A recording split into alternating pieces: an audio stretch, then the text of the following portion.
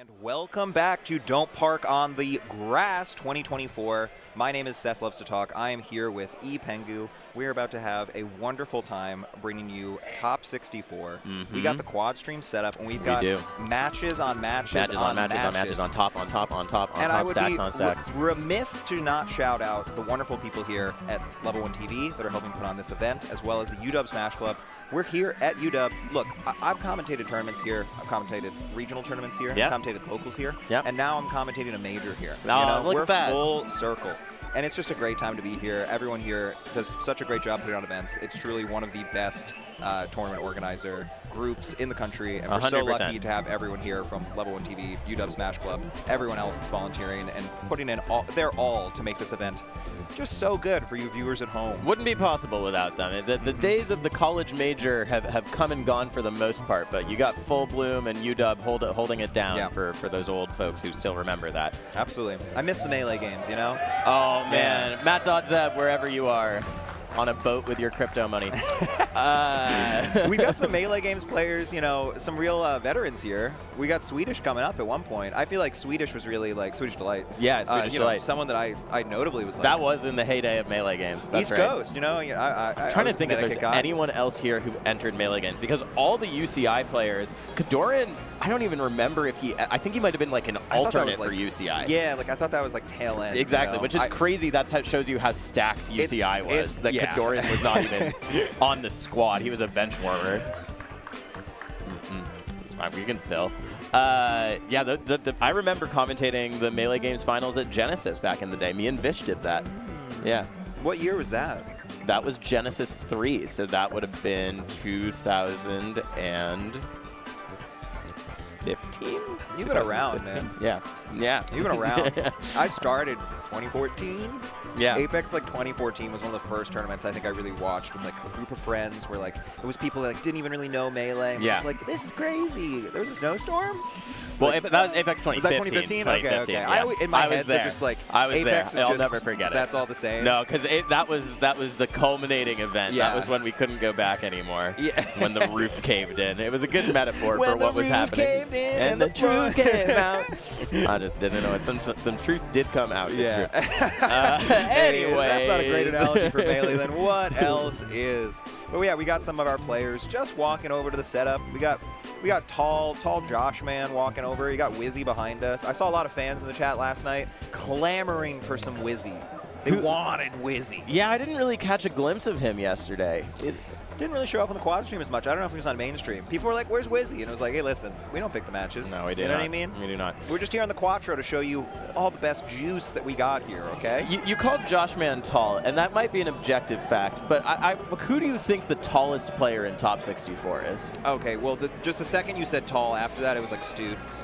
Right. Because I gave Stude a hug literally right before tallest this man in the building, started, for and it was sure. just like, God, Stude, you're the nicest, and you're also so tall. It's Stude, hard just to ignore. A mountain of a person. Lunary didn't make top 64. Lunary's really tall. Lunary. From Germany. Ooh, look at what we got over here. We got Jmook, Nikki. This might actually be one of the first games. No, this is just warming up. Surely this is warming up versus the CPU. Nikki is testing. Yeah. This is actually a pretty important warm-up for what Nikki is doing right now. Could we go over to Nikki just throwing around the Sheik on the screen? Because what you can see he's doing is he's trying to react to Nana RNG. Nana's throws are different depending on where she is in the stage. When she's at the edge of the stage, she'll guaranteed do forward throw, which is how you get those handoffs and stuff. But in the middle of the stage, sometimes she'll do back throw, sometimes she'll do forward throw. And so what Nikki is trying to do here is react to Nana doing a back throw or a forward throw. You can see he was setting up in a specific place. But we have an actual match not starting yet. Josh Man and Lodge is going to be doing we're just giving you the tour around, what we got. We got Josh Man, Lodge. We saw Josh Man warming up against Aura a little bit. One of the best peaches, in the region. It really the best peach kind of in the region here. And they've played grand final sets versus each other. They know each other quite well. But Lod, a bit more of an unknown quantity here. We don't get to see Lod as much. He's busy being a doctor. Yeah, I'm rooming with Lod actually. Oh yeah. And we were talking about that, and Danielle Zamu yesterday was asking how do you practice and stay warmed up while also attending to your Hippocratic oath duties. And Love's like, oh, I don't know, I just find the time wherever. And is that the word, Hippocratic Oath? Well, Hippocratic Oath is the oath that you take. It's I shall do no harm. So I think the Hippocratic duties would be the duties of a doctor, right? I just would have assumed that was hypocrite. You know, I love Nikki right now just showing off the crystal ball under Battlefield. Yeah. You know? That his Nana is inside of. It's so crazy how many weird little details like that exist in this game. You know? All right, this is going to get started right now. We got Joshman versus starting. Nope, it's not. It's more hand warmers. But over there, Sunsei Kudo, that's for real. Sunsei Kudo is for real. Yeah, if we cut over to Sunsei Kudo, we'll actually be seeing some melee played. Kyle Kudo throwing needles, going down with the reverse, but actually comes back. That was scary. Sunsei. If Sunsei had just held on, Kudo was dead after such an intricate edge guard. Would have done it all for naught. Say it ain't Sunsei. Sunsei's alive. Alive and well. Barely holding on, Kudo. It really looked like Kudo was going to run away with this first stock, and that edge guard just barely didn't take him out. Okay, edge guard opportunity here. You saw that Kudo did a little bit of a drift back there on the up B to try and mix up Sunsei. That's one of the mix-ups that Sheik has, the very limited mix-ups. Wasn't able to do it, and Sunsei gets a little bit of extra credit there. You know, Jaxilla was saying something yesterday, which is, you know, it's interesting to see how people are playing on day one. Gives you an insight into day two, you know? And Jack gave a little bit of an example of Sunsei. It was like, you know, if I see Sunsei cooking, I'm expecting, you know, a better result the next day, right? Yeah. Even if it is one day later, you know, you're four-stocking people, someone else is three-stocking them, then, you know, you give them that advantage the next day. Yeah, that can definitely hold true. Amazing DI by Sunsei there to get the tech. Kudo looks a little stilted to me, not going to lie. Gonna have one more chance here, actually, but Sunsei doing a really nice job edge guarding by just not even allowing Sheik to land. I wonder if we're gonna see Kudo start to go to ledge, because that's the way that you counteract that. 2 stocks apiece. This is where the recovery mix-ups start to really come into effect for this matchup. It's hard for Sheik, but you kind of gotta. The drive-by was so interesting. And we're cutting over to Newt Zamu here. Yeah. Now, this is a really interesting matchup here. Newt is one of the biggest unknown quantities that we have in winner's side of this top 64. Yeah. It's going to be really interesting to see if Newt can keep the momentum up. Most of the other people here are familiar faces for top 64, right? And Newt did get a 5th at Genesis Black earlier this year. Lost to Salt. But this level of competition is definitely a little bit of a new experience for Newt. So we got to see if he can live up to the pressure. A lot of nervy rolls on that platform. Yeah, I noticed that. This platform's not big enough for the both of us type vibe. Yeah. And I just want to point out that Jmook is going all Zelda. Oh, this is, I thought, you just keep looking over and you're like, oh, we're just watching a hand warmer. We'll come back to Newt and Zamu if things start to get interesting. It looks like Newt might be making it interesting right now, actually. Newt keeping things, you know, close for all things considered. But we've got a Zelda versus an Icy here. And it's going really well so far. It's not going bad. I mean, we're seeing kicks on kicks on kicks. Jmook, you know, me and him have the same shoes today, so. Yeah, you can say what shoes you have? They're you classic just have Adidas Superstars, pretty chunky shell toes. But look, the shell toes are out and in full force right now. Okay. What is Zelda looking for in this matchup outside of lightning kicks? I wish I could tell you more. I think that's mostly it, right? Just that down smash? Yeah. That 3-frame? Yeah, down smash is okay to split them up, and you can see right there. I mean, Icy's like to play really grounded, right, with wave dash, so splitting them up. But I have to imagine that you're not going to see down smash in neutral too much, and that's because I don't think it pushes them back that much. It's kind of crazy that this is like a 2-move matchup. Yeah, for Jmook really. Right now, right? And it's working out because the benefit of Lightning Kick, it's not just the damage, it's the shield stun too, right? Icy's can punish out of shield with wave dash pretty effectively, and so that's why I think down smash, despite being fast, is so stubby. You're not going to see it, except when you're only like have one ice climber to deal with, right? And they're just wave dashing in. Because if you only hit one, I think that'd be less effective. This was a matchup that I think people, you know, backstage are like, Nikki, Jmook, that must be a little scary. For Jmook. This is not looking like that. No, and I think Jmook was warming up Zelda yesterday. I heard someone complaining about it because they wanted to play the Sheik. It's important, you know? And this is why.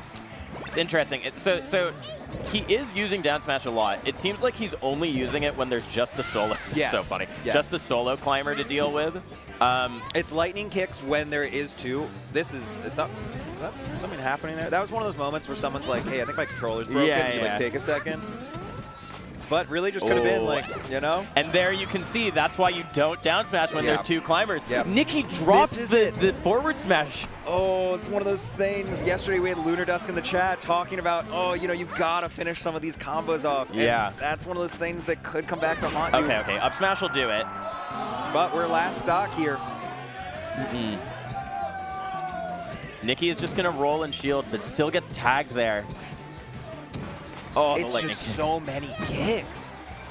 And you can see, you saw that forward, is like 6-7. You saw that forward smash there. You know what that means to me is that Nikki, who has labbed out so much against all of the characters in the game, does not know the follow-ups against Zelda, and who can blame him? Yeah, I mean, that was, what, 9 lightning kicks? Yeah. You just stack them up. Yeah. You know? Newt, by the way, takes a game, evening it up with Zamu. Let's go over to Newt versus Zamu, because game 3 can be the big momentum shift in the set, right? I want to see how this FD game goes for Newt versus Zamu. Yeah, this has just been a great run for Newt so far. And FD, you know, this is the great equalizer in this matchup, right? You have this unstoppable chain grab. But here's the thing. It's not free. It's not free. You're going to get my Falco main bias. It's close to free. But it's not free. It's not free. But look, 95% off isn't 100%. On the other hand, you still got to pull out your wallet for that. You do have lasers from Falco, right? And a pretty good combo game to boot. Now, where I think it does matter more, right, is if we're watching Mango Lemon or something like that, sure. Does this matter as much? No. But we are watching a player that, you know, historically hasn't had as good of results, you know, compared to someone like Zamu. So this is one of those things where the question is asked, you know, can you do it? Yeah. Can you do it on FD as Falco versus A Fox? And it's a great start so far for Newt. Yeah, and I feel like we've seen Zamu not opting. Oh, I love that from Newt. Huge opening. Oh, the dash JC Shine tries to read the roll. The double jump. Reading the double jumps, but gets called out for it. Let's calm down a little bit, because it looked really cool, but at the end of the day, you're still getting sent to the depths by the blue blip move. Rin star depths. A lot of double jumps from Newt. You could see that he was using them a lot in the corner too, and Zamu is ready for them now. But Newt fires back with an up smash of his own. Should be able to clean this up with some lasers, but Zamu just doesn't take the right angle, and that's that. Newt still holding a lead. Really big opportunity here for Newt to make a massive name. Running power shield, really nice. Back air should do it. Zamu still drops alive. it.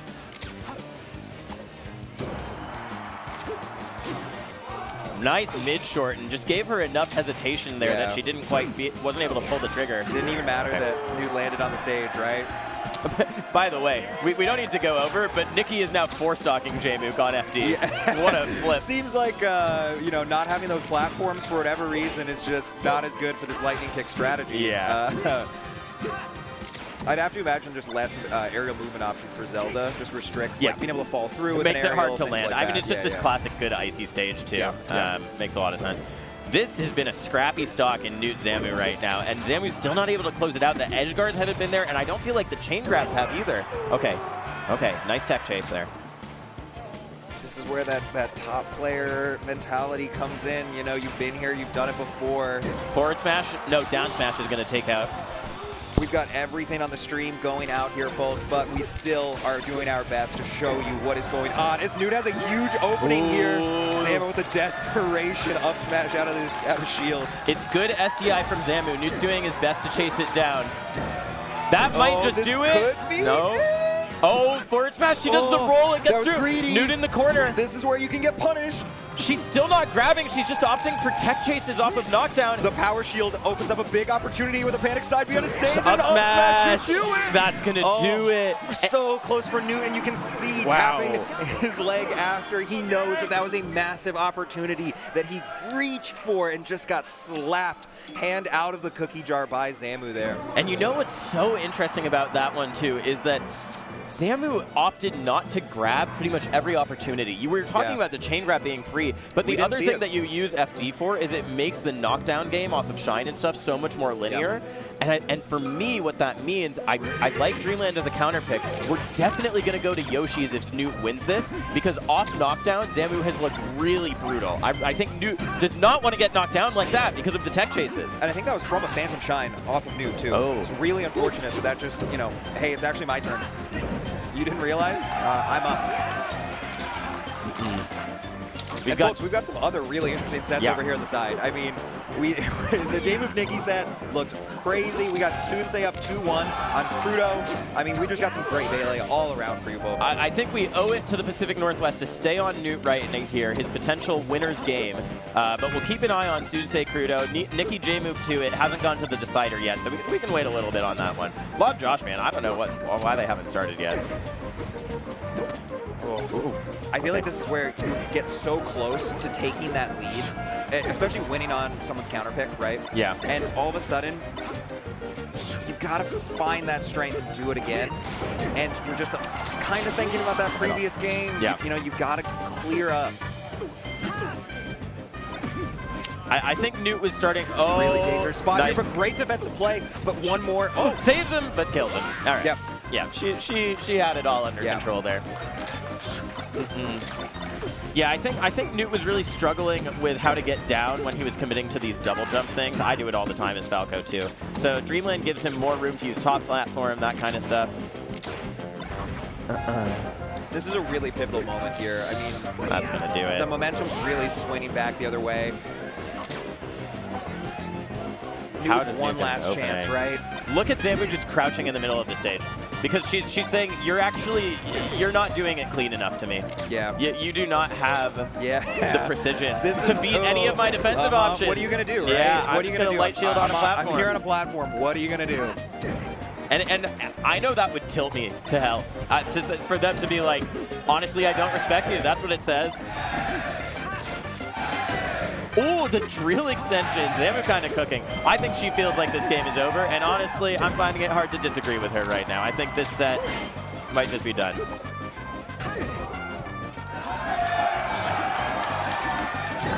Newt manages to close out the edge guard. Still has a mountain to climb here, right? Yeah, it's going to be really difficult. And I feel like with no percent, well, we can probably flip off of this because Sunsei Kudo now, it's Kudo's chance to bring this to a game 5. Sunsei going to be looking to get this stock nice and quick and then just power through Kudo's final winner's life. Oh. But let Kudo come back, and that's a dangerous thing to do because Kudo can just clean you up real quick, and we're going to game 5 here. Yeah, as Zamu closes it out over Newt. Game 5, I'm wondering how the counter picks have gone so far. From what I've seen of this set so far, I feel like I've noticed that Kudo has done some really, really intricate edge guards, but they maybe haven't been as efficient as Sunsei's ways of killing Kudo. And over here on the top right, you know, just while we're watching the start of this game 5, I just want to call attention. Yeah. This is Nikki potentially going up 2-1 here. Yeah.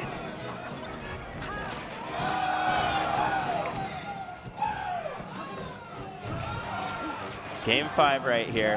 Back to Stadium, which to me, okay, so that was Sunsei's counter pick and he lost on it, which makes a lot of sense. Of course it was a Fox counter pick. And it's just such an annoying stage of Sheik. You know, you get your short hops onto the side platforms get interrupted. You got to use no impact lands. It's just frustrating. Kudo is so good in the scrap. That shield SDI on the drill is what allows him to get the nair out of shield there. Something that Kudo's really, really good at too in this matchup is not being scared of being in the corner. Because if you put Baby in the corner, you're getting the rock. You're gonna fight back. Wow. I love down air to up smash. Baby in the corner looks more like $1 Million Baby right now, punching him out. That was a bit of a Jake Paul, Mike Tyson moment. Sunsei backing off. Mountain coming up. A lot of dash attacks from Kudo, I feel like trying to just overshoot with it, right? Just running through. But Sunsei says, you can't overshoot far enough. I'm a little faster than you. We got rocks for jocks. All right. Oh, Sunsei. Oh, we got a battle. Gonna die from this, maybe? What a tech! Still has a chance here. The needles hit. Yeah. Big rocks moment. for Jocks. Sunsei's gotta regret going over there. Yeah, rocks for Jocks, Fox locks. Because you said it, man. Oh no! Platform's gonna make it weird here. Oh, the platform's making it so weird. Oh, Kudo not able to follow up here, but getting some really nice percent here. Dash attack, dash attack, dash attack, dash attack. The top 5 rappers in the game. Oh no! Sunsei didn't trust his ledge dash. You can see because he went for the jab instead of the up smash. And off that transformation, Kudo has a 2-stock lead. Just like that, we got Kyle Kudo popping off. Okay. Sunsei has to close this out. Oh, great recovery from Kudo. Love the air dodge. And Kudo's had a string of 5th place finishes. This might be the time. Let's take it a little further. Sunsei, okay, that's just barely gonna reach. Sunsei needs a miracle stock. New transformation is gonna be coming up fairly soon, I think. I actually don't know when it is. I was gonna ask, what is the time? It's been so long since we had it to know.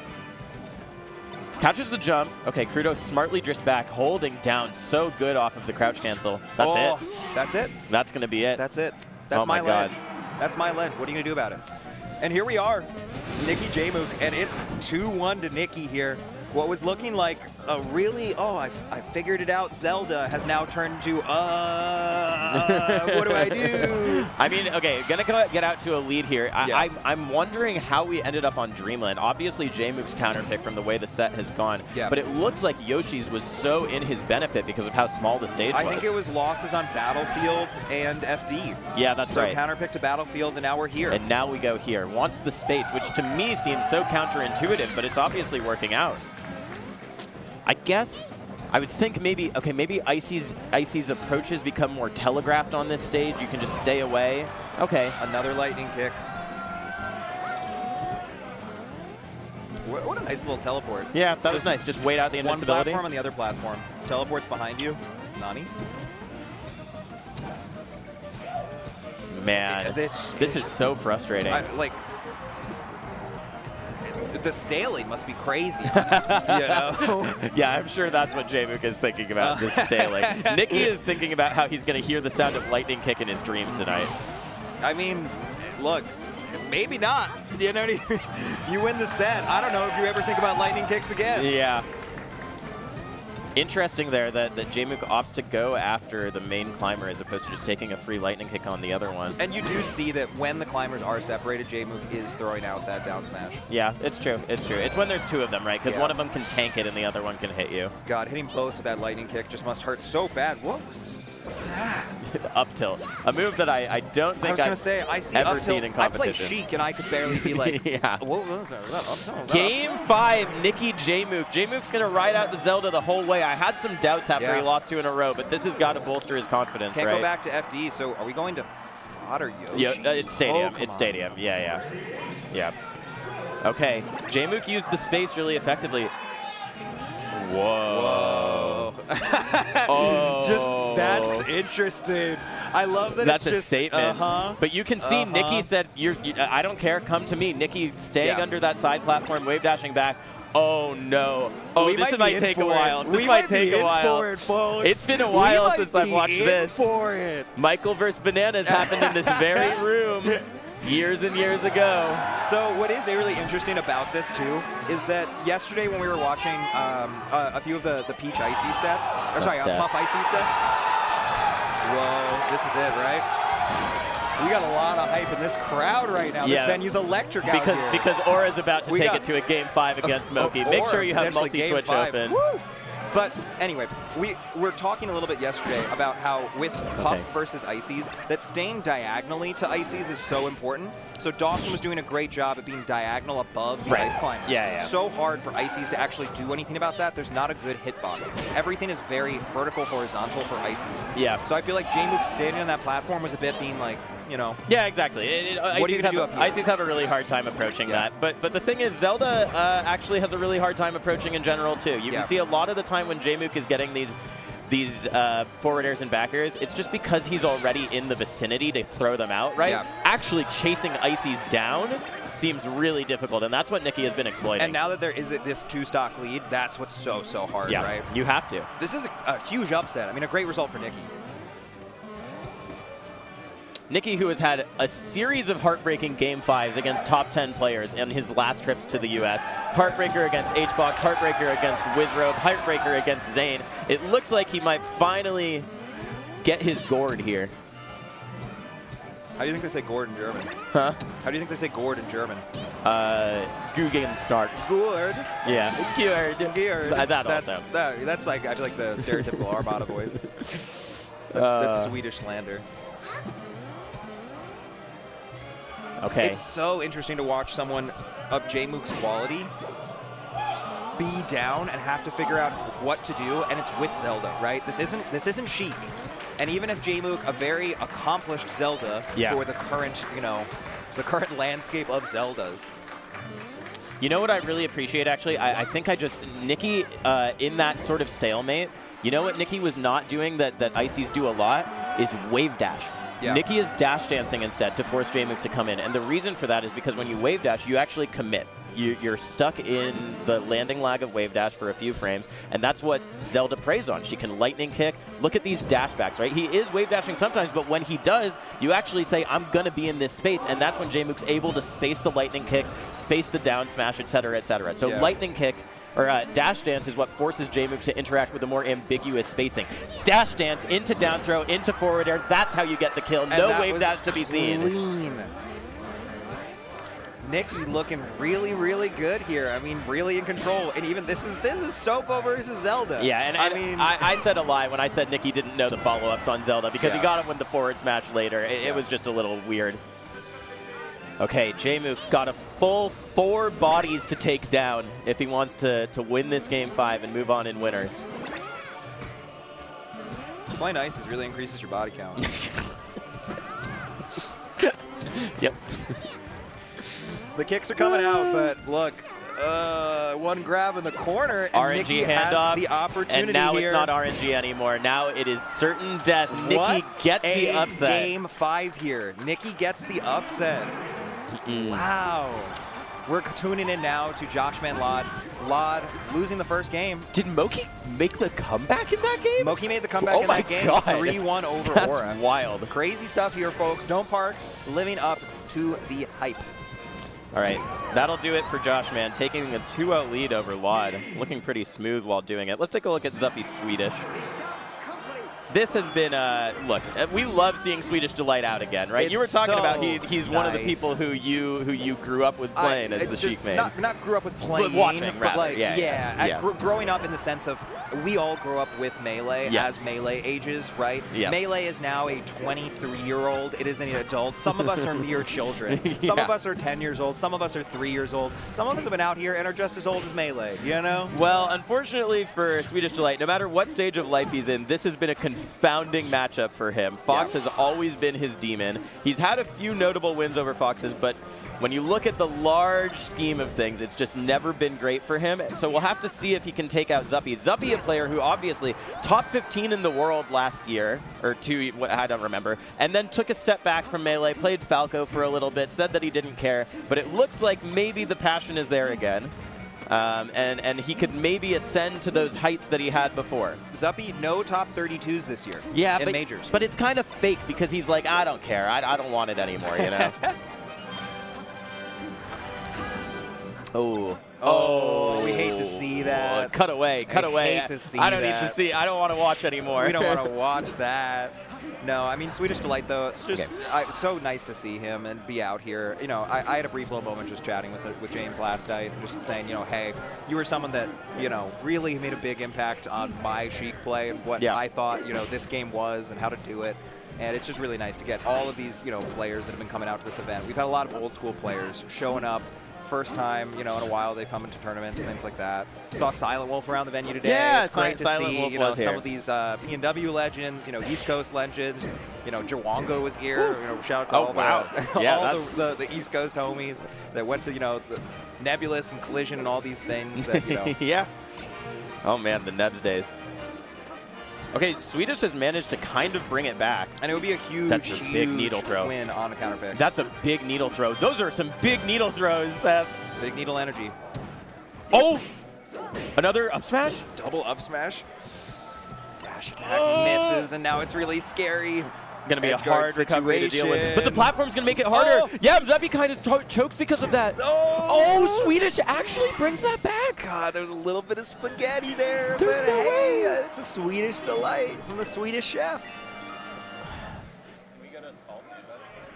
I see in the corner there, Salt, Junebug. Did these two play a set earlier this year? Oh, this is a warm-up. Okay. Yeah, let's go back to this then. My bad. Be interesting to see, though. Heavy hitters, you know, Falcon, Donkey Kong. Did Salt, Junebug play earlier this year? I feel like they did. Am I making that up? Dude, that was crazy. You just, you know, voice memoed ChatGPT in the middle of the set. I was saying that we just need to put, like, we need to dress like Dark Gen X up, just as a robot. As an AI. Just get him behind a mic. Make him some little, like, animated mouth. Just ask questions. Salt, Junebug, run query. Yeah, they did play earlier this year. What was the result? They played 3 times at Patchwork. That's right, because it was when Junebug won Patchwork. Well, we know and who it was won Salt that. in Grand Finals. Yep. So it's 2-1 in Junebug's favor in the set count.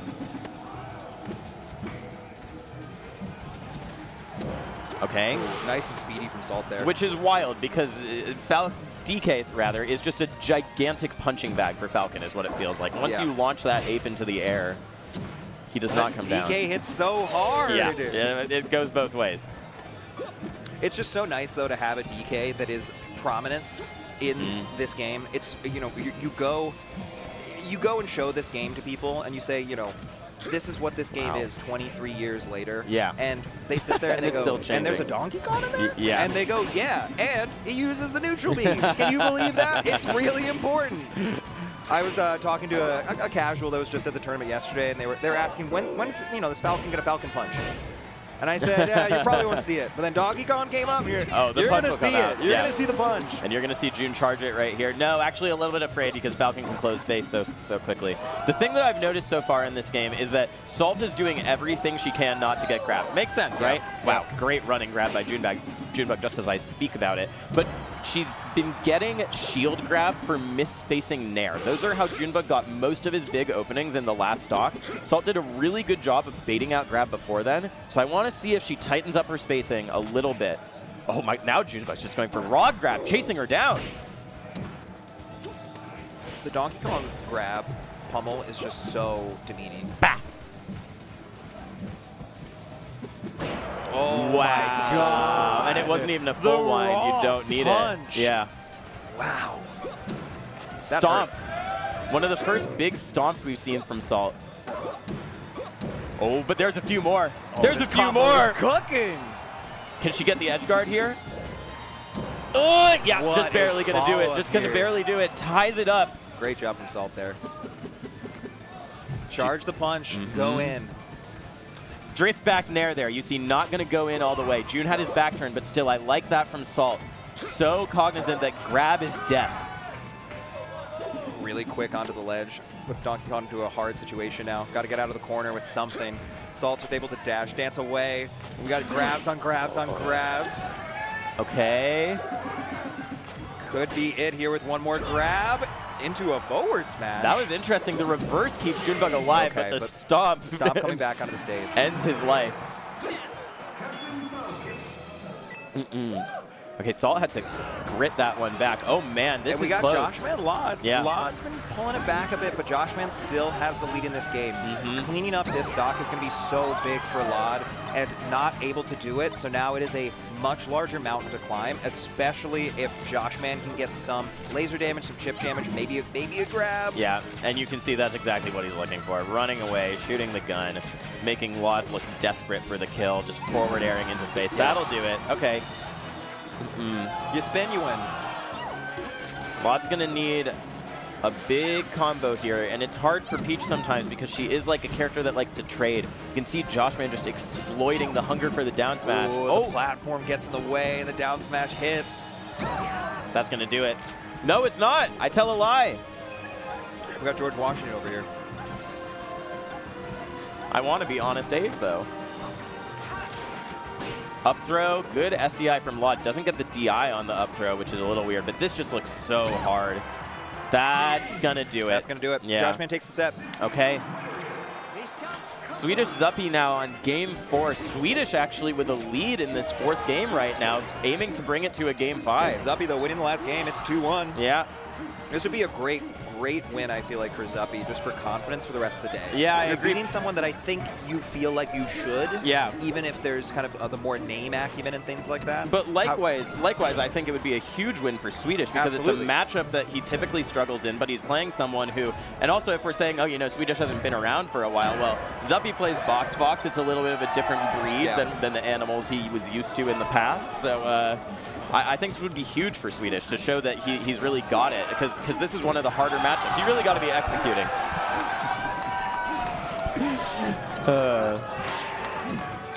Big opening here.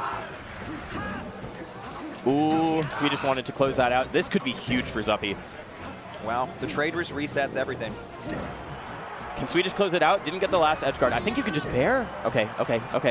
The reverse on the neutral is going to hopefully be able to close it off, but Swedish uncharacteristically slow, kind of deciding what to do, not getting to the ledge, but is able to come back. I mean, this is, we're just kind of handing it back and forth right now. Yeah. I mean, I really thought this looked like Swedish's game, but I feel like he hasn't been efficient, and Zuppy has been efficient. That's the difference. What a shorten. Gonna make it weird for Swedish. Needles do it, and the back air cleans it up. Okay. Down and over. Back in the days before Jmook, Swedish was one of the first Sheiks who really made tech chasing look like a lethal weapon in Sheik's toolkit. I wonder if he can make that happen. Doesn't look like he might need it. Scary for Zuppy there, just getting caught. Almost went off stage, but doesn't. Oh, this is so big. Forward smash is not what he wanted. Jabbing Zuppy out. Doesn't get punished for it. They're both just up tilting. Needle, don't hit. Another needle? Oh, nope, forward air. The slap to catch it. Okay, this is big. Down smash. Trapped in the corner. Doesn't hit with it. Oh, this is spaghetti melee from a legend of the game, but still has a chance to close No jump on Zuppy. off. Swedish didn't recognize it at first. I was a little scared Zuppy could get back. We're going to game 5, though. We're going to game 5. We are, and Salt with a 2-0 lead over Junebug. Yeah, and that game only took 3 minutes. Yeah, I'm trying to get revenge for Patchwork. Okay. You can tell Salt labbed it out. Yoshi, see, this is interesting. I get why Zuppy goes here, but I have to say, in the last interactions of those games, it felt like small space. Swedish was winning a lot of the scraps. He was putting together his combos through bits and pieces off of platforms. I think this could work out for Swedish because you get Zuppy off stage Calls out the sooner. side B, and that should do it. See, that would have happened a full 40% later on another stage. Oh, gets burned. Oh my god, it's so brave of Swedish to go to ledge there. That means he knew that he was going to burn. Okay. Staunch the bleeding for Zuppy. Another accidental forward smash. Swedish had a scary moment there, just got pushed off. Yeah. Zuppy not able to take advantage, but still winning this neutral battle on this What do you do off the stock. grab? Great DI by Zuppy.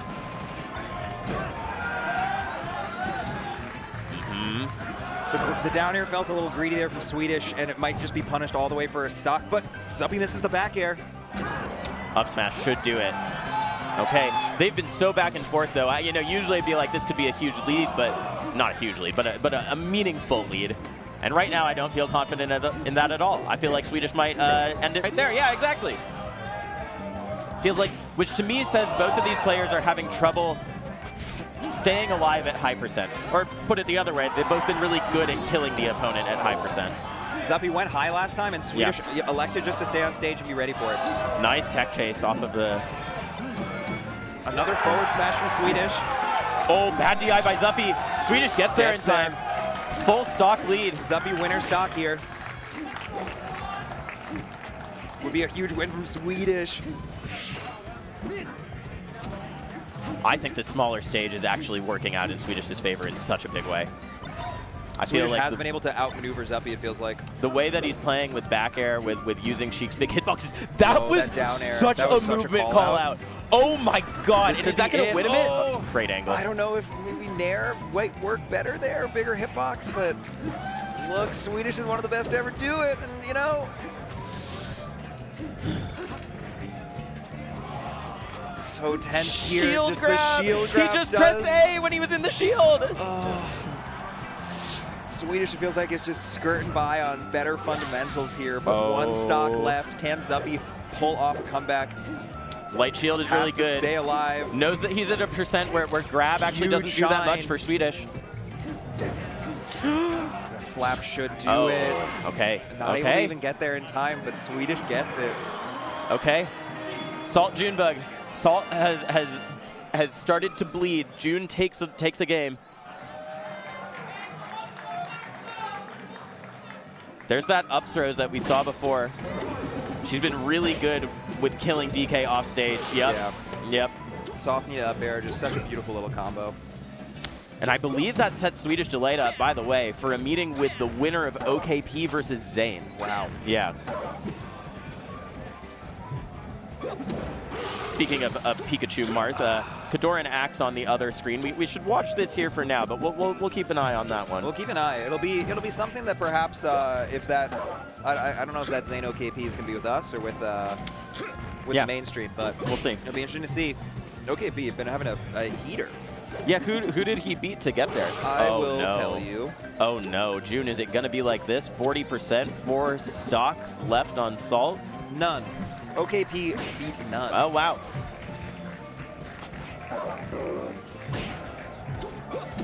Oh, and June looks a little bit this could off. just be the 4 stock right here. And June just lets her have it. Yeah, okay. June dips down and says, I live to fight another day. Yeah. See what he can do in losers. All right. Kodorin versus Axe. I know that both of the Pikachus, OKP and Kodorin, and Axe, refused to give the Marths practice. They formed a Pikachu covenant. There's a covenant. Down throw. What a mash by Axe. Because Kodorin will swing when you're off stage. I would actually be scared as Axe. Thunder? Not quite. He's got those rubber boots on, which wouldn't do anything if you're in the air because of how lightning works, but that's okay. If you get struck by lightning but you're in the air, do you still get struck by lightning? I don't think... You die? I don't know how feasible it is to get struck by lightning. Because you can hang from a wire as long as you're not grounded. Yeah. But you touch that transformer, I mean, you're a burnt little squirrel. Yeah, yeah. We'll have to ask some of Axe's victims. They've been struck by lightning in the air many times. Wow, nice. Axe cleans it up. Yep. 1-0 lead. Leffen Meds is game 5 on the mainstream. You know, Meds been having a good year. Yeah, no Put kidding. it that way.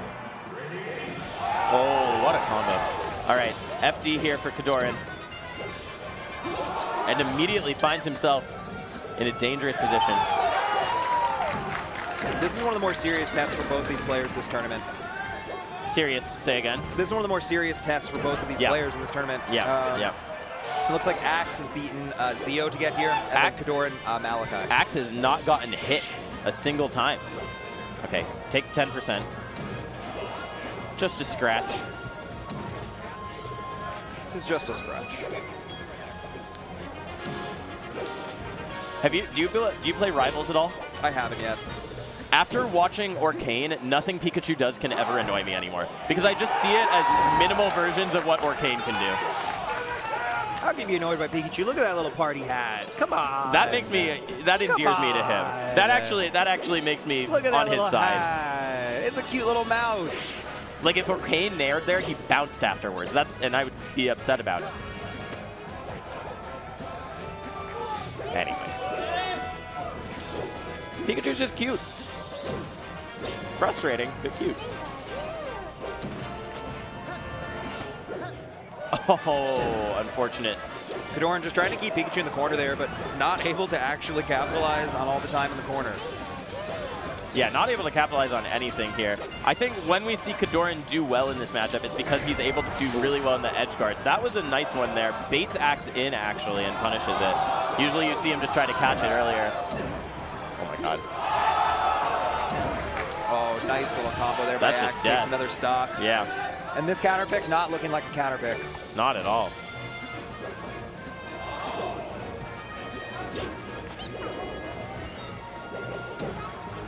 Big launcher for Axe. Kodorin drifting in. I think kind of just anxious to get something going his way. Oh my god, Axe is spacing. Doesn't even need the thunder. Yeah. The way that Axe snuck in between those forward airs to get the up smash. One of the harder things to do with punishing Marth doing double fair. Not for Axe. Not for Axe. We're going to go back to FD.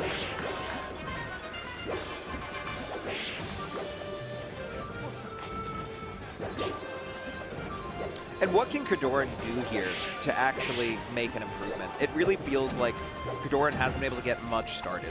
I think Kodorin needs to play closer to Axe. I think that Kodorin has not been encroaching on Axe's space enough, and so Axe is able to just choose his moments to go in like that. You see what I mean? Yeah. Kodorin, I think, needs to threaten the risk of fair and down tilt a bit more, and nair, I guess. And it's interesting to see all these Pikachu nairs just going, crossing up shield over and over again. Basically being like, you know, what are you going to do? Back air me out of shield? Down air me? The thing is right now, Axe has a read on Kodorin's short hops in place when he's using walling nair and walling fair. And Axe is able to get in there and just get an up smash pretty much whenever he pleases. And I think the solution to that is to not give Axe as much time to dash in. Yeah. Make it a harder timing. Kodorin able to reverse the situation. It was looking like a possible, you know, possible one-stock swing the other way. Yeah, but this could do it for Axe. Just barely misses. Kodorin gonna retreat. He's retreating a lot. I think Axe is gonna up smash him. Yeah, exactly. Like, you gotta stop. You're just naring in the corner, and Axe is gonna up smash you on your landing every time. I get it. It's really hard to punish nair. He's dealing with the thing where, like, worse players would have such a hard time dealing with that, but Axe is kind of superhuman, so. Okay. And this is what you're talking about too, I feel like. Just getting the space to throw out the thunder and just kind of saying, like, yeah, come to me, right? Mm-hmm. Come to me on my terms. The retreating is just not working for Kodorin. Kodorin is, yeah, exactly. He's saying come to me on my terms is what Kodorin is saying, but it turns out that Axe is writing the entire contract. Yeah. Right now the contract says, yeah, this is a 30. Yeah. You get no games. And I get them all. And a little party hat to boot. 100% of all your proceeds are to be. Will be donated to the Axe Pizza Fund. Retreating into the corner, goes forward for the first time, and you can see Axe was not ready. This is all because Kodorin drifted forward with a nair for the first time. Okay, catches him there with drifting back. Obviously, it works sometimes. But again, moves forward. I love swinging the sword at the electric volts just to block him. Yeah. Just being like, no, I don't want to shield. I'm going to actually swing at these. Okay, wait. This is doable for Kodorin, and I really do think that starting to move forward has changed everything. This could be a huge start. Good percentage here. Edgeguard situation. Kodorin cleans it up after what we were talking about was this lockdown in the terms of a 30. We're back into negotiations, Seth. We have rejected your counter offer. Kodorin said, I never signed. I didn't sign anything. You'll be talking to my lawyers. Taking a look around and what else we got. We got S2J Spark. S2J up 1-0 on Spark. Yeah, we got Triff Moki. Triff Moki, S2J Spark, both players who took an early exit when you wouldn't expect it to. Spark on a new controller lost to, I don't remember who. S2J lost to Swedish Delight, I believe, right? Oh, weird. Yes, S2J lost to Swedish Delight. Spark losing to Zuppy. Oh, to Zuppy, yeah. Spark beating Mayor this tournament. Okay. And Moki having to run the gauntlet in his least favorite matchup. I believe Triff 2 was supposed to be playing maybe, so I'm guessing that happened. Yeah, that was the ditto. Yeah. All right, this stage is going to make it real hard for Kodorin. Those walling aerials, now you have platforms to contend with, so Axe has so many more ways to get in on you. But Kodorin is starting to make things work by retreating. And he's mixing an F smash, and I feel like that's been big. He's not jumping as much, not giving Axe the opportunity to punish him for that. And one other call out, S2J with the lead on Wizrope. Kind of crazy. Oh, that is interesting. For someone that's, you know, beaten H-Box plenty of times. Yeah, yeah. Well, SDJ almost did it themselves at Gommel earlier this year, right? Almost beat H-Box. Did SDJ Wizzy play at that tournament? I commentated it if they did. No. SDJ lost to H-Box in loser's side. That's right. Snipes at the Thunder. The Joltage Voltage. Kodorin here. Doing his best. Doing his best, but was also able to figure it out from a similar situation in the last game. Oh, so the question is, can you do that again? Yeah, Can you dig deep and repeat? It's true. He was pretty far down. It's going to take a lot more to kill Pikachu, but that might just do it, as I say it. I mean, that was a lot more. Yeah, that was exactly. That was a lot more, sending you to the floor. Up throws, nice. I like how Kodorin's playing this.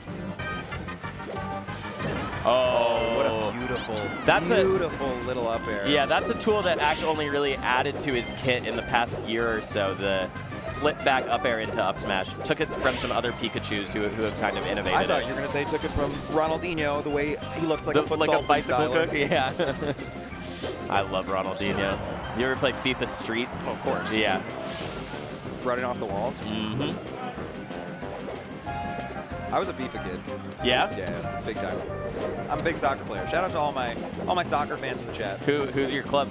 I'm a Tottenham Hotspur supporter. Ah, I went to a game recently. Culture. I went to a game recently. It was a blast. Really? Oh, that's cool. Yeah, shout out to all my Spurs fans. Faker, the entire League of Legends winning team was at a Spurs game earlier. Are they fans? It's because Sonny is a fan. Oh, I mean Son, of course. course. He's a League of Legends fan. Yeah, so well, he did a partnership with the League of Legends World Championship earlier this year, and so Faker and everyone went. Yeah. Kodorin here getting a taste of Pikachu's head, though.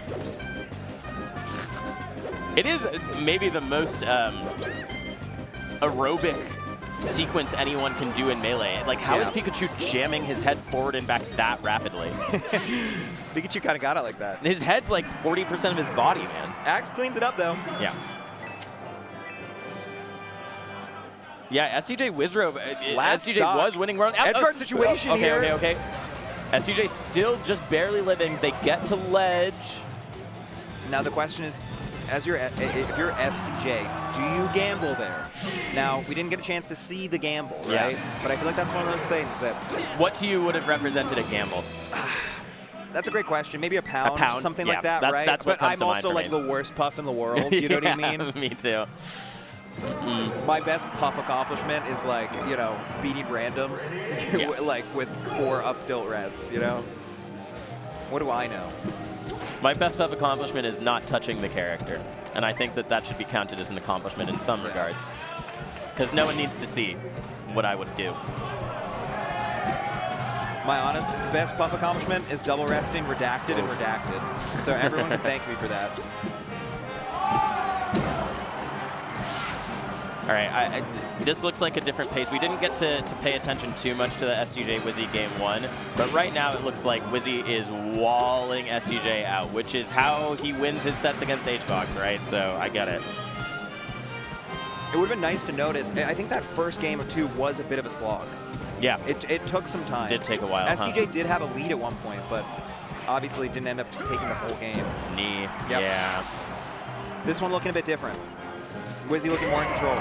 Okay. For one rest. We've seen Wizzy do some brutal things off rest punishes. It's not really going to happen this time. At 0%, it's a little harder. I feel like the platform height made it awkward too. Yeah, that's true. That's true. A weird little scuffle there. Almost was another opportunity for a rest, it felt like, but Wizzy just kind of able to air dodge out. Ooh. That would have done a lot of damage, actually.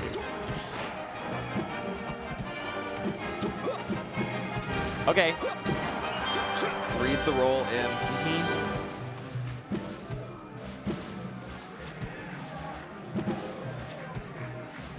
Feels really hard for SDJ.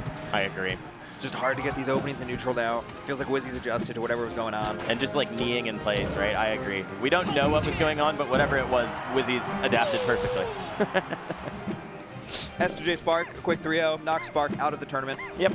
We got Triff and Moki, last stock on FD. And Moki actually winning on Triff's counter pick right here. Going to close it up right here, actually, with that up smash. Taking it to a do-or-die situation for Triff. Presumably, might need to think about a different counter pick. Okay, SCJ has managed to bring it back. Not the greatest DI. Not the greatest DI.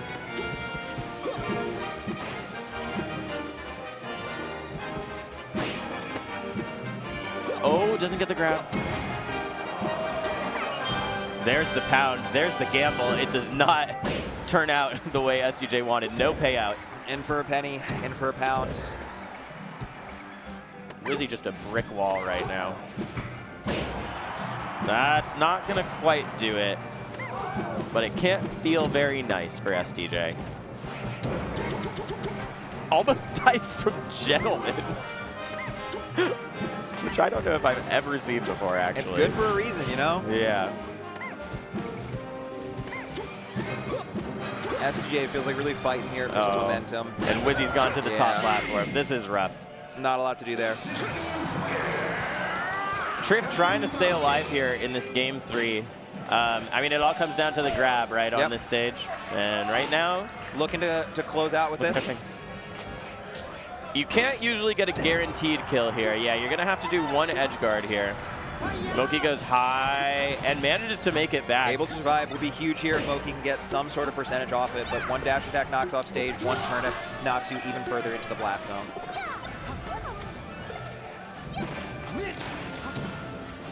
Nice little start. Moki just choosing to disengage. Smart move. Has Triff in the corner. Oh, that was some nice movement from the forward airs. But Moki, my God. The multi-hit. The 1-2-3. There's been so many trades that just haven't gone Triff's way. Oh, that was interesting. Moki rare for delayed. a peach too, you know? Yeah.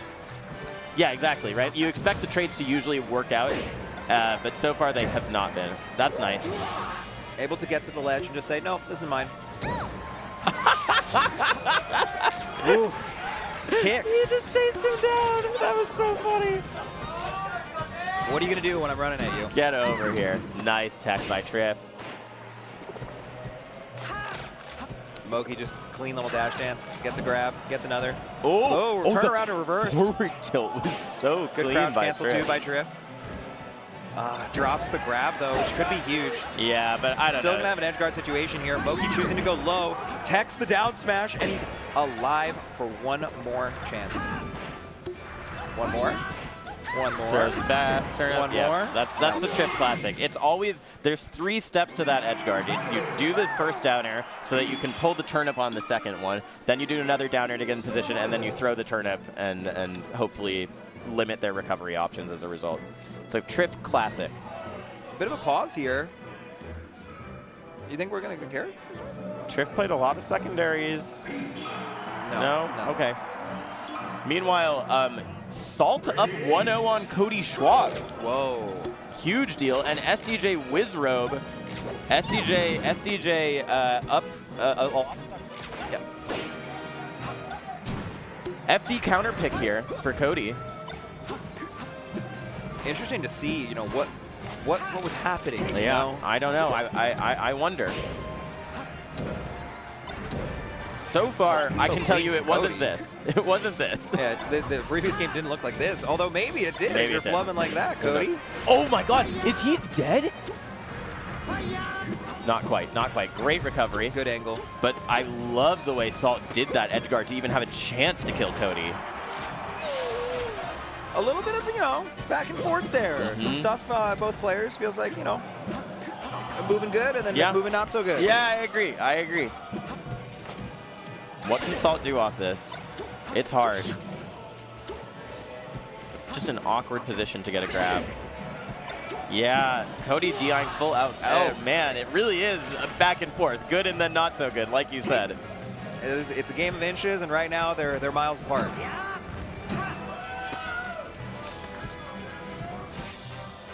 The single jab.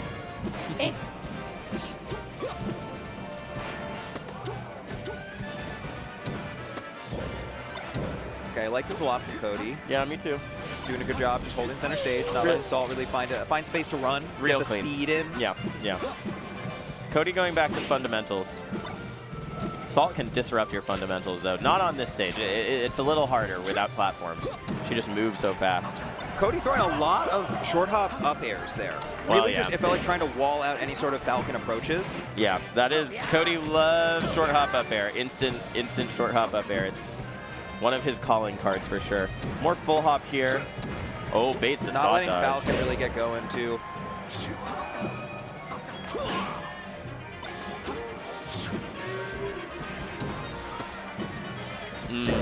She has not landed a lot of those important reads that could maybe give her a berth back into this game. That's a good DI mix-up right there. Cody was expecting a down throw, holding in.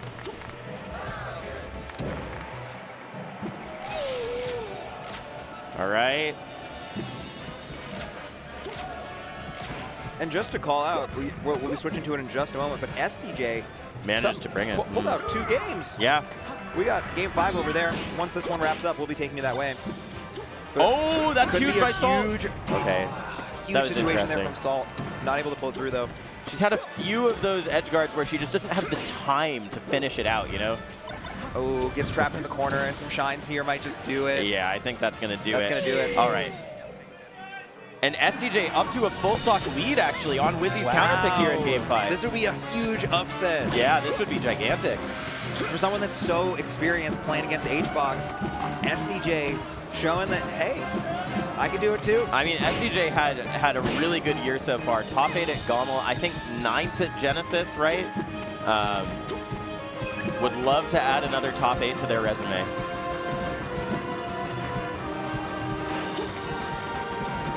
Fourth at Function as well, and yes, ninth. Oh yeah, fourth at Function. Okay, but Wizzy answering right back, going to that walling style. No top platform for Wizzy, crucially, except sometimes when transformations might get involved, right as SDJ's going for the combo too. Okay, okay. I wondered if that was a rest opportunity. Yeah, I think it might have been, but like, didn't maybe know when the transformation was happening. Yeah. Compared to just trying to go for some edge guard. Have to wonder though if that moment could be a pivotal thing that we come back and look at later. God, and this transformation is so terrible for SDJ. The down air. Down throw gonna attack. We're gonna have, yeah. Able to reverse it. Scary, scary, scary. SDJ wants to get into the pit, actually. Down there, yeah. Yeah, I think SDJ wants to be in the pit. Ah, just goes all the way over. We're going back to clear skies. So tense here. We're 2 minutes in. Oof. One stock taken for each of these players. Back air is Wizzy's move of choice here. A forward smash gets punished with a grab. Not able to get much of a follow-up besides just a little forward air. Not gonna kill. Again, SCJ finds the corner. Great DI kept him in this. Triff Moki also Game 5 on the same stage, by the way. We got some good melee today. Oh, man. We got some good melee today. Don't Park in the Gas 2024 is living up to the hype. That, by the way, would be a reverse 3-0 from Triff. Yeah. Moki went up 2-0 in the set. Wizzy drops low. I don't know about that, but it just feels like, you know what? You're damned if you do, damned if you don't against Puff sometimes. Oh, we've got a doubles team kill happening over here with Amsa X. Oh, it always happens. This is it, right? How many sets have they played? Yeah. Wizzy, SCJ, by the way, just going back and forth over and over again. Knockdown for SDJ. I know all the Texas homies are freaking out here, pulling for SDJ. Oh, again the transformation gets broken up by this same transformation. Yeah, and SDJ couldn't have rested there, so it's actually a real big problem because they wanted to keep it going with the up airs. Rest would have been guaranteed death for them. Oh, I love that drift, baiting out the shield grab from Wizzy. So patient here from SDJ. Not getting ahead of themselves. Damage. Balloons in the sky. They should camp until the transformation's over. They should just be on ledge. They don't want to, though. Up smash, it doesn't get clanks. Clanks from get him attack. Oh, we've got a little bit of a pit fight. Oh, this could be a knee. Up air. Wizzy able to up air, but it doesn't kill. SCJ faring off the ledge a lot. I would be so scared of back air if I were them. Oh. But how do you get off? Oh my God. Just for the fair. And Wizzy. Gonna die, A back air STJ! does it. STJ has 2 stocks here. But I'm going to tell you, Seth, Wizzy has not had a lot of trouble closing out these stocks when he's at a low percent. Back air has just been it, and then he's going to run in with an up air when STJ starts getting defensive. That's and how he does it. I see? Or a knee. Or a knee. Do you know who 0-0. I see with their hands up to their head? Yeah. I see H-Box here. H-Box, yep. H-Box here, looking on with bated breath, wanting to see if a Puff can do it. Oh, an up throw! STJ misses everything after the up throw. Another one! This is so scary. That's it! STJ going to take it over it. Wizrobe! What a huge set from STJ. Oh my god, and we're still in And it, we're still Seth. Quad with stream, we Triff got no to rest. Moki. No rest for the wicked. All gas, no brakes, 100% forward, all the time. Which is how Moki has not been playing this game, by the way. I was anticipating that it was going to be like, this one would end in the time that STJ versus Wizzy was taking, but they've both been feeling each other out, I think. Great DI by Moki. Oh! Okay. Triff able to stay alive. Scary moment. Heart in chest. Ooh, nice drift by Moki. This is big. Down Reads smash. the roll. Down smash. Has to roll in. Drift roll, reads it again. Oh, the turnip just barely misses. Oh my god, Wizzy goes up. No ledge dash for Moki. Gotta go high here, right? Winner puts him in a bad spot. It's scary. Transformation keeping Moki safe. Turnip wall. Gets hit by a turnip, and a down smash should be able to be cleaned up. Hang on. Yeah, okay. Can Moki clean it up? Massive for Moki here not to get hit with like a rogue down smash. But he's not hitting Triff either. This dot eyes, a little scary. Okay. Moki great. sneaks it in there. And here we are, game 5, last stock apiece. Wait, Triff, was that not Moki. game 5 on STJ Wizrobe? It was game 4, game the 4 set on count STJ was Wizrobe. wrong. Oh my god. It's 2-2. It's 2-2. Oh my god. Okay, well this is game 5, I'm pretty sure. And game 5 on Salt Cody! Oh my god! We've got so much good melee here, folks. But we're sticking here with Triff and Moki, figuring out whether or not the international Down players throw.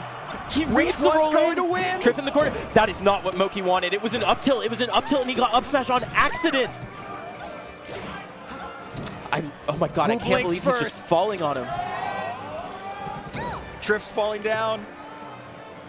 Moki looking for up airs, going for big movement reads. The transformation is going to get involved right at the apex both here. players not wanting to engage too hard, especially when Triff has a turnip. Moki uses the top Moki platform. being patient here. Wait, gonna land? Okay. Just an edge guard situation. Oh! He takes it! That was slick. So quick. So quick. Slick. Okay, Cody Salt.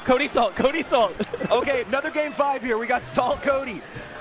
Oh boy, folks, we got game 5s on game 5s. Cody dancing around the shield.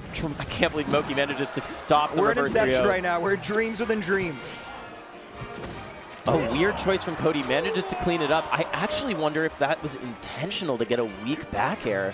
Force a knockdown? Get more damage? Is he on that level? Salt falls to Could the platform. he do it? Whoa. That was weird. The Game of Thrones.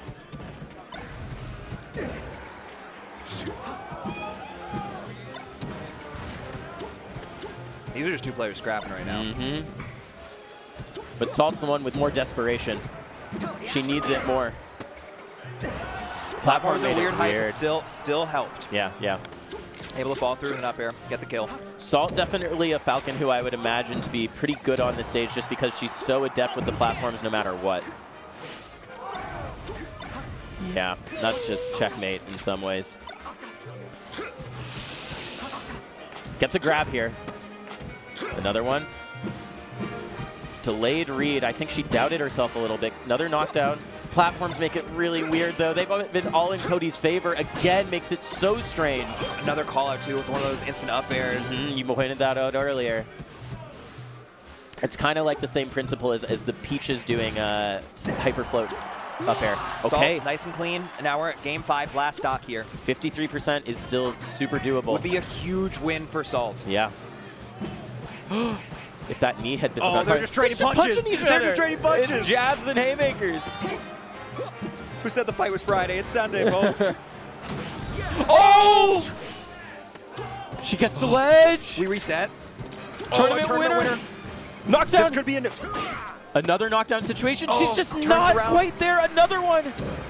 Oh, and I This think is a that scary might spot, be especially it. for Falcon. She can still go high once here. There's That's one it. option, and that will do it. Heartbreaker for Sol. And now we go to the actual game 5 here. Wizard of SDJ, okay? Oh my God. SDJ has had a lead in this game, okay? SDJ could do it. We still have HBox here, watching, looking.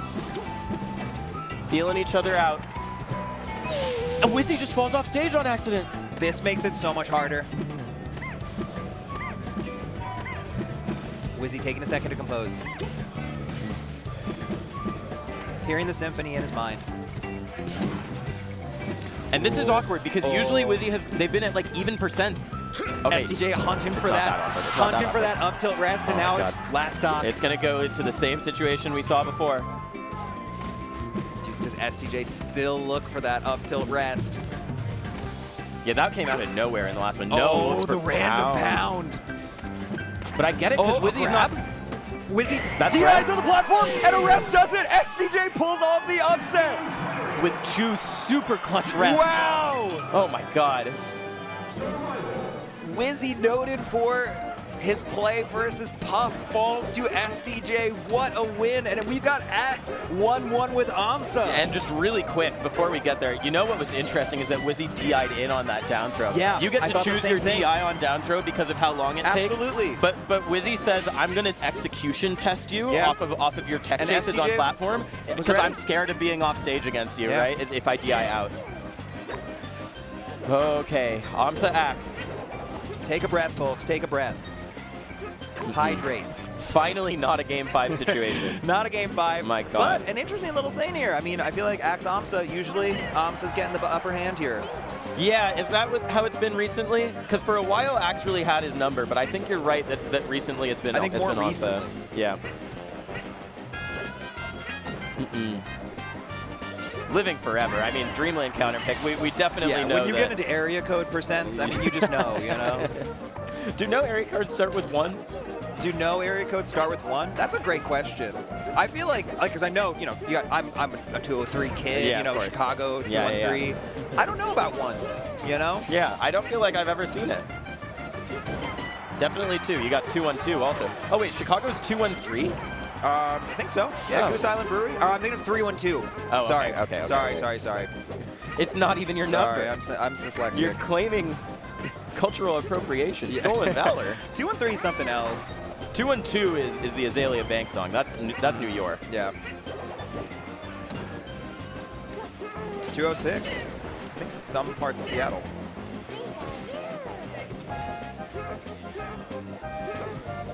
Yoshi's so cute. Yeah, sure. Pikachu's cute. Yoshi's so cute. You know. You don't think Yoshi's cute? I don't. I like killing Yoshi. That's my thing. Come on, man. It's tail time. Wow. Oh, it's tail time. That See? was weird. Oh, we got Gex. Oh, these eggs make it so hard for Axe. Yoshi, one of the few characters who can effectively, I feel like since Amsa has managed to do better against Axe, that's been a huge part of it, is that he's figured out a game plan for edge guarding, and it starts with these eggs, right? Because they'll catch Pikachu, and then he tries to get an aerial. There actually goes for the mix-up. Because Axe has been going all the way in, Amsa tries to cover it. Gets the stock in a different way, but I think as we keep watching this set, the dynamics of the edge guard are going to be a big deal. OKP versus Zuppy on the other one, by the way, mostly notable because what that means is that Zane was able to defeat OKP. Yes. Not necessarily a surprise, but you know, it's a matchup that he's had trouble with in the past. And so it means that the Pikachu alliance only benefited one of them. Yes. Last stock here. Axe looking to just power through this super armor. Oh, Amsa playing with his back to Axe. Really interesting. Amsa about to get to an interesting, tricky percent where his double jump armor will get broken by strong up smash. There's the egg. Oh, and that's the air dodge. Oh, that'll do it. Axe takes a That's 2-1 lead. crazy. We got AZ watching on. Yeah, tie popping off. Here popping off.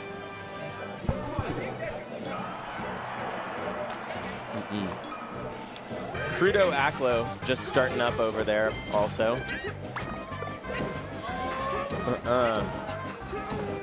We also have Meds None starting up soon. Meds losing to Leffen. I think taking a game, though. Game 5. It was Game 5. Yeah, Game 5. Game 5. All right, back to Dreamland. This is Amsa's counter pick. Makes sense. We saw Yoshi live into the dark percents. That was almost death on Amsa. God, Axe knows this matchup, knows this character so well. Meteor cancel out, exploit the double jump armor. Okay, but there's those edge guards we were talking about.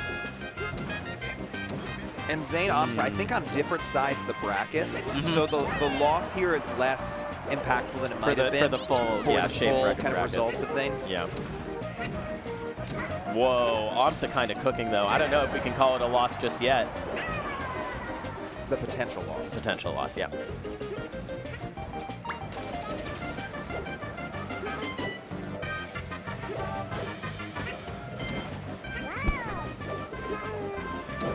Both players just kind of moving around each other right now, trying to find their groove. That was Yoshi's so so good. I thought you said he was cute. You could be cute and mean. Yeah, I guess that's true. I've seen a lot of people.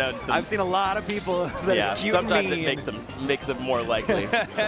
Up smash should do it there from Axe. That's actually huge. Gets it at right the percent. I think maybe one of the earliest percents you can kill Yoshi, which is so important given that we're on Dreamland. It feels like for Yoshi, it's a lot harder to get these kills without big aerials, things like that. Yeah, it happens off edge guards, funnily enough, which is not usually how you kill Pikachu, right? But you got to rack up the percent, and then you got to do the edge guards.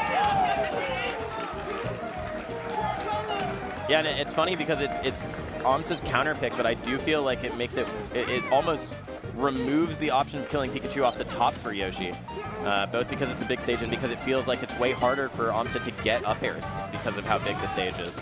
This is one of those matchups, too, where both players are just moving so fast. It's true. Both players' APM is just so high. There's doing that a lot. egg.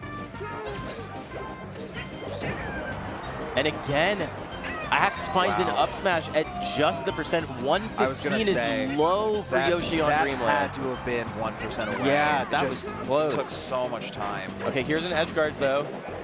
Amsa kind of flubs. I think didn't react to the egg hitting, but double jump armor up air, really beautiful. Yeah. We got Kudo up 1-0 on Aklo. Interesting thing. Oh, we'll be taking a look at that one after this. It'd be huge for Amsa here to be able to take this to Game 5. But Axe is all over him right now. Hang on. And we have to remember that the way that Amsa dropped the last game was kind of a flub. It's a scary situation really weird. now. Still has the double jump. You can see, though, Axe fishing for strong up smash to break double jump armor. Amsa very, very smartly spacing around that. We're at up smash kill. I was going to say, close to up smash percent. Axe might just try to go for it. Here it is. Oh, he's crouching it. What does Axe do here? Breaks the armor. A Nair could do it also. Yeah, now it's really hard. An air dodge here. Wow. Okay, that should Fast be it. falls it, That should but be it. not able to get back onto stage. And Axe takes it 3-1 over Amsa. You can see Amsa happy to lose to his teammate, but at the same time, OKP, Zuppy. OKP does take a game. OKP does take a game. But 1-1. We'll be watching it for sure, but we're going to take my a look eyes are here. on this one because Kudo is up on FD on Aklo. Which will be huge. And I just talked to Aklo. I interviewed him before this, and you know, Aklo has had a really good run of tournaments. He got second at Let's Make Moves Miami. I think you're missing like 3 M's. It's supposed to be like L, M, M, M, M, M, M, M, M. Yeah, well, you know, it's it like is an MLM 4 or something. But so what was Aklo saying? He said that he's been trying to stop thinking about winning and thinking about playing his best. But also that he was nervous. Direct Mango quote. Yeah, he said he got it from Mango. He said he got it from Mango, exactly. But also that he was nervous for Fox, but that the way he's been playing this year has helped him against Sheik specifically. So that's why this is surprising. But manages to bring it pretty close right here. It feels like Kudo's recoveries there were so, like, slow. Yeah. But still able to just choose a good option that Aklo not prepared for. And now we're in. Oh my God. Oh, he crouch cancels the up smash, but is able to clean it up. Aklo with an up air. Just by the skin of his teeth, though. And if you guys aren't looking at mainstream, we've got Swedish Delight up 1-0 on Zane. Might be about to be tied up, though. I mean, you might be right. But it's 1-0. It is 1-0. And Swedish. Hang on. Maybe hang on. Folks, you got a lot of good melee. That's all I'm going to say. You got the quad stream here. You got level 1_TV for your mainstream. A lot of good melee to watch. So 1-1 here from Aklo. Oh, misses his movement. Wanted another up air there, I think. Oh, beautiful retreat from Aklo. Something to keep an eye out. Will Kudo keep reaching with those dash attacks? And how will it bite him?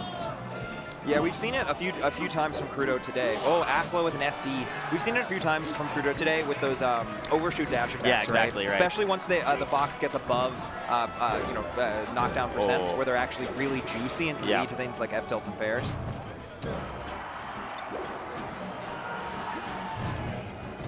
Up air should do it. Yep, clean from Aklo. SD not slowing down his momentum at all. Kudo, honestly, not gotten a lot of percent in this game, considering the SD. Zuppy taking the second game over OKP too. Nice escape by Aklo. I like that a lot. Sheik has such a hard time challenging that. They're just both holding down. Yep.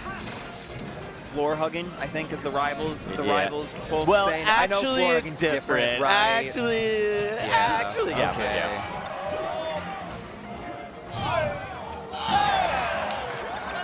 Aklo cleans it up, looking to be taking a 2-1 lead on Battlefield. And only SD'd so far in this game. Kudo not able to take a life by his own hands.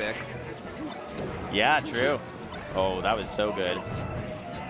Up air here. I like the DI by Kudo. Makes it really hard for Aklo to follow up. But he will keep that in mind for next time, I guarantee you.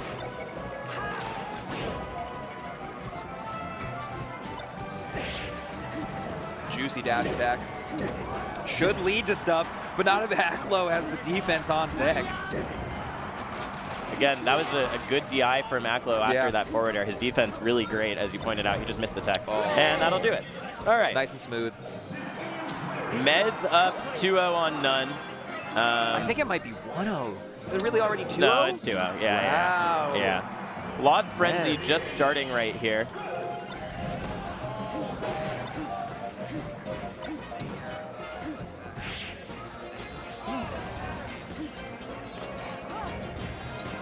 Cool. It is 2-0 over on Meds None. Ooh. I feel like Aklo is catching Kudo reaching.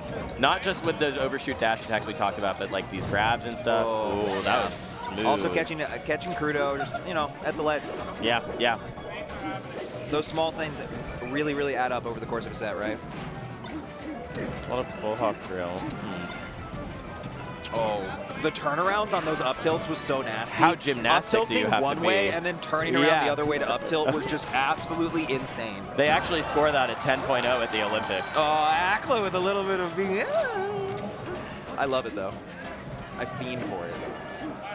We also talked about how he needs to stop not taking things seriously. Yeah. Because he loses when he starts doing that. But right now, I mean, the lead is huge. It's funny to be like, I just want to play the best I can play, and then also be like, I'm also going to spam laser on the top flag. I mean, that's his character flaw. Yep. He's a well-written... Hey, Jackson and I were saying last night, instead of asking what's your weakness, what's your flaw? What's your flaw? What's your flaw? Because if you ask someone what's your flaw, they will answer. Like, what's your flaw? The fact that the stream wasn't working for us just for a second. But we fixed that, much as all flaws are redeemable. We're back. What is Aklo doing? Why did he stand up and do nothing? Only he knows. Kudo choosing to speed it up a little bit less patient. I shouldn't say less patient, but just less, well, less come to me. I guess in fairness, you're down. Yeah. You need to go to them.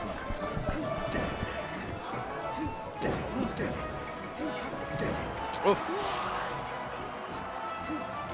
And we actually have game 5 from Zuppy OKP. Oh, wow. OKP has been Oh, wow. keeping it close and now awarded themselves a game 5. OKP, great job this year. Let's go over there as Aklo closes it out with another shine, catching Kudo, reaching for the ledge this time. And we're on Yoshi's story. One would assume this is, yeah, it is Zuppy's counter pick, we know. The turnaround on that up air was wild. Was that a pivot?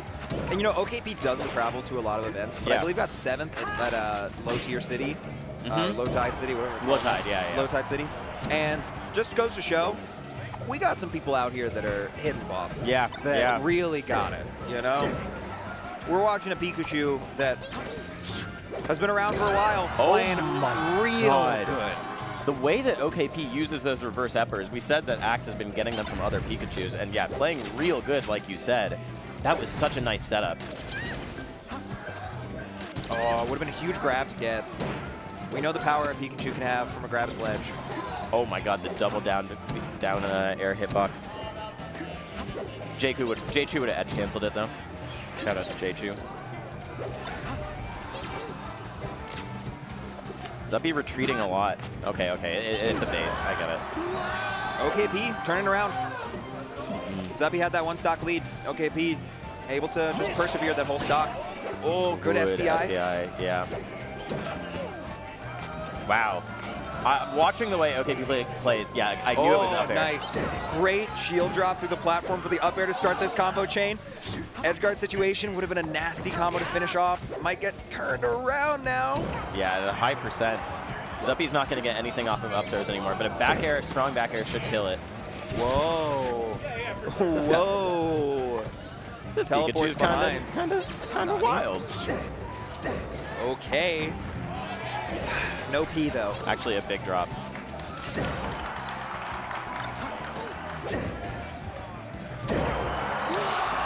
Dragon Ball Z doesn't kill OKP. And OKP, 3 stocks to 1 here. Zuppy with a mountain to climb. It ain't Everest, but it might be Kilimanjaro. It might be Kilimanjaro. Okay, it's a little flatter. Maybe it's more like Rainier. Oh yeah. I think second biggest U.S. mountain. Denali's number 1. What is Denali? Yeah.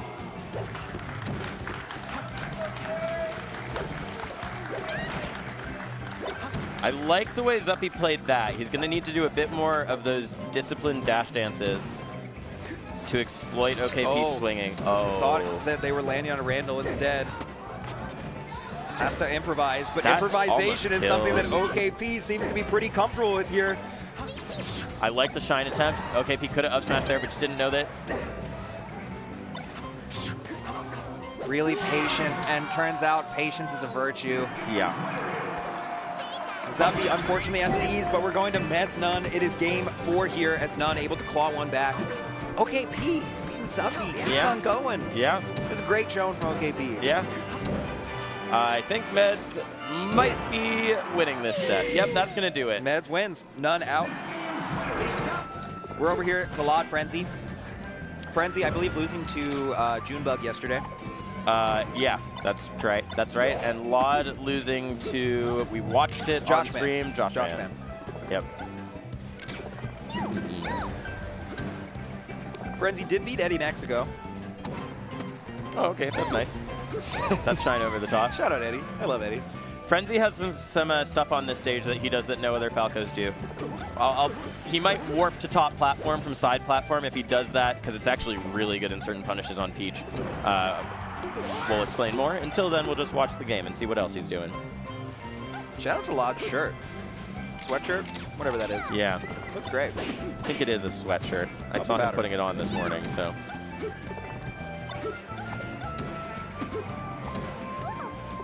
We got Nikki versus STJ. That's winners. I know. That set is going to be painful no matter what, I think. I think that we're going to have some hype for it in the chat. I know that Lunar Dusk was watching yesterday, clamoring for watching Nikki versus Dawson. Oh yeah, Nikki very quietly becoming one of the heroes of Melee because the people love to see an Ice Climbers who can do it. Frenzy just making it so hard for Lod to land a clean hit, abusing full hop, landing with dare, full hop back air. Okay, that was nice from Lod. Okay. Lod baiting Frenzy in, I think, a little bit. Just barely changing the way that he's drifting and the height that he's floating at so that Frenzy thinks he can land on him. And then he can't, and then Lod kills him. But 130 means you're going to die off one back air. Yeah, exactly. The back air walls are really, really hard to deal with, I feel like, especially for Peach. Doesn't really matter what character. You got that nice, juicy, big back air. It's hard. Yeah, yeah. This is big for Lod. Needs to make a lot happen here. Ambiguous DI by Frenzy.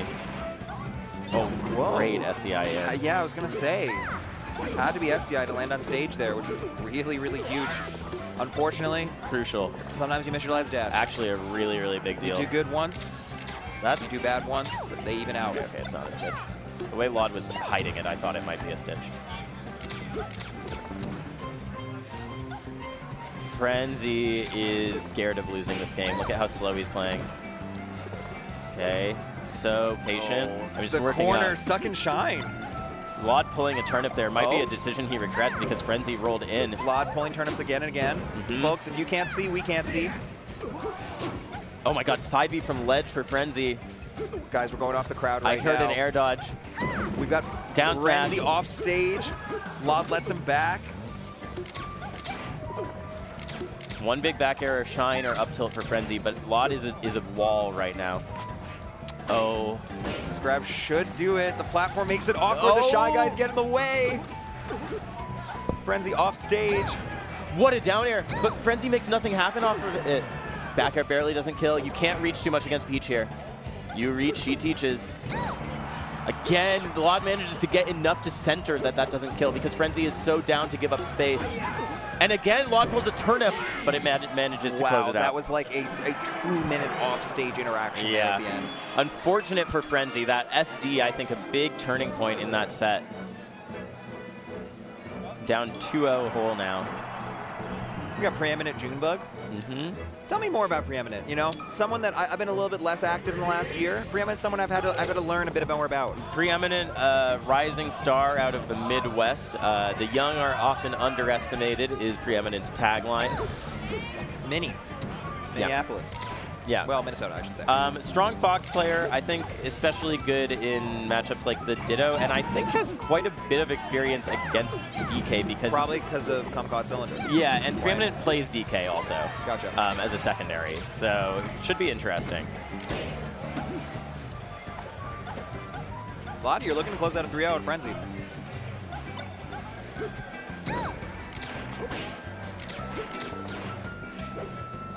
Yeah, and you always wonder, you know, I saw Kinso, another EU Falco, tweeting about how sad he was to have gotten 65th off of some really tough brackets.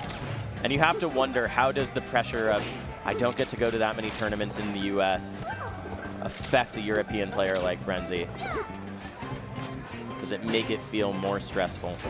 Or a European player like Nikki, who's currently we can say the same thing with Nikki. Down to SDJ in a pretty big way. Meds, by the way, pulls out the win over SDJ. Oh, wow, Johnny's out of the tournament. Johnny's out of the tournament. It's been a hard year for Johnny, it feels like. Wait, what did that happen? I think so. Didn't we just watch Meds beat None? Did Meds S2J happen faster than we noticed? Wow, that's a great question. Yeah. Maybe. I feel like we would have noticed. Maybe. Chat, you can correct us. We won't see it, though. Don't worry about it. All right, Frenzy again having to work really hard here. Not working hard to kill those Shy Guys, though. Oh, man. Nikki's done for in this game, I think. Yep. Yeah, SDJ going far. That's going to be, what, at least a top 16, I think, spot for SDJ. Well, that was game one. Just saying. If they win. If they win, I see. Yeah, it was Meds None. S2J still in the tournament. It is Meds None. S2J seems still to be in the tournament.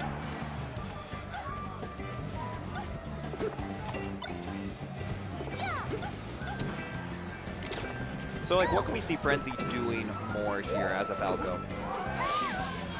I have to watch a little bit more. I think that... Oh. I mean, that's not a bad start. So one thing that's made it really hard is that Laud's SDI in those situations, SDI up after the second down air, makes it not a true combo for Falco on the pillar. And Frenzy knows that, and he's been trying to exploit that by going for like up air or a delayed up tilt. But I think it's made it really, really hard. That was a really nice try. I love when Falcos do that. Tech chase shine run off. Oh, it's my favorite thing. DI mixed up from Frenzy again. Doesn't go with the back air, which Laud was scouting for, off of the edge cancel. I like a lot of the decisions that Frenzy is making and recovering right now. Gonna go high there. That was actually maybe a little risky. Frenzy able to reverse the situation. Laud now coming back, able to clean it up. Frenzy with a lead here, but one down smash does it. Frenzy hasn't been able to get kills off of the top, which is what you pick this stage for. It can actually be kind of difficult against Peach in other ways because you don't have a lot of room to land. She can encroach on your space when you're trying to like get them off with lasers and stuff. And it's not for a lack of trying, right? We've seen a few. It's just 100%. been, Laud's had really good defense. That hasn't really allowed those opportunities to happen or become fruitful. Ooh, that reverse hit keeps Frenzy in it for a little bit more. High percent, though, just means that any aerial knocks off stage here and a roll up will do it. Laud takes the 3-0 over Frenzy. Yeah. And you can see Frenzy a little disappointed. Preeminent's trying to get a game here on the books. June had a tournament so far not aligned with the performances that he's had for the rest of the year. Okay. June reels back a little bit after that. Looked a little upset that he got up smashed. Hang on. Okay, okay, that was a really good slide off, and even Preeminent knows that there's no way to come back. Nikki SDJ dead even, and I think this game might go to time. We're currently on pace for it right now, Seth.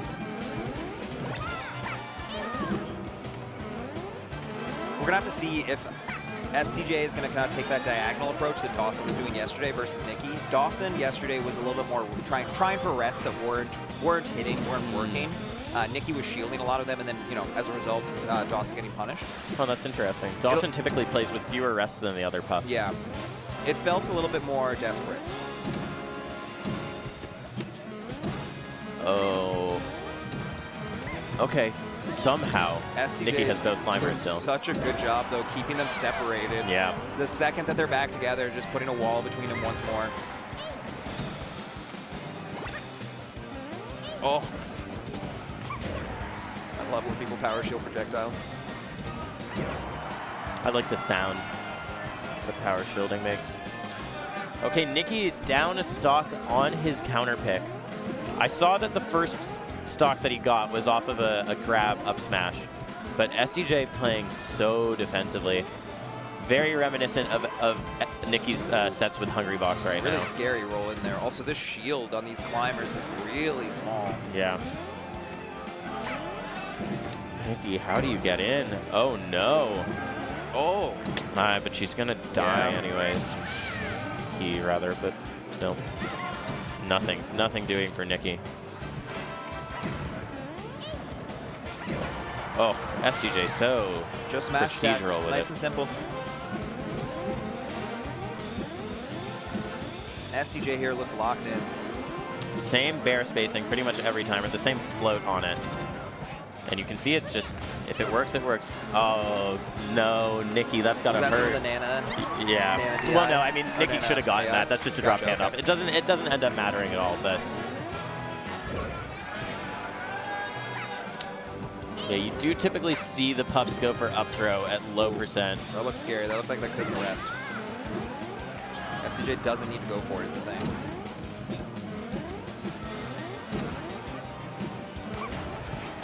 Nikki caught in shield a lot of the time. You can see shielding when a back very airs here should be able to clean up Nana, but a big grab just to disrupt, right? Yeah, and Nikki actually pummels for that long because he wants to keep Down Nana smash sense, alive. that's such a good angle.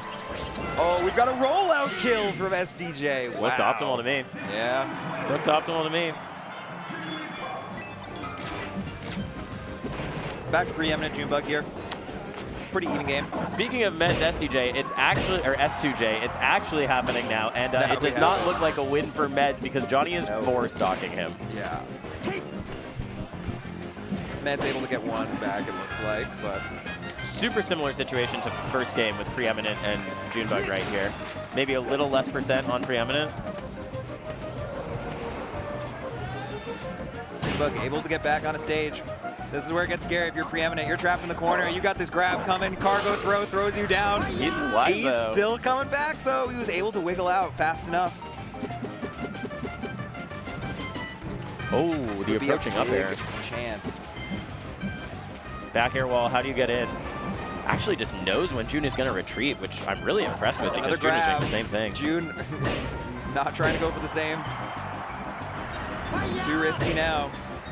But a big points forward air and a back air should put this into enough of an advantage state. Yep, yep.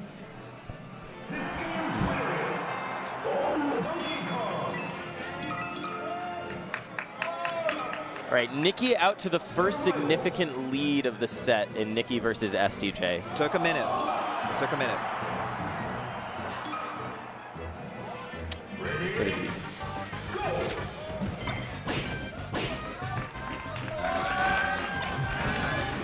Yeah, this would be really big for SDJ to just keep things going.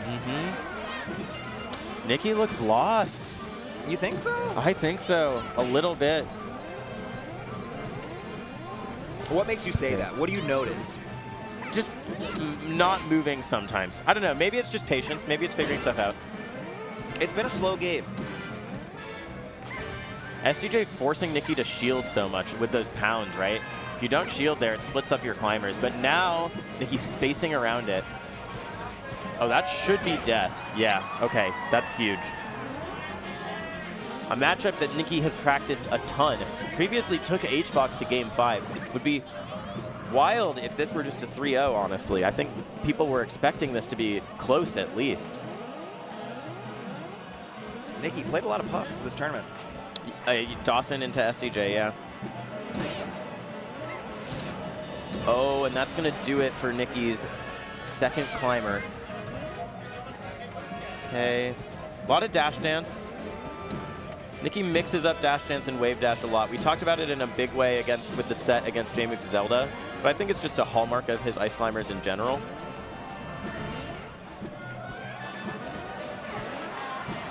I can see we got another Peach Ditto in the bottom right. We got Maybe versus Aura. Oh boy. That'll probably be one of our last sets of this block for us. Yeah. But until then, we've got this Nikki SDJ set. We got Junebug Preeminent for you, Meds and S2J. June with a punch on deck here too. We might see it. Oh, it misses. Yeah. SDJ Nikki here though. I think if Nikki gets a grab. Battle of the brains.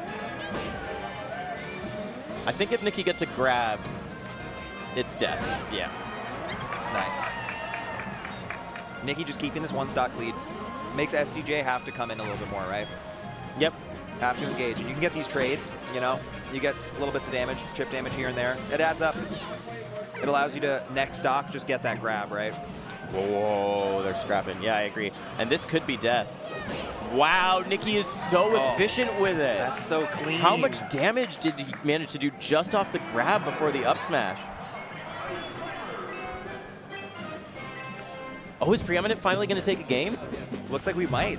It's been real close. A Preeminent game.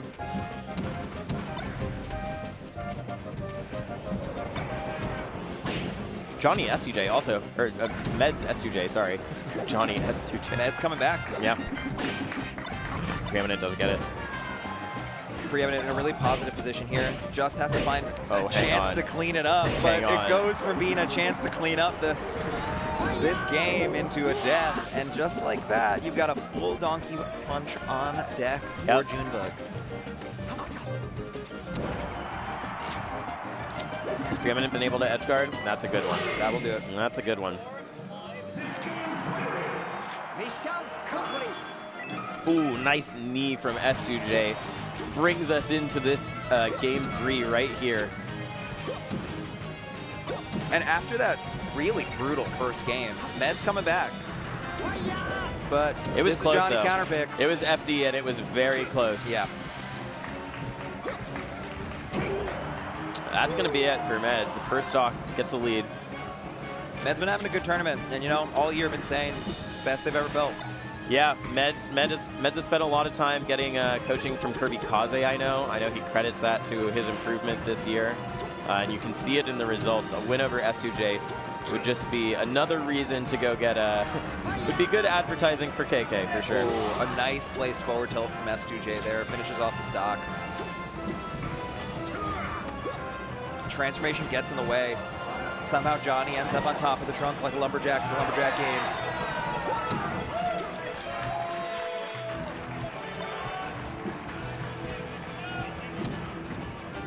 Very patient play. Mm-hmm. Tree is weird here. Mm-hmm. Yeah, Johnny taking full advantage of it. Yeah, it can make you safe, but it can also lead to some weirder combos. Oh, Meds side B's off the stage, gonna put him in a really hard spot here.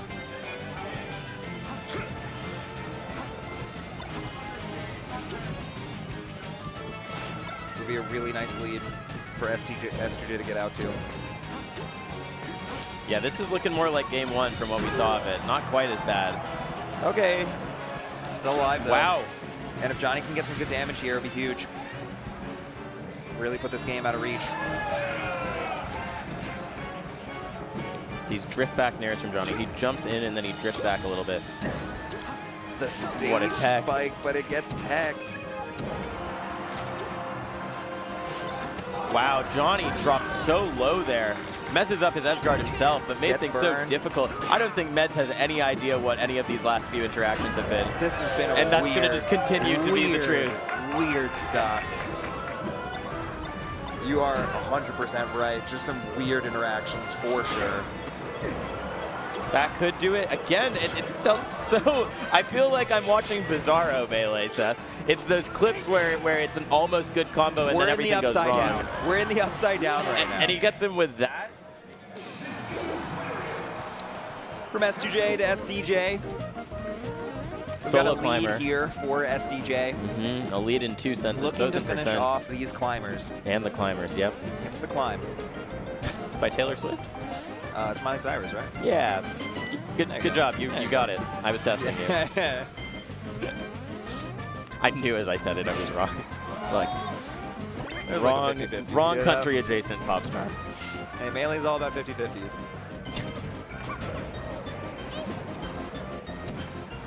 Nikki's managed to rack on a decent amount of damage. Junebug, by the way, taking it 3-1 over Preeminent. Aura up 2-0 against Maybe. We said that might be our last set, but... Aura has a lot of experience in the Peach Ditto, playing Blade-wise. Of course. And so it's so does Maybe, though. Yeah, fair enough, right? But definitely something that Aura, I think, is, one of the better Peach Ditto players. I'm aware of. That makes sense. All right, Nikki's going to have to not take a lot of percent here, which makes sense. That's just self-evident. But I feel like in this matchup especially, and the way SDJ has been playing, you really want to try and just close it out quick. I think you need a little bit of damage, which is why you can see the ice box. Up smash won't quite kill yet. Oh, that is horrible for Nikki. Wow. Uses the hitbox of the other climber to get back, get the damage actually that he needs, I think, to put SDJ at kill percent. You can see not going for raw grab, really. So aware. But Nikki needs that grab so bad right now, But I think also understands that you can get it other ways. You can get it like that. Never mind, you're absolutely right. Just calling out with the forward smash on the top platform will do it. And that was a huge moment for Nikki, but unfortunately loses the second climber, which makes it so much harder. You now have Sopo here. Yeah. Other climber was in tumble, so doesn't go along with that Squall Hammer. Such a cool name for him. Squall. Yeah, it is really cool. Squall Hammer's like a Viking nickname. Squall Hammer. It's a move that someone would use. Eric Squall Hammer Jorgensen. Yeah, SDJ knows what they got to do.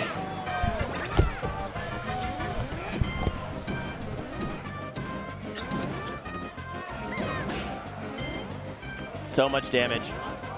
Nikki here just trying to get as much out of this double climber stock as you can, but it's really scary once SDJ separates them, but Nikki able to come back on with a forward air. Oh no, not what he wanted, and it might just be the end. Certainly of that climber. Well, maybe both. You're doing this on your own now. S2J taking it 3-1 over Meds. Nikki here. This is Nikki's winner's side stock. Important to remember that that was winner's side there between Nikki and SDJ. Moves SDJ into, I think, either top 16 or top 32. Probably top 16, top 24, something like that. I think it might be top 16 at that point. This will be one of the last games that we have for you in this block. It has been a blast commentating for you. We've had some amazing game 5s. We have had some awesome 3-0s. Oh my god, that section where we had 4 game 5s happening at once. And we got to experience it twice because of SDJ too. Yes, yeah. It was extra long. It was that extendo. Okay, so one of the things in this matchup is that turnips are good. Yeah. You know, pulling turnips, Peach doesn't necessarily have a lot of I'm closing down really fast tools, so having a bunch of turnips is great. Leffen falling 3-1 to H-Box over on the main stream. Is that going to kill? It is. Should. Oh man, last stock, 0%. Just runs all the way. Knew exactly what he wanted to do, Aura, but I think maybe cottoned onto it because of just how long that run was, that down smash was in the cards.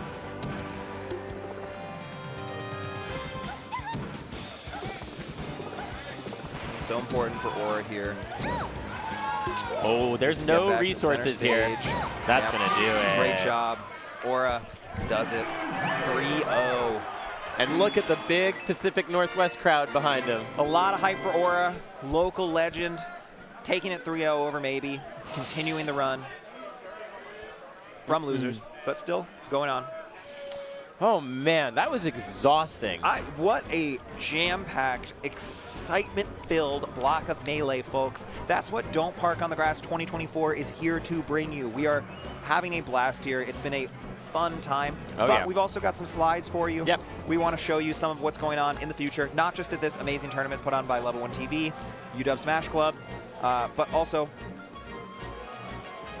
in the future. In the future. First of all, go ahead and touch grass at the DPG shop, Level 1 TV, level1.tv/DPG Get your Don't Bark shop. on the Grass dog bowls. Yeah. We have dog bowl merch, people. Speaking of things coming up, prepare for battle. Battle of BC 7 will be in Vancouver, Canada, March 28th to 30th. Tournament I think I might go to for the first time.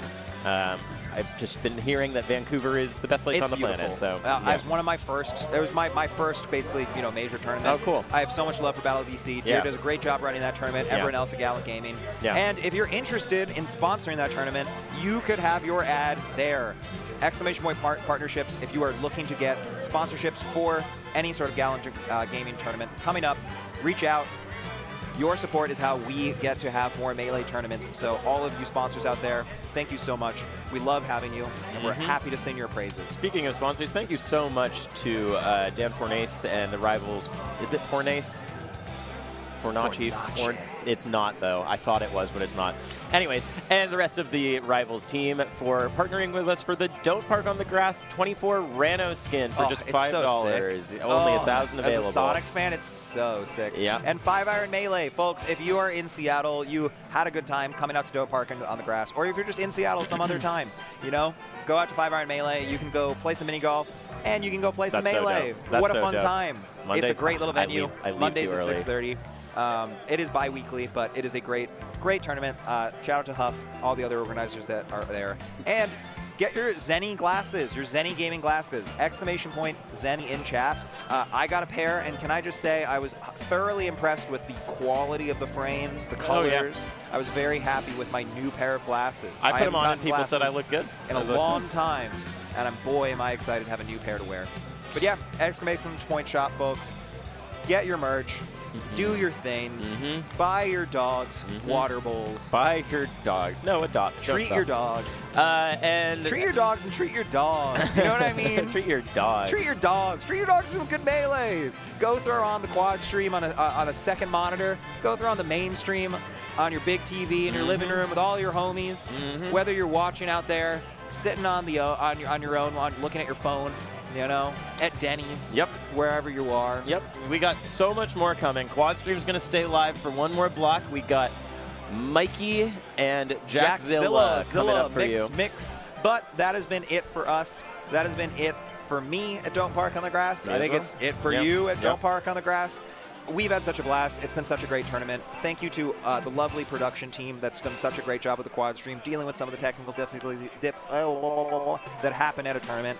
Stuff happens, but we're here, and we're having a blast. And we got some more great Melee coming up. That's certainly true. Enjoy the rest of it, folks. Goodbye. Peace out.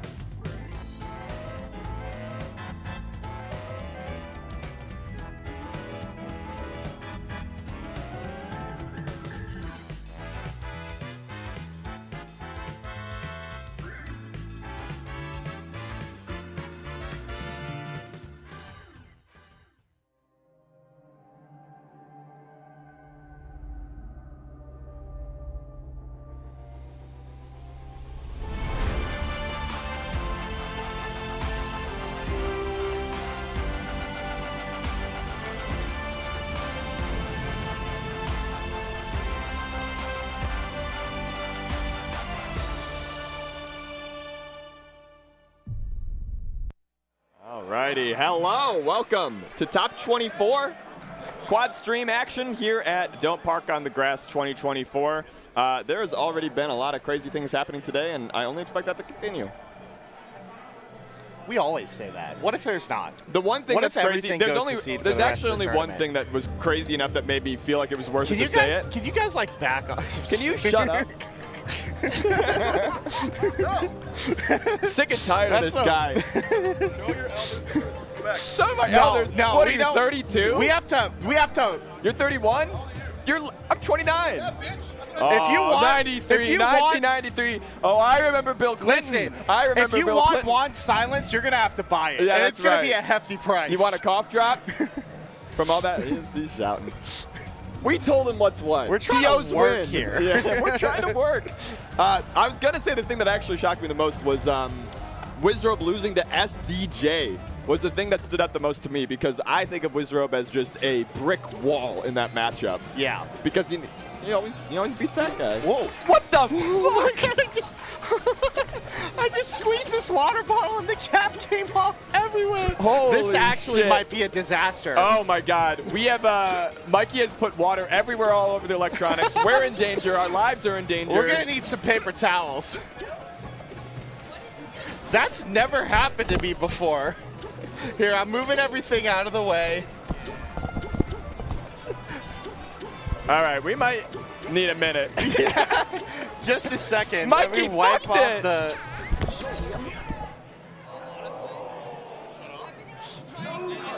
Yeah, yeah. The screen's on, yeah. I squeezed this water bottle and it like exploded. No, that's separate. Holy moly.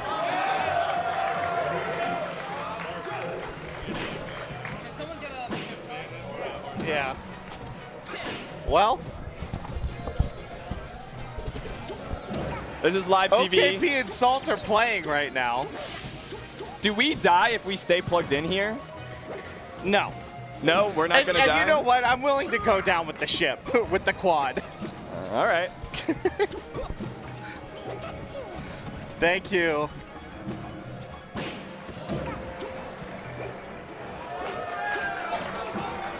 This guy. Contra's here. Contra's here with the paper towels. We're getting it together. I'll take a picture of this for posterity. We've missed one stock so far. It's okay. That's okay. I think it's good. Yeah, I don't think anybody's going to die. We were so determined to look at the game. We were like, no more distractions, no more personal and then anecdotes. Act of God. All right, I posted a picture of what happened kind of to my blue sky for those who are curious, but let's try to get back to the match. Yeah, it's a good start for Salt here. I'm not sure, if Salt has experience in this matchup, but I think over time it's kind of gotten better for Falcon. I think it's another one of those matchups like how we were talking about with Mario, where like sometimes Pikachu will trip up the game plan of a lot of, high tier characters, top tier characters. I think in particular Marth gets affected by this a lot, where your game plan has to be a lot different against Pikachu. But Captain Falcon, kind of still gets the down throw into whatever, Yeah. And a lot yet, of to me, times. like the most iconic matchups or sets in this matchup are the Pikachu coming up on top. Right, Axe versus Wizrobe at many summits at this tournament. At in Smash fact, Summit 8, in particular, in grand finals, that was an Axe Wizrobe very grand close. finals. OKP. OKP is the one I saw, not Axe Wizrobe. Yeah. Yeah, OKP, the best player from Utah. One of those kind of fringe top 100 players, maybe benefiting from a little bit of bracket luck here in this instance to make it this far, but in top 24 of Don't Park on the Grass, probably OKP's best tournament performance to date, I would say. Yeah. So, good on them, but Salt is kind of a freight train that they're running into at the moment. This is an evil top right corner that we're seeing. Wizro versus Jmook in top 24. Oh my goodness. Also got Ben Khalid. Who did Khalid beat? I think it was an upset, right? I think it was. Khalid beat Slug. Yeah, Slug. Maybe. I don't know. And then one other set after that, if we could take a look. Yeah, I'm looking. Yeah, Slug unfortunately ran into a bit of a peach puff bracket. Yeah, Slug losing fans. To Aura as well. Khalid beat Sunsei. Oh, yes, that's right. That's Slug a good win. Sunsei is an incredible run to get to Ben. And don't look now, but OKP has it on last stock. You know, a lot of percent, but Pikachu, one of the best edge guarding characters in the game. But there it is. Yeah, you're down saying. Throw still works at 149 after the hit, you know? So, like, the game plan's still very much there for Salt. Yeah, I think this is like a sleeper, really fun matchup. I always enjoyed it in my college days. As we're on a college campus, there are still ways that you can very easily edge guard Captain Falcon. The tail spike on an up B is very, very, very free. As with most characters against Captain Falcon, he's below the ledge. The Nair lasting hitbox. The Nair lasting hitbox. Huge. Yep. And Kodorin Kudo happening as well here on the bottom of the screen. I think this is a matchup that Kodorin struggles in a bit. And Kyle Kudo, if you do not know, is one of the very best Sheiks in the world. Yeah. You know? Maybe not quite Jmook tier, but all right. A top 8 threat, made top 8 at Supernova this year. So the structure of this quad stream, for anybody tuning in, is that we are able to communicate with the production and choose which match becomes kind of in focus. So if you hear us go blank or ask for it specifically, that's what's going on. Right now, everybody at kind of 0-0. I think we keep it on OKP and Salt and see what happens. Yeah, FD, strong counter pick for Pikachu. Obviously, Pikachu's chain grab. You know, I don't want to jinx OKP, but it's one of the easiest in the game. And Captain Falcon, we can expect Salt to lose 1 or 2 stocks, I think. I was talking to Zane yesterday. What are the things in Melee that look the most impressive, but are actually very easy? And one of the answers was some of the chain grabs on FD, Pikachu's, Dr. Mario's. I believe that there were some people that were even, you know, thinking, hey, Pikachu, Dr. Mario, both of them versus Fox on FD. The chain grab being so easy that it literally makes it a losing matchup for Fox there. Yeah, you know, it's we've seen for a long time, you know, Mango going Mario against Axe. Yeah, Aklo going Link. Yeah. Like they're sick of it. But Captain Falcon, I don't know why they don't have the second. I guess Salt, you know, I kind of wouldn't think about a secondary coming out, but I think all of Salt's secondaries also get chain grabbed potentially. Right, yeah, the Falco, you know, we've I seen don't the know if Salt Falco Fox. gets chain grabbed on the stage. Yeah, Falco does get chain grabbed on the stage, yep. And, you know, even we saw there the chain grab didn't lead to the kill directly with up smash. Salt was able to DI off stage, but it was a pretty free edge guard with the tail spike. Yeah. Oh, up throw knee this time, and that's going to do it. Wow. Salt having an incredible tournament. Last stock, last game versus Cody Schwab for everybody who was watching the quad stream earlier. I think that this tournament has like this weird structure where people are bouncing between the craziest possible upsets, right? And then they go into their next round and it feels on paper not as hard. Right. For Salt, that's coming from winners to losers, but for Khalid, it's like you upset Sunsei and now you get bent. Okay, edge guard opportunity. But Salt Oh, hanging on a rest to from the. stock. I caught that on the other side. Khalid getting the U grab, I rest. Yeah, gotta be careful about the Jigglypuff low profile. Breaking the fighting game rock, paper, scissors. Whose idea was that? Oh, the people are going crazy for Cody Moki. 2-1 for Moki at the moment, trying to close it out. OKP once again in the tough spot at high percent where down throw knee is going to connect. Oh, just gets the back air. Yeah, certainly a closer game. The FD effect coming into play there, but Salt, a lead that's looking insurmountable. Yeah, I think I expect Salt to kind of continue to be on fire throughout the day. It's a tough day for OKP to run into her. Gets another FD game. Oh.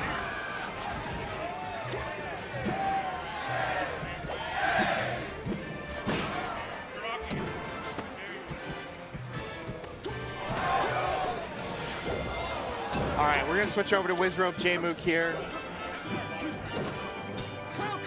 Oh What? my goodness! Can't be intentional.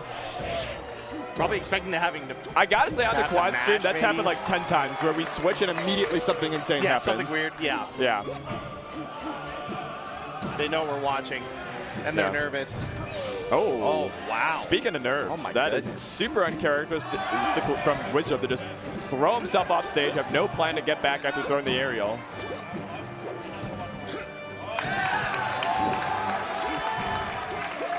Okay, able to work out of the corner, but it's gonna take something big. Wow. I think Jmook can probably get anywhere there, but very nice. Ooh. Okay. Maybe, Hey, maybe an opportunity yeah, for some the- pit shenanigans. No, Not this time. Rizrup seeming to surrender at the end there. I don't know if the DI just wasn't there, but like, was there a jump caught? I thought Wizrup had a chance to still up Yeah. B. That did not look strong enough to me that Wizrup was completely out of it. Maybe up B is so far that Yeah. it doesn't reach, but Definitely a weird end to that game all around Yeah. for Wizrobe. it's very rare to see Wizrup deflate. Now we're taking a look at Kodorin and Kudo here, 1-1 on Kudo's counter pick. So Kodorin going to be in a strong position if he can pull out this win.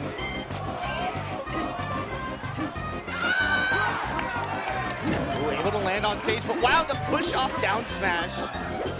Oh, great air dodge from Kodorin. Okay, double needle edge guard coming through from Kudo. Textbook stuff. Yeah. Oh. Can't quite catch the jump. And this is kind of a return. Oh a my voice goodness. crack. This is kind of a return to form for Kudo. Kind of has taken a large, chunk of the summer away from competing, according to Edwin Budding.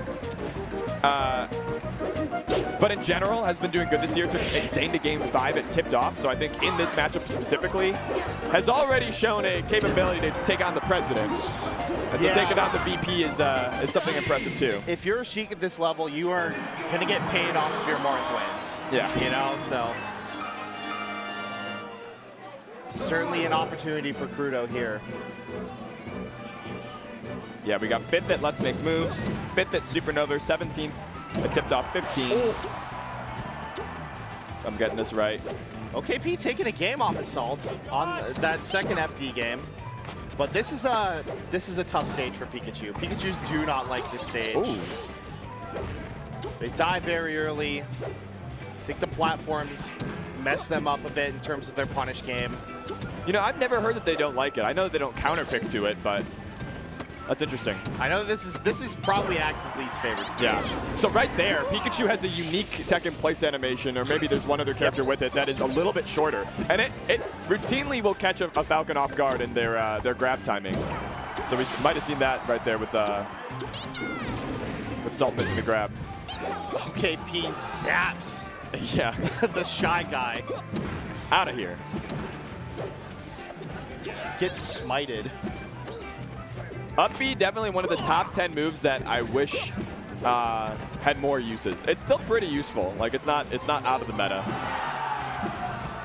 I think the box Pikachus are maybe innovating with it, using it as sort of an offensive move. Yup, keep it Oh going. my goodness. No forward tilt? Yeah, I was going to say, I feel like at some point you want the disjointed forward tilt, but maybe forward tilt doesn't beat up B anyways, and so you might as well take the percent.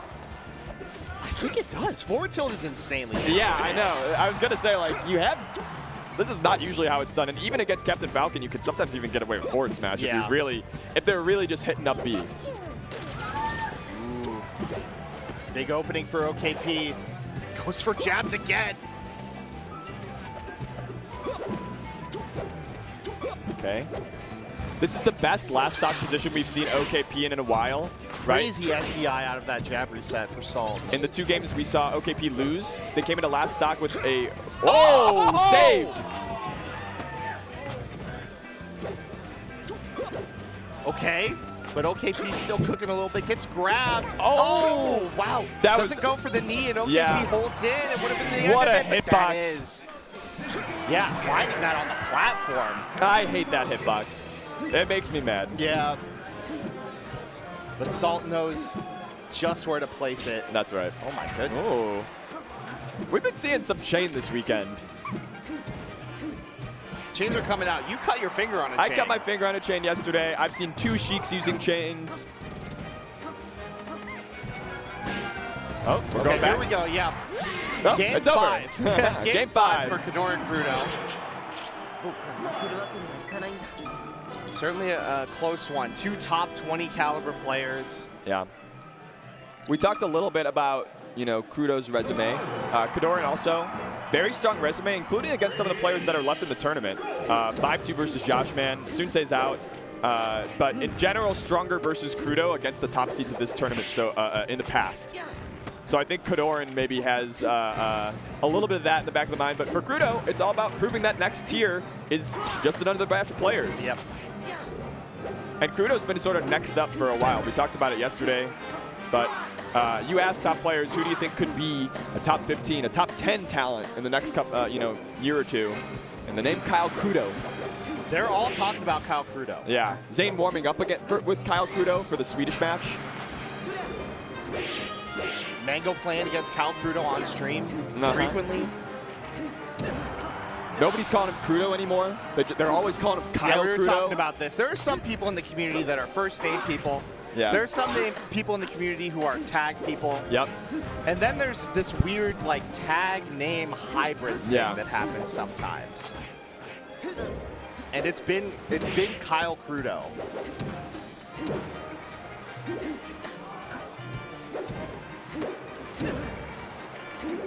Okay. Edge guard opportunity. Ooh. Wow. Takes the trade with the up B. Going all over that roll.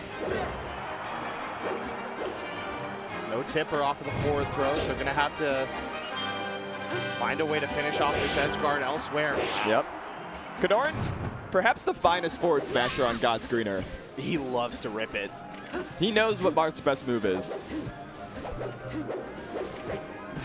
God's favorite green Marth on That's God's right. green earth. Yeah. He's sort of the shadow heart of Marth. Cursed. Speak on that, please. Cursed, and we'll know that Kodorin is ready to win a major when he dyes his hair white. And you also have a crush on Kodorin. I have a huge just crush like on Shadowheart. Kodorin. Yeah. Listen. I like it when people like me. What can I say? Shadowheart gives you that. But he was anti-labor when he came on Four-Side Fight. And so I still like him. You're It's class crazy. traitor. I know. Insane. I know. You're a scab. All right, calm down.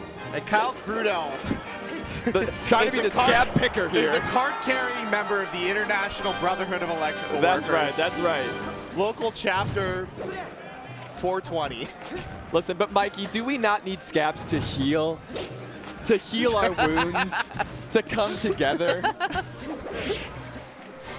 I'd pick all my scabs. I don't know what you're talking about. And when we pick, do we not bleed? Yeah. Another forward smash, hoping for a fastball that doesn't come. And Kodorin looking in dire straits. 85 versus Sheik with a stock down on game 5 is very bad It's a Vegas tough odds one. for a Marth. And we're starting to throw out the side B, looking for an answer. Okay. Cleans it up with the forward tilt.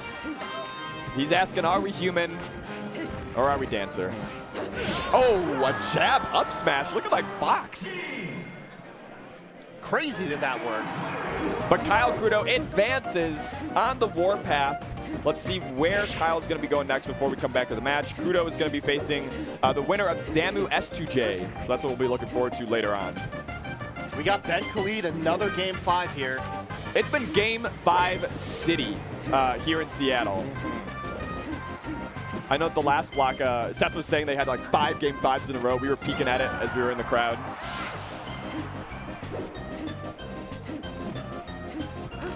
And good start here for Ben on Khalid's counter pick. Yeah. This is a tough one. I think Sheik's in particular can kind of struggle against the Puff to get the kill. You kind of need to fish for grab a bit, and Puff can nullify your grab. Yeah, but along with a lot of the time. Along with Zamu, one of the Midwest's finest here, kind of a hero of the 2020s. Oh my goodness! The rare SD from a Puff player. And Ben just happens to be in position when Puff could normally just kind of drift to ledge to just go ahead and take it from him. Yeah. And SD with an assist, we'll call it. Yes. On some Kevorkian stuff. For anybody who's new to Ben, Ben came up in the online era. The best Sheik of Minnesota, has huge regional successes around the Midwest, which is, of course, the land of traveling 3 hours to a regional to win, you know, $200. The expectations got very, very high for Ben, and I think winning here and then continuing on a bracket is a good chance to return to form.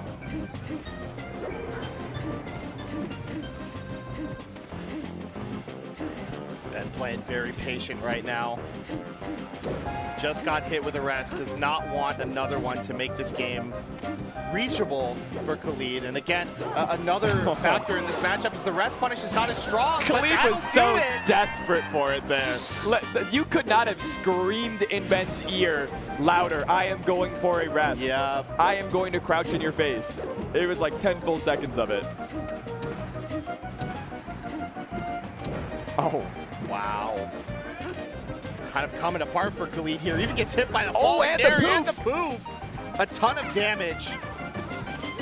Cosmo and Wanda somewhere, proud, happy. Timmy's all grown up. Changed his name to Ben. That was the Rugrats spinoff, actually. Oh, my bad. Easy mistake to make.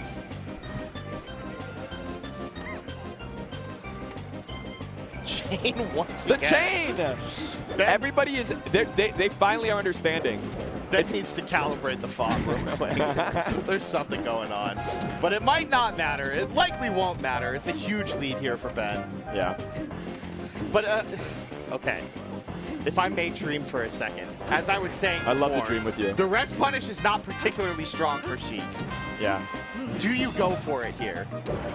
Down throw fair is just going to work, right? But I think at 140, Sheik might be able to up smash you and kill you. Right? Probably. Yeah. I love dreaming with you, Avon, but I do feel like you're going to stab me in the back. Even if you don't, yeah. Ooh. Okay. I feel like Sheik is a matchup that we have not seen Junebug need to confront very much. It's been mixed results. We've seen June do okay versus Sheiks. We've seen June get upsets. We've seen June get four-stocked by Sheiks. Like, or not, maybe not four-stocked, but get destroyed. So I do think it's all over. It depends on the Sheik. Depends on the DK. And on the other side of it, Swedish Delight, a name you might the defending recognize, champ, but a name you might not have heard for a while. Yes, the defending champ of Don't Park. Actually, the belt carrier right now. Junebug got here by defeating Preeminent and J-Salt. I saw a 3-0 Salt, and I was like, no, Junebug lost this. Yeah, no, Junebug right. defeated J-Salt as well as Preeminent to get to this match. Swedish Delight falling 3-1 to Zane. Swedish Delight, the kind of player to me that I'm like, he beat Armada. He's never going to fail. Like, he could show up anytime, any place, a decade from now, and Swedish Delight could beat your favorite player. Taking a break under this tree. Yeah, for this a is second. cool. This is cool. Mandated transformations. You got to take your break, your hand break. Swedish Delight not opting to do stretches. Junebug was showing me some hand stretches earlier today. He's getting a little bit of that, you know, that tendon pain. DK is, of course, very demanding on your little phalanges. I do think both of these gamers members of the 30-plus club. Yeah, there's more and more of them. We're going to join them soon. I already have. Oh, yeah, you did it your 30th. You're 30. Congratulations. But they're doing it big out here. They're doing it big. They're taking care of their hands. They're having, you know, YouTube video after YouTube video made about them. Yeah, that's on true. the internet.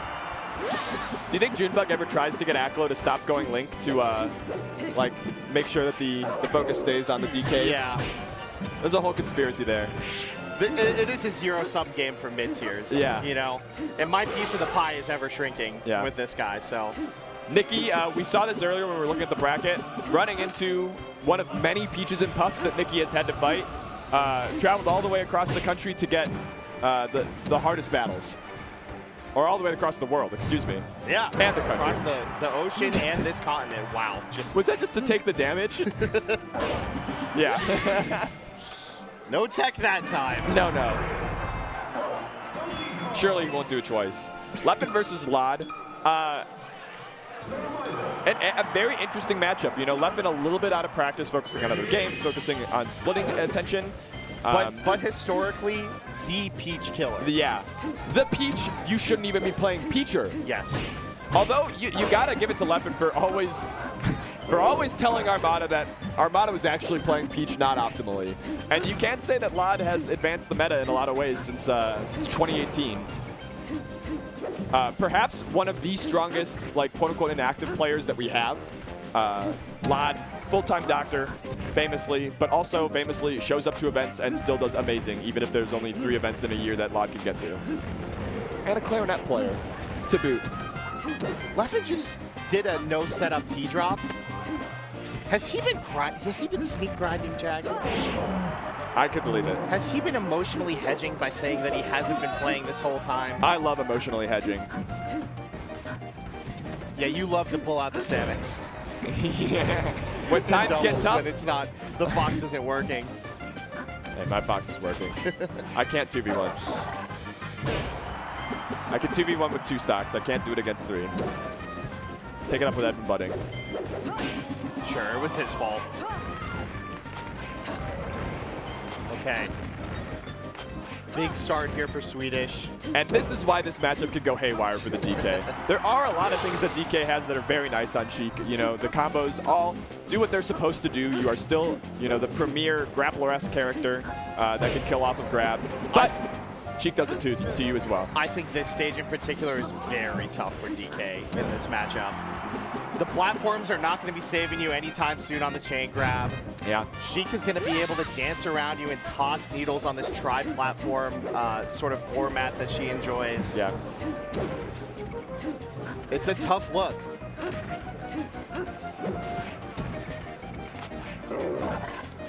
One saving grace is that there is all this room in the middle for these up airs for Junebug, and that's a decent amount of damage, but clean stock lead here for Swedish. Junebug trying to bait out a drop that never came. Swedish not taking the bait.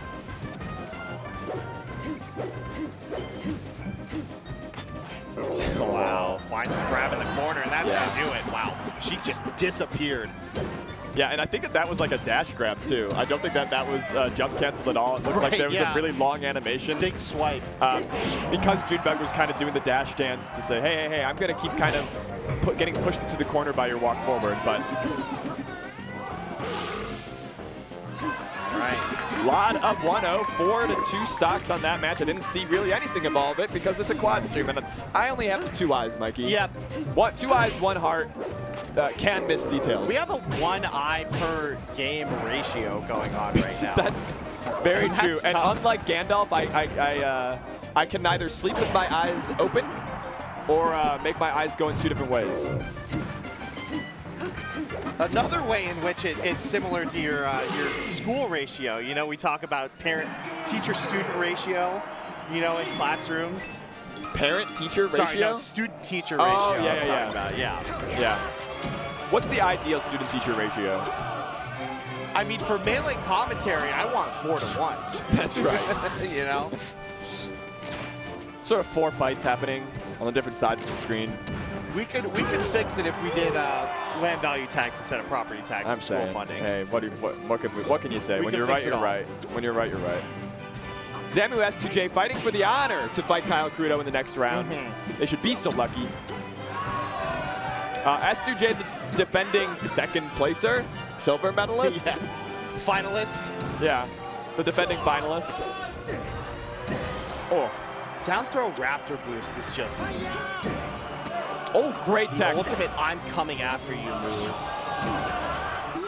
And Zamu can't get another life-saving tech.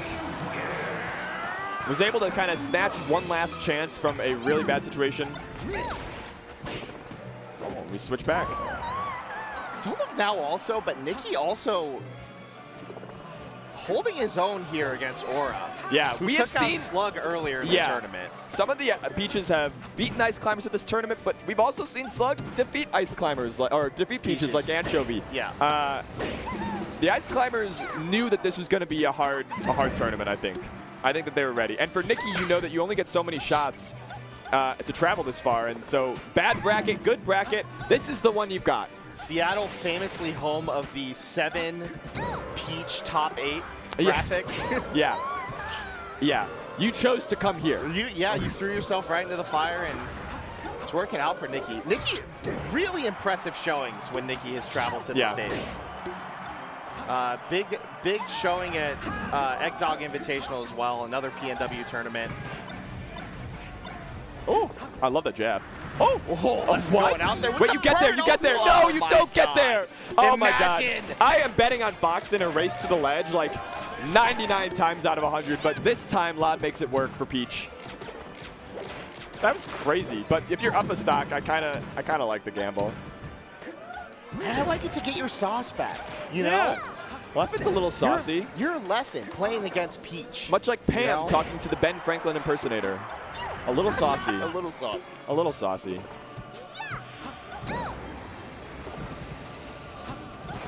And he Fire did not have transformation. syphilis. Fire transformation could be a blessing and a curse here for Lod. A But curse. yeah, it's a curse. There you go. Easy enough for left. And we switch immediately to another Peach, giving me a kind of a culture shock and a feeling of being in Memento. Nothing will compare to when we had 6 Marths on the screen yesterday. Yeah. I think our character diversity is better Yeah, here in this I was top taking 24 notes than on it the was in pictures round I was 2 seeing. I was like, pools. don't believe his lies. It's just a picture of our esteemed streamers controlling the box.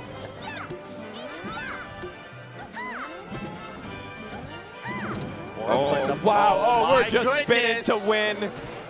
There was a moment there where I could feel the opportunity for Nikki. Oh. The up, the down, forward air, excuse me, goes the complete wrong way, but this is good enough. Up, smash, gonna take it. And Nikki's feeling it. Yeah. I was gonna say, there was something about that aura positioning that baited me as well. I was like, oh, Right. we could get something here. We waited long enough for the down smash to end. This set is flying by. Zamu S2J, 2-1 already for S2J. The last time we checked in, it was, I think, 1 beginning, Oh. I think, yeah. And that was, I thought, 30 seconds ago.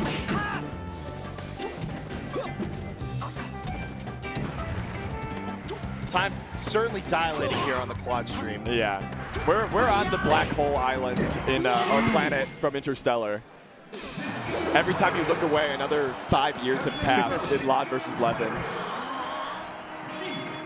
Actually, Leffen looking crazy. 2 stocks FD. up on FD. Oh. And a beautiful wave shine, adjusting all of the wave dashes in between to make it work, but not enough to finish the stock. Back to Nikki Aura. Back in the to lead. Lod Leffen. And he's doing it again!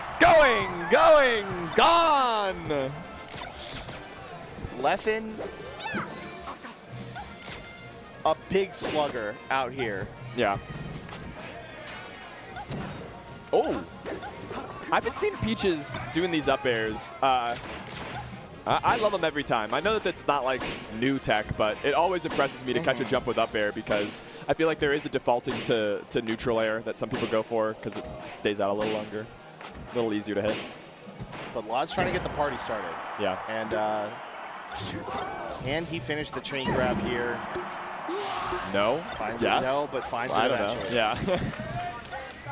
Leffen feeling very relaxed in these spots. Both games ending with a huge stock lead that give Leffen a lot of budget to both make mistakes and mess around. Leffen gets shield poked and still finds the wave dash out of shield shine anyway. Yeah.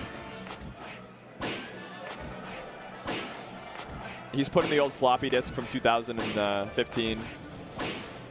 I guess USB is old enough of a reference to use now. Gen Z, sound off. Did you ever use a USB drive at school to get your essays in? Did you just drop them in a cloud file for your teacher to hand off to some robot to grade? Dead school theory. Students writing That's AI real. essays. We keep coming back to it. Teachers using AI to grade them. Nikki doing it big here.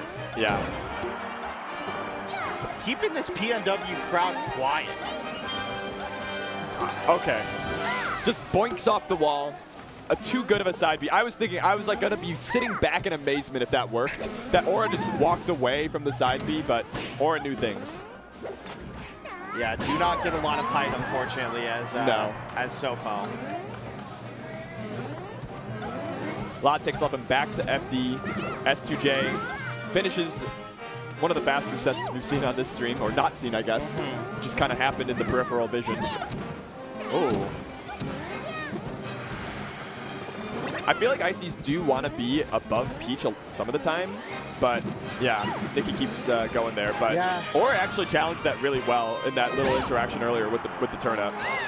But again, off the top, Nikki. Yeah, Nikki advancing. Let's see who Nikki is going to be fighting next. This is great to defeat these big, big roadblocks. We'll now be fighting Swedish Delight. You know what? A reward for your suffering. I guess so, yeah. We saw, we saw Jmook pull out the Zelda. Did not work against Nikki. It was close, game 5. That was better than I thought when I saw the Zelda. Yes, yeah.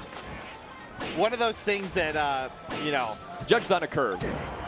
A disaster waiting to happen, it seems like, but definitely held his own. Yeah. The question is, was that the best Zelda could get out of like a shock factor, or was that an unoptimized Zelda that Jmook can improve on? It did seem like Nikki was improving throughout the set. I think Jmook went up, won the first game at least. Yeah. But here we are, Lod doing a lot better in the second run at FD. But Leffen still absolutely within striking distance here. Leffen just feels so not anxious in this set. And I think Leffen in general is a very high resilience player that doesn't usually show a ton of anxiety, but there is something special about this matchup to me. Yeah. And hey. Nice. Out, it's back. Reverse forward air, gonna keep Leffen alive. Keeps covering that with the dash attack. Yeah, perfectly spaces that around the ledge dash. Showing respect to Leffen off the ledge, which you have to do, even in this sort of unpolished, unpracticed state. But Leffen does take the lead. Oh. Seeing Lod floating real near the ground. Very careful not to land right next to him. Ooh. Always the wave shine ending with up tilt if there's no actual angle for the up smash. Especially with Lod SDIing in, there's no SDI way into down tilt. Yeah, Leffen's Leffen said that he was moving like 58-year-old Tyson, but still with a decent punish game this weekend. Right. That's right. Yeah. Let's hope that Leffen has a de-aging, a sort of Benjamin Button experience as the bracket continues. Until finally, we're back to Genesis 2 Leffen. It's looking like that's how it's going. That first game against Lod was rough, and then he kind of remembered who he was. Yeah. He had Mufasa in his ear, saying, "I killed Scar." Sorry, I messed that up. Mufasa saying, "Remember who you are." Oh yes, my favorite combo videos. Yeah, I killed Scar by Mufasa. You know what? That's what should have happened. If Mufasa had any idea of deterrence, we wouldn't have been in this mess at all. Yeah. Scar will end the war with the hyenas because Scar knows how to make deals. Scar will return power once the crisis is over. Yeah, so surely. Now Leffen will face the winner of Amsa and Ben. That's the one we're watching right now. Winner fights Leffen. Yeah, I'm not sure if I've seen these two play before.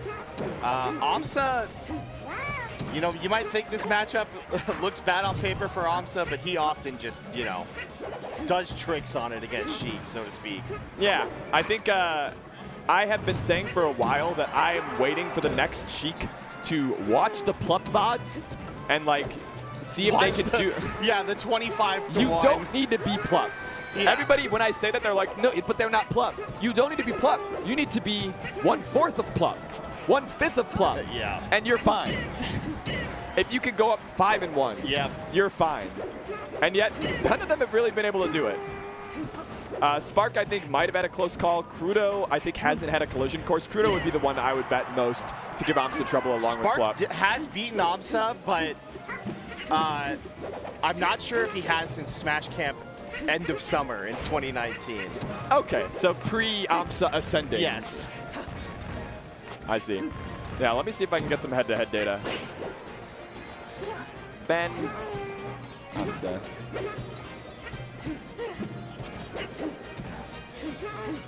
Okay. They have not played in any sets, according to Smash data, but it might be a little bit laggy. Yeah, I'm not seeing any sets. Cool. Triff Jmook starting up as well.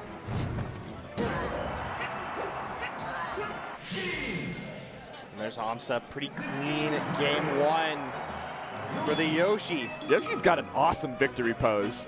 Little spin and then a ta-da. Yeah, a little bit of razzle-dazzle. Amsa, you know, Yoshi is a razzle-dazzle character. One of the only taunts in the game that breaks the 4th wall. Hey, everybody, start cheering for me. Yeah. You know, along with DK. What a coy, cute little dinosaur, you know? I bet he's delicious. Anyway. Kirby knows. FD for Ben here against Amsa.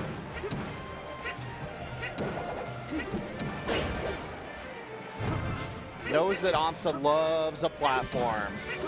But Amsa also loves FD. I mean, for years, the Japanese rule set favored FD, I think, to the exclusion of other stages. I do think that they, once upon a time, were doing the meme of Final Destination only. And Amsa has been counter-picking people to FD in spots that they're like, why is Amsa doing this? Since literally Apex 2015. They were like, why is Amsa taking Mango here? Their one set, I do want to say for the Triff versus Jmook over there in the corner, the last time they played was Collision 2024, where Triff won 3-1. That's right. Triff, easily a top 10 level player, even top 5 in my opinion, but just doesn't have the kind of at-bats to prove it. So this is definitely a terrifying bracket. Really, really hard brackets that Jmook has been faced with. As a Sheik player who struggles with ICs, I guess. Yes.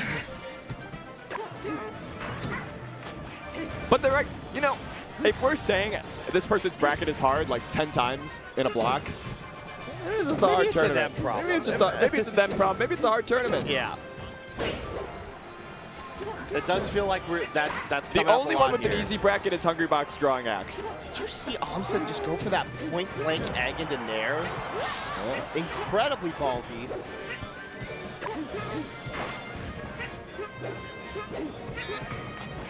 Oh wow, the cross-up grab, the butt cheeks grab for Sheik. Yeah. Prehensile butt cheeks. Little assless traps to continue our Tyson references. Yes. Just insane. What an incredible job by Netflix. If there's one thing that we can say here, I don't know. it's that our production here at Don't Park on the Grass is going to be better than the Netflix That's production. right. Shout-outs to the folks in San Francisco at Twitch.tv. Even if I spilled water all over this table right. and all over the electrical equipment, We stand strong. Nobody's unplugging. Yeah, we're getting one over on Netflix this weekend. Wow. Spot dodge destroying Yoshi up tilt. And the back air eating through everything too. It's such an unusual matchup to me because, like, on paper, a reason why Marth Yoshi is so hard is that Marth doesn't have a lot of multi-hit moves. And she should have that problem too. But her single-hit moves and grab, yeah, you can't do that.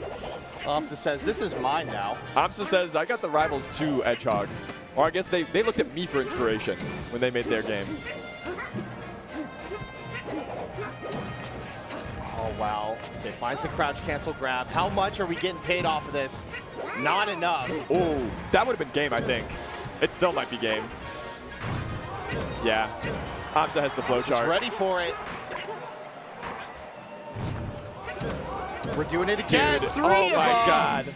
Ben holding on for dear life, but it's not enough. Amsa's flow chart will go as long as you need to when we get into the recursive if-thens. Amsa will sit in his room and do that nair for 4 hours straight. Kyle Kudo versus S2J. Another, you know, sort of tough Falcon matchup. I know S2J has kind of been struggling against Spark recently. Defeated him in this beat tournament. him in this tournament, but that was on the cup strategy for Spark. that was super Jmook. That was super Jmook. Yeah, a bit of a trouble matchup for S2J here, and we'll see if, like you mentioned, you know, the stars may be aligning here for Kyle Kudo to go on a bit of a deep run in this tournament.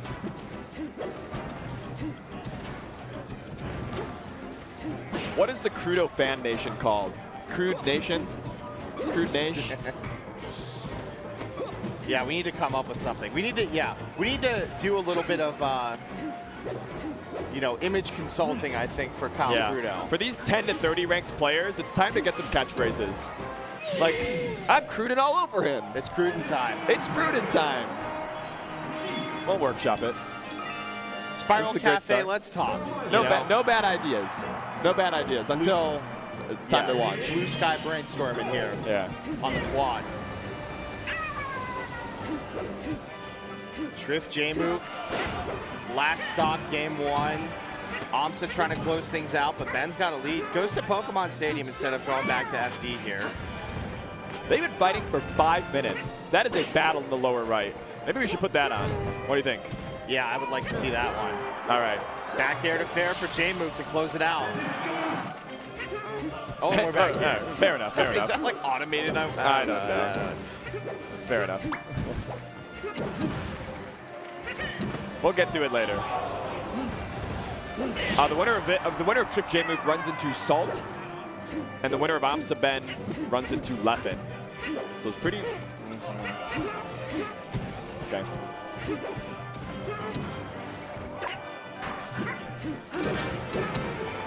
All right, game 2 for Triff and Jmook. What do you think about Peach Sheik? Any thoughts on this matchup? Yeah, I think a lot of Sheik's tools make it really easy to get, or straightforward at least, to get Peach to like 60–70%. Yeah. And then after that, you know, you have a relatively linear set of choices to kill. I think for Peach, if you know the edge guard flowchart, similar to like Amsa versus Sheik, the matchup becomes a lot more doable. If not outright, you know, just like you're not worried about it. But I don't think Peaches are happy to see Sheik necessarily, but they're happier than seeing a Fox. I do think the days are gone where you can just kind of force the Sheik to land on stage and down smash, you know? Well, don't count it out. You can rip them every once in a while. Sometimes, but you know, there's a lot of, you know, holding for 2 hits of the down smash to get sent the other way. Amsa teching, you know? There also is like this like World War I no man's land neutral that we just saw, just throwing things at each other and nobody wanting to cross into the center. Oh, and Lot also just so excellent with the low floats at the sub float up. Yeah, the sub floats at turning into a little Fox cosplay for like moments and racking up a ton of %. That SD could be big here. Peach, I think, very good at playing with the lead. Yeah. A huge problem for Peach is chasing and being bad at doing that. And so having the lead. That's the logic behind Triff going to FD here. You know, Jmook not to be able to set up shop on the platforms, but wow, just finds himself below the ledge. And Jmook. It became just a Rock Paper Scissors timing game that Jmook won. Actually, the float was going to run out, so it's not just Rock Paper Scissors. It's Rock Paper Scissors on a timer. Jmook cold walking into that forward tilt. Yeah. Jmook experimenting with dashing forward to see if he could stop the kind of no man's land before it starts. Yeah. Maybe threaten to punish the turnip pull at least. Did Axe win? Holy. No, I don't think the set has begun yet. Oh, okay. They're just sitting down. I think the crowd was popping off, and yeah, I was here like, comes H-Box. I was like, it would have to be louder for that. It was pretty loud. People love Axe. And he loves that. People chant AZ in the weirdest places in the world for that guy. There are certainly people who don't know what AZ stands for who have chanted it for Axe. They have no idea what the city of Phoenix looks like. Yeah. And they don't want to know, frankly. And God bless them, they're right. Yeah. That city exists in defiance of God. The failures of temperate cities and temperate states have created this monstrosity. But Triff and Jake going back at it. We're back in the last stock situation. 2 games in a row going all the way.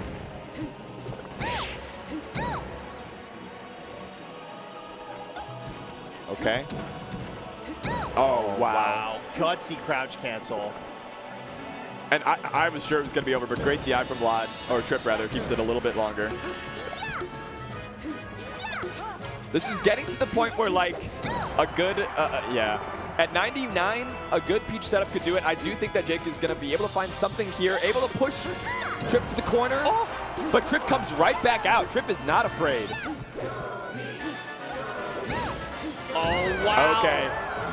Incredible over and spacing. over on the last stock. Yeah, Jmook baiting Triff in, asking him to come at him.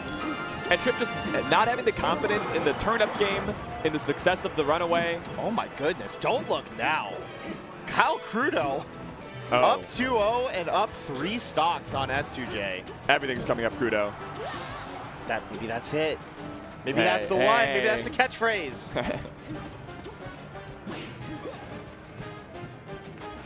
Okay. We need a real who else but Quagmire type thing, you know? Kudo up and up. Let's just hit him against the wall, sure. Giggity, giggity, giggity, giggity, No. Kudo. Oh, wait a How about minute. that You one? said- Yeah. At the end there was something. And he wins. Yeah, I just think that character is one of the most detestable people in any fiction. Like, legitimately just giving the writers the chance to, like, have all their inner, like, thoughts put on the page in a way that makes it seem like they're not gross. And they, oh, no, just him saying it. I know you. Seth, Seth. I see you. Seth, keep the focus on the Orville, okay? Keep it on the good shows.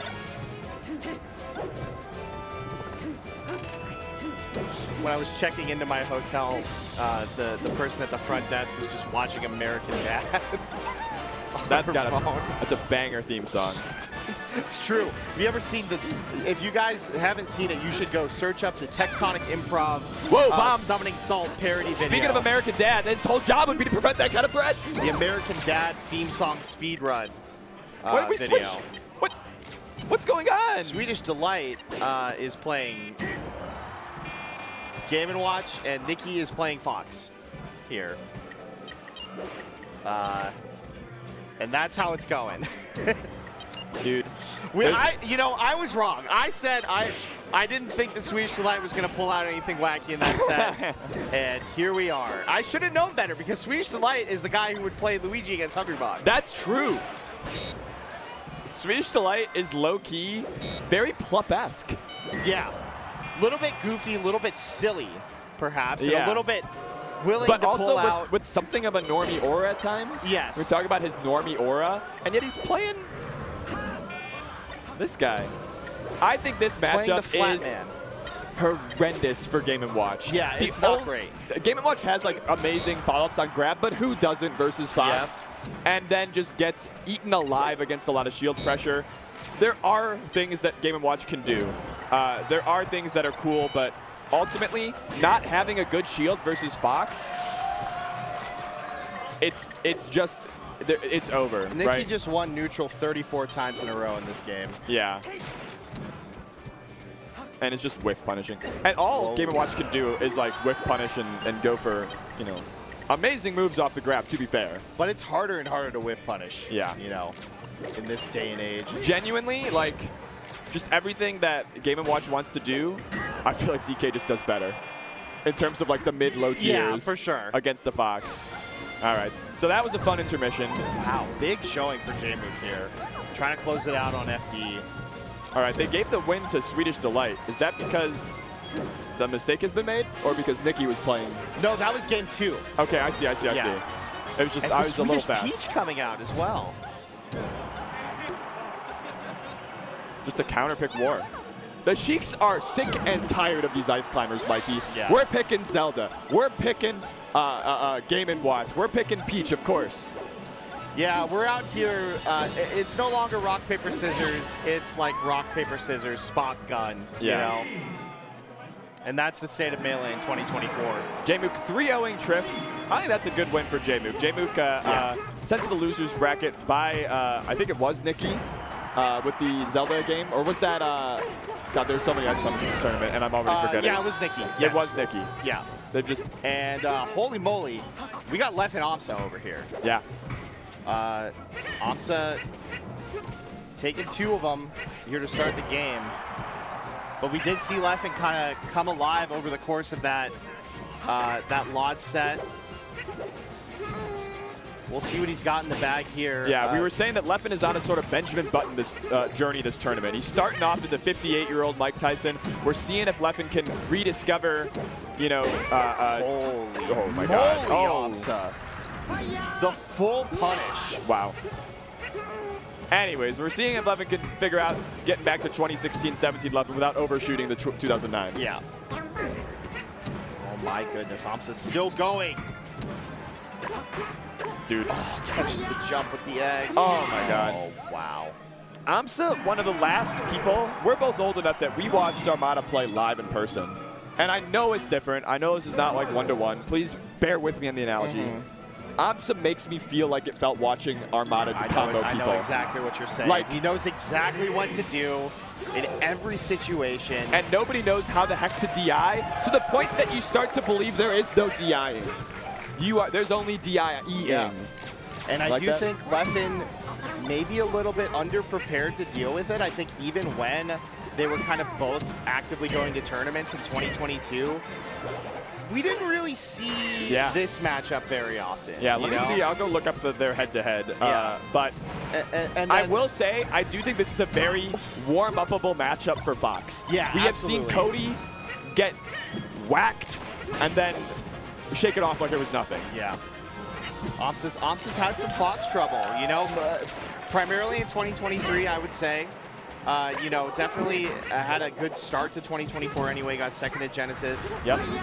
But, you know, this is a matchup where he's susceptible, I think, to taking an L. Leffen has lost their past 2 sets at the Scuffed World Tour, and wow. It looks like, is this real? The last time they played was Scuffed World Tour, and then before that, Smash Summit 14? I think that's right. And then before that, one at Battle CC. So yeah, you're right. Not much history. A very rare matchup we're getting here. Both been inactive for one reason or another over the course of this year in particular. And things are looking decent for Leffen here on FD. Yeah. As you would kind of expect, you know, this is he says that this is not a stage that he loves, but the results do not lie. In chain grab matchups. Yeah. This is a big left stage. And shooting the gun, yep, free damage. It's on sale for the up smash. It's free real estate. It's free real estate.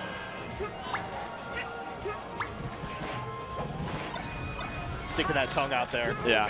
There's a lot of 4 in this game, man. What can you say? Yeah, we were talking about how Kirby has a taste of everybody in the cast. So does Yoshi. Yoshi does too. Oh, getting a big taste of Leffen. Oh, not all the way. Leffen knows just when to jump. Oh my goodness. Okay.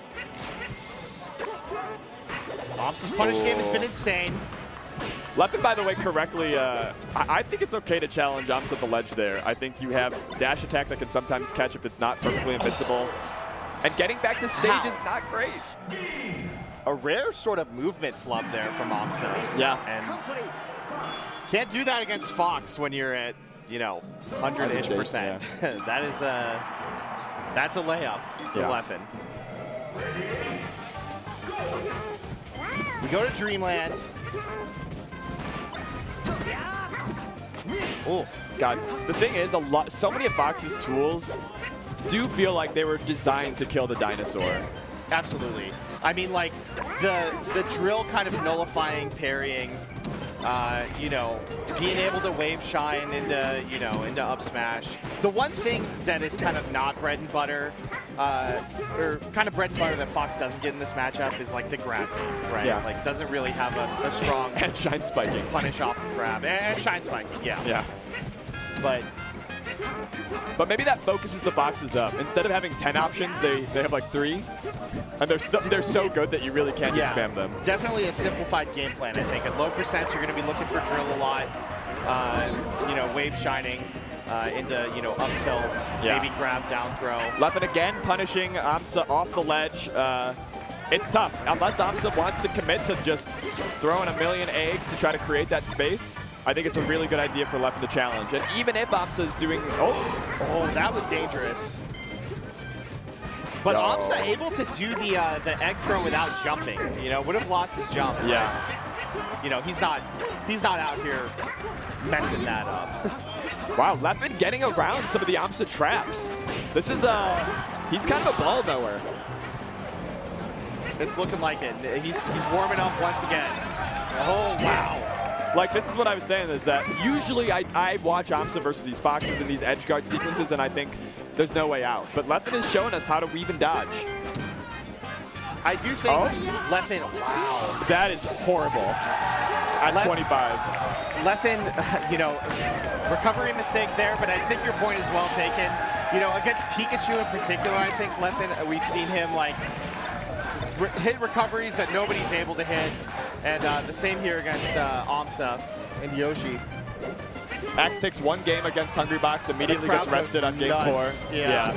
Just to give you the update if you're not multi-Twitch streaming. Hbox, like, feeds off of other people's hope. He's like an energy vampire. I swear to God, it's so true. At Gamal, one of the earliest times Moki started to get up on Hungrybox, the crowd starts chanting against him. This is peak Hungrybox, mind you, and like early Moki. And the crowd starts chanting for Moki, and I'm like, no, they've ruined it. If they stay dead silent, Moki is top 10 2 years earlier. I will die believing that. Hbox, Colin Hungrybox Robinson, you know? Yoshi doing like a Falco impression of pillar combos again, like down air, jab reset, down air, jab reset. Up air, yeah. Leffen gotta hit those techs, or I guess maybe it's a choice. Maybe I like jabs more than I like whatever else could come. I'm able to find a shield grab, and he's getting paid off of it. Oh, calls out the spot dodge. Slams him with the noggin.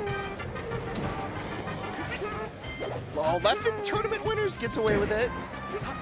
We need to get Yoshi a helmet. This guy's got to be suffering CTE. Absolutely. Wow. Yoshi 20 years after retiring from Melee. It's gonna be a problem. It's gonna be tragic. But for now, we enjoy the blood sport. I wouldn't deign to speculate what's gonna happen to that guy. Okay, back over to... Oh my goodness. Yeah, Nikki, another Peach to deal with here, albeit a secondary. What's up, gamer? Last time I said that, it was like a magic incantation, and Nikki leveled up. So we'll see if that continues. Yeah. It does smell like up gamer. In this event, in this standing room only crowd. Yeah, we're packed in like sardines here. We're what the maximum occupancy is 875 in this room, and we packed you know, just about all of that in here. Turning people away at the door. That was just classic. That was just level 1 Peach versus Ices. Shout out level 1. Yeah. Saves the Nana. But only for so long. And Swedish. This feels like position here. A time capsule. We're just doing Peach secondary things against Ice Climbers. And sometimes it's working. Yeah. I mean, that's why I always like try to have a little humility. Like, I'm not sure I could beat Ken in 2007. Maybe game 1. Yeah. Maybe game 1. But sometimes the old spells still have a little kick. He mind gamed me, Mikey. Like Gotta work like on he your tried to games. mind game Bob. Young players out there, there's one bit of wisdom that we can impart. Mind games. Mind games. It's not about punishes. Don't believe their lies. It's about tricking your opponent so you don't have to learn your execution of anything. Take your Mewtwo King Metafy subscription and throw it in the damn garbage. That's right. You can only be frame perfect 10% of the time. With mind games, you will be good enough. Go ahead and tune in to twitch.tv/liquid_Ken. Do not ask him to go onto your podcast. He will ask for an appearance fee. JackieTran.com is the website with all you need to know. Oh, can we take a peek at Left and Amsa perhaps real quick? This could be a big moment here. Yeah. Can we go to game 5, or does Amsa at 49 have the budget to close out a high percent stock and one more Fox stock to boot? Speaking of boot, eating it. Big boots. Leffen licking that boot. The last TSM rep. He said, I stay loyal to my corporation. Bring this dough home. I don't care Papa who they Reginald. put in jail. Yeah.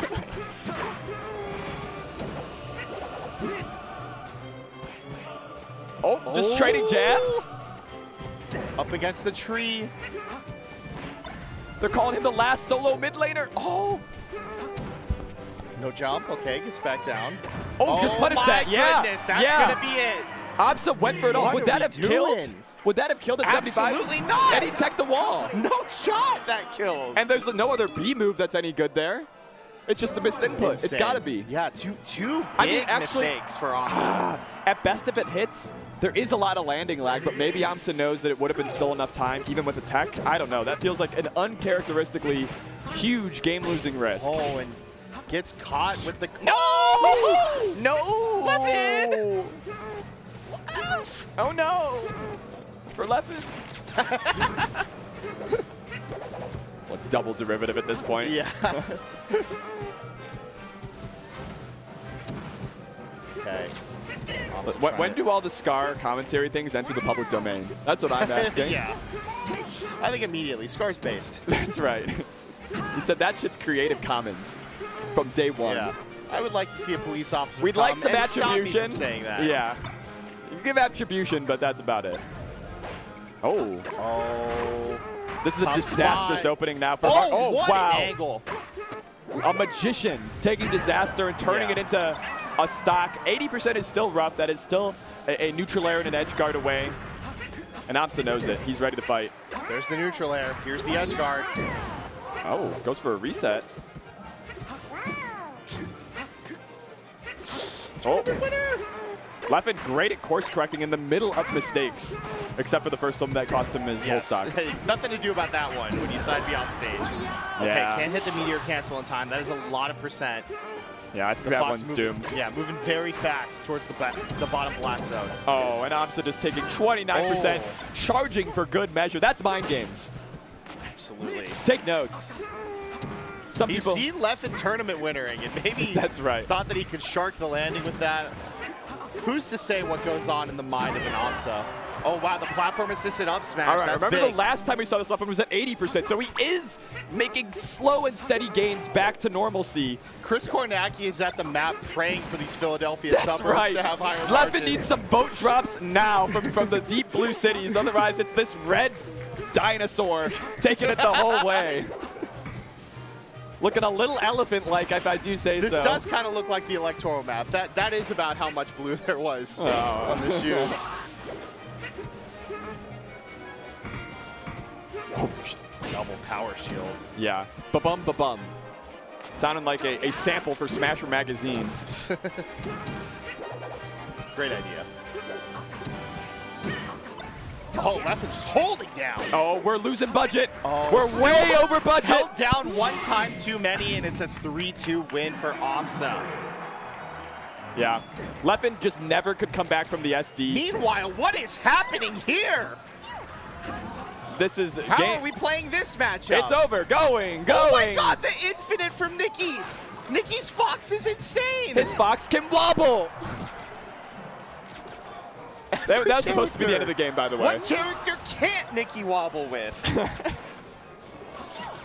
Show me the Luigi wobble. I need to see it. It's a wave dash down smash. Wave dash down smash.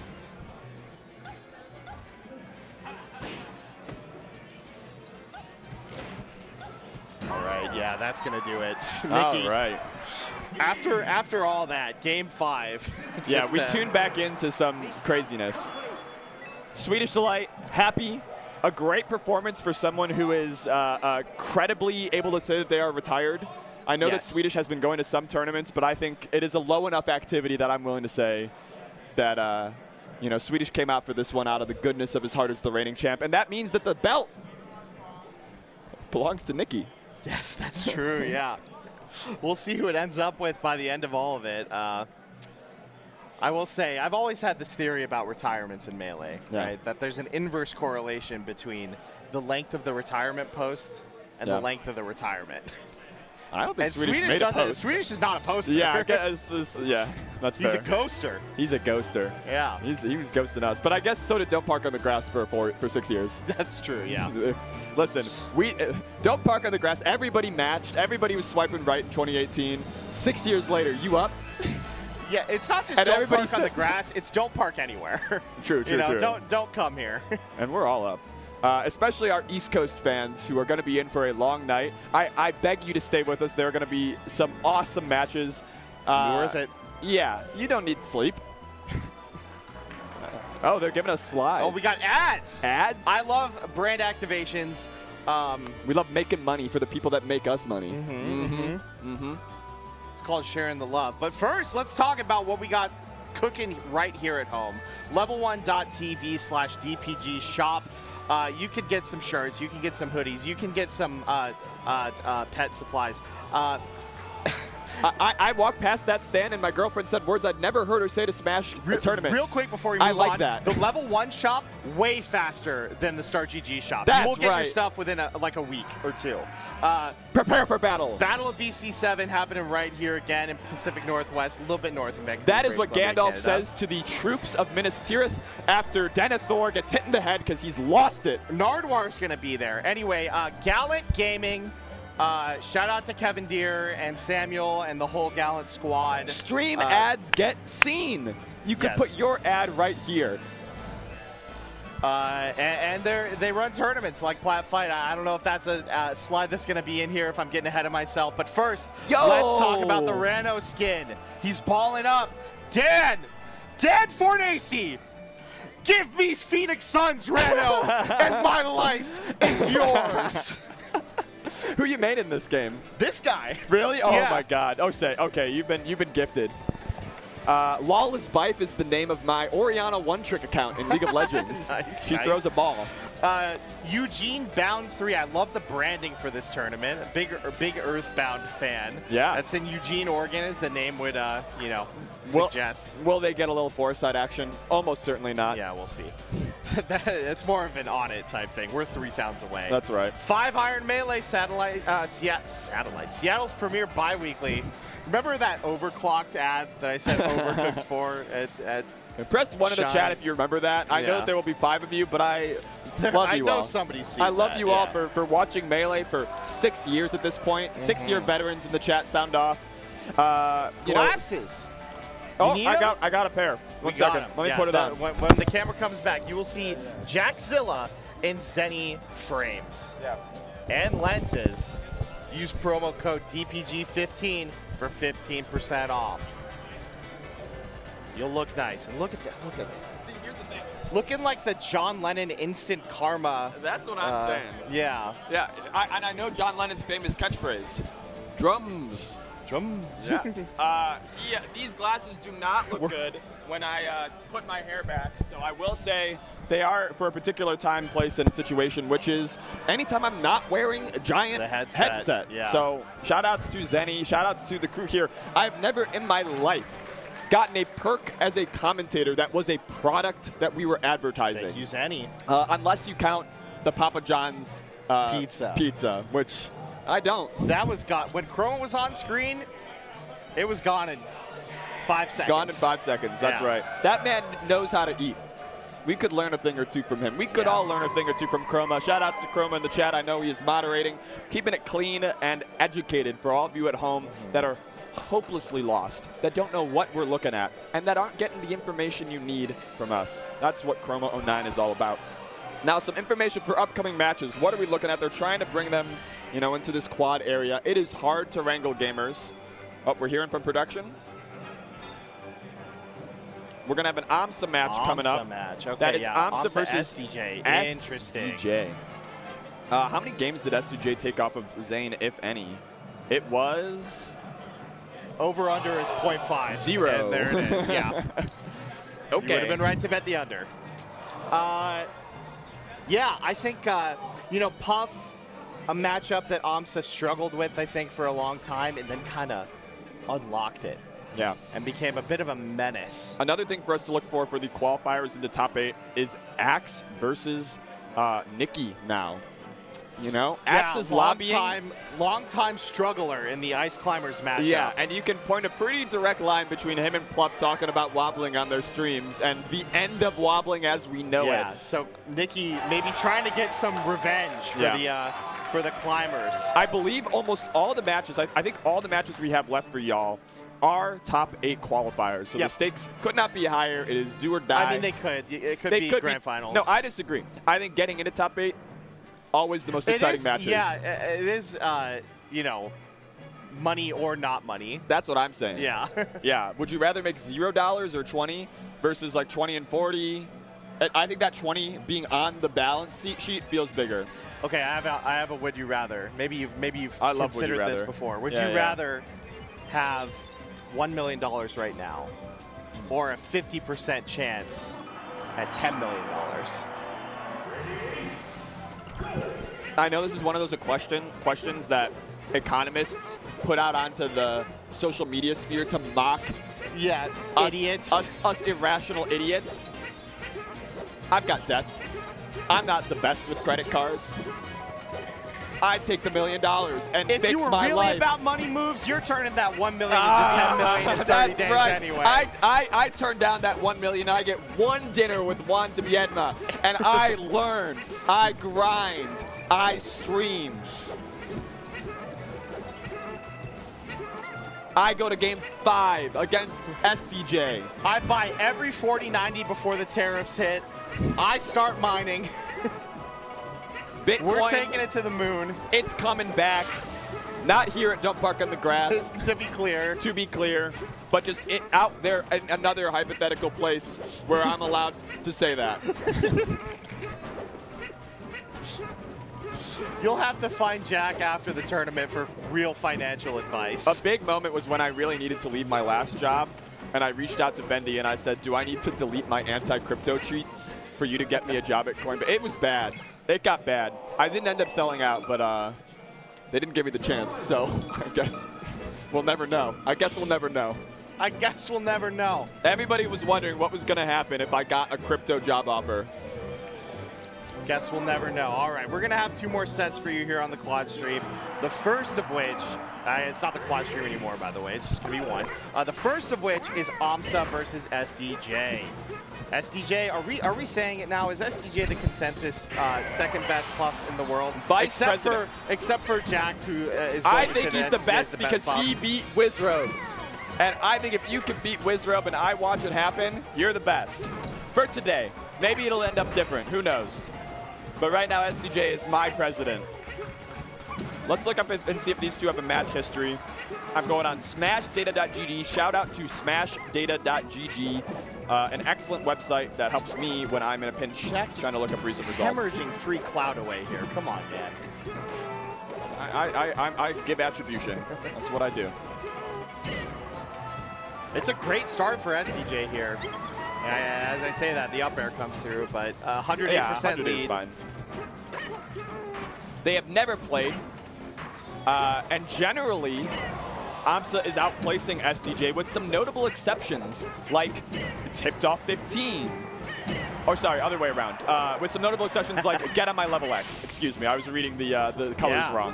Yeah, SDJ famously the recipient of the chair slam at that tournament. Got 7th. Amsa got 17th the last time we were in sort of the northern chunk of land here. Similar lines of latitude. Yeah, if we're within 40 miles of the Canadian border, U.S. border, you're Canada. You might want to bet on SDJ over Amsa. And you're Canada.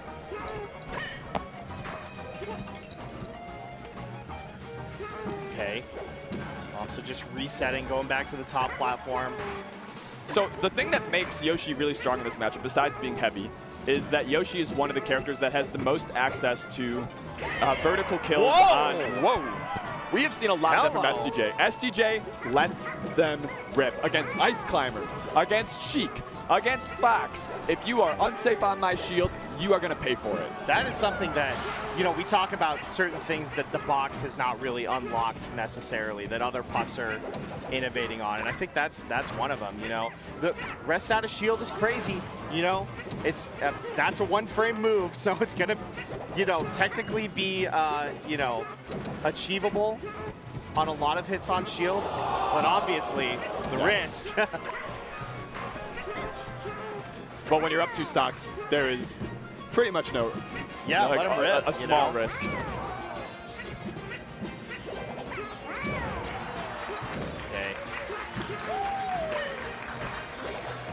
Amsa starting to chip away here. Doesn't want to take too much more damage. And the puff is 1 up air away from death. Yeah. There it is. This is a very classic Amsa thing to me, is like noodling around the platforms and then suddenly striking. And I wonder if SDJ will start to notice that pattern and realize that even if Amsa looks like he's doing like movement on the top platform, he is actually a split second, a blink away from nairing you. Yeah. Or up airing you in some cases. That's another kind of Amsa classic against H-Box, is the falling up air. We need data on this. We need, like, when Amsa wave lands on the top platform, like, what percentage of the time is he, you know, dropping off to the left, dropping off to the right, shield dropping, you know? Yeah. Wave landing on side platform afterwards. Like, these are the things that need to be studied. Does he have any? It's like when pitchers in baseball have some sort of physical giveaway. This looks like the end, though. Oh, desperation forward air, but all SDJ has to do is hold up, and you get the automatic meteor cancel. Yeah. SDJ looking great. We talked a lot about what makes Yoshi competitive in this matchup, but ultimately, unless you are Hungrybox fresh off a loss, most people are going to say this is Puff winning. Yeah. But if you ask Hungrybox, but it's, you know. He'll say, you know, I always think the losing matchups are the ones I lose. Oh, SDJ going for it again. Not a great punish, just a little bit. Oh, no, now it's looking good. Never mind. Yeah, it's a big one. I think that third part is maybe not guaranteed, right? That's a little bit of a read on the movement of SDJ, but still really nice. Yeah. And now total control from Amsa. But the thing that Puff has is range. You can poke out with your back air. You could go out and try to stuff at high percents some of the recoveries. Oh. Dude. The gambler. Fishing for it. And, you know, maybe, like, Yoshi's story, you know, truly a home field advantage stage for Amsa here, I would say. So maybe thinking, like, I need to swing big here. These nairs are failing. We have seen 3 nairs, 1 hit shield, and 2 got traded for a net loss for SDJ. You know, tariffs are not paid by Amsa here. Yes. They are certainly being paid by SDJ. Oh, can't catch him.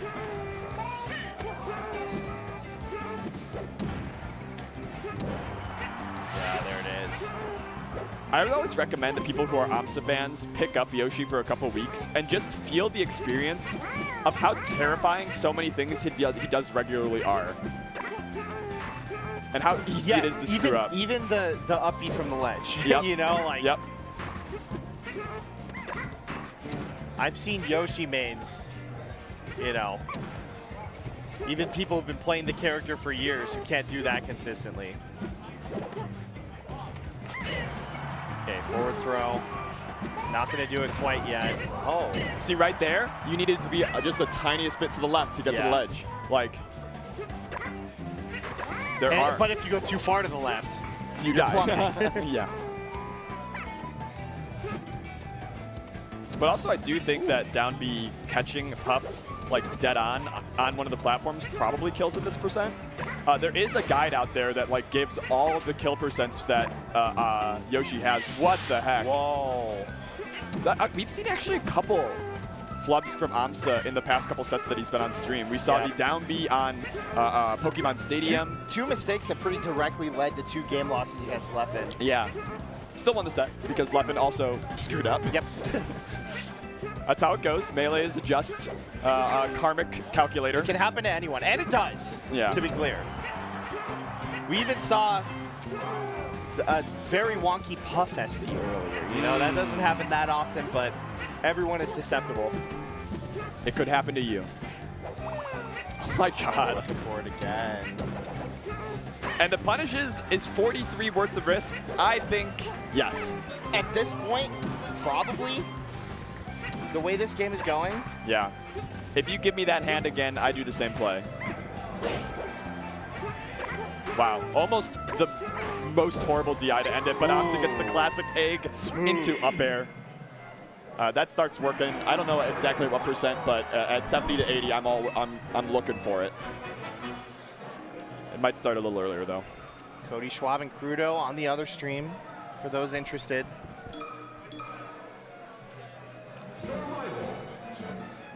They're calling him Kyle Kudo. They're saying everything's coming up Kudo. Everything's coming up Kudo. Final destination. Once again, you've taken Amsa to his favorite stage.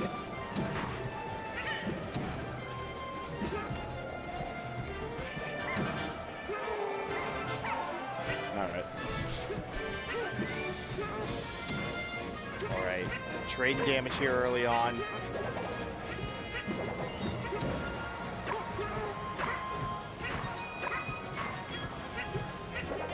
Amsa tossing him out, setting up shop. STJ down to wait it out though. Didn't actually like try to take stage. Waited for Amsa to come to him.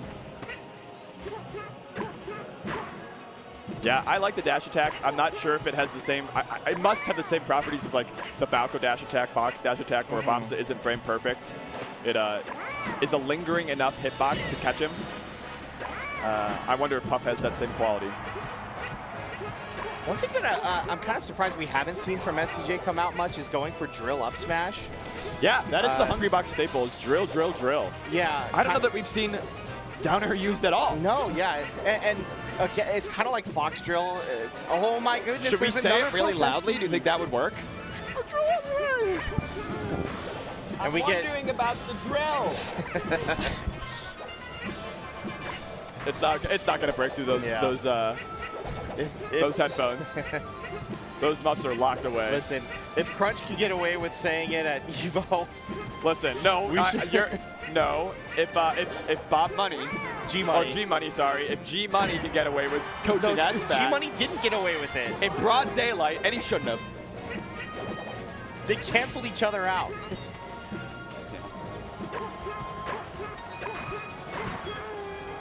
But yeah, as I was saying, it's kind of similar to Fox Drill, you know, like the multi-hit move that you can't really parry as Yoshi. So there must be something that was discovered in the lab that made it scary.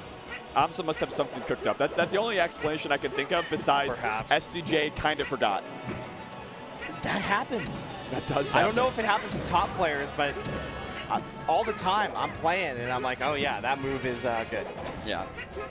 There's an Adderall shortage, folks, and we're all suffering. Goes for up smash out of shield this time. I like up smash out of shield over rest gamble a lot of time. You know, even stock situation here. STJ certainly willing to slow things down here. We are 3 minutes into this game. And has a huge success rate in the corner, waiting for Amsa to come to him and then punishing with grab, with dash attack now we've seen. But yeah. Oh, caught in the down B. All right, they take a full stock lead with the 90% on the board. It's not too far for Amsa to just bring it back. So not, sorry. Half stock lead, we'll call it. Yeah, sure. In my head, I was thinking a different word than I said.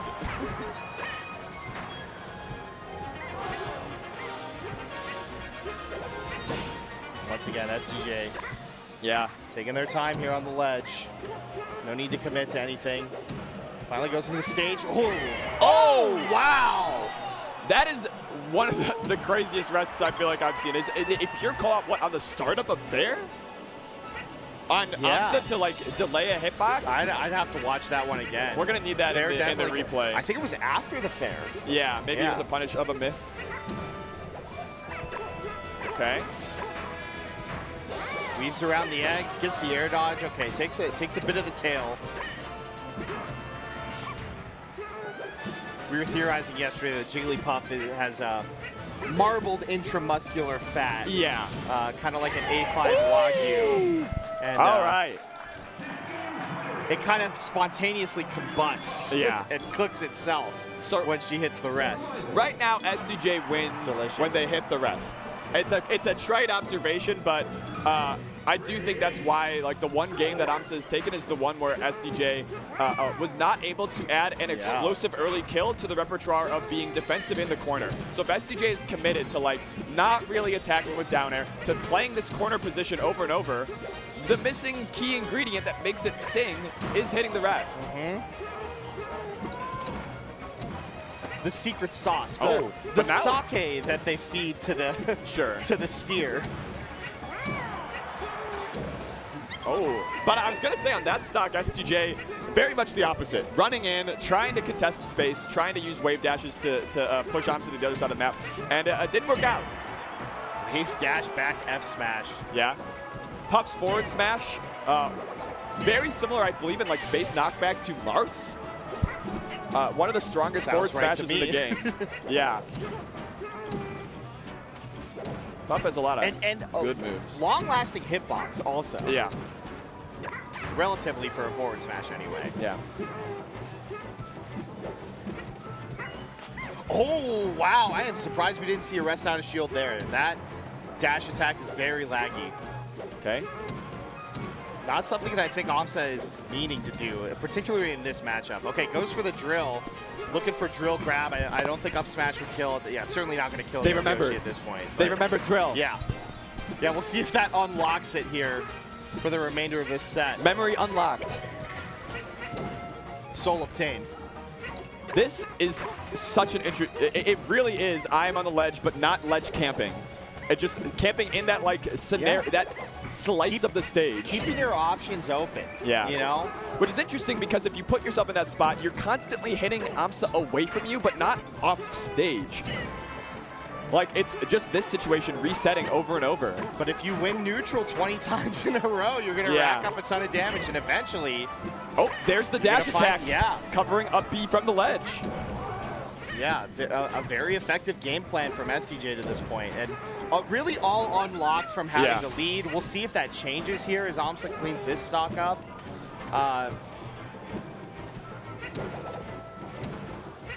But maybe that's one downside of it, right? Amsa can also kind of get this chip damage in, you know? And I agree, but the tariffs have started to work. I'm sorry to say. Okay, game one, the trades were not going well. It was like nair for nair, and it was bad. Now it's fair for a nair every 2 fairs. That's not a bad deal. Yeah. Okay, couple of trades here. They're virtually tied. Can I ask you something? STJ isn't drilling. Why isn't he drilling? We're bringing in an expert.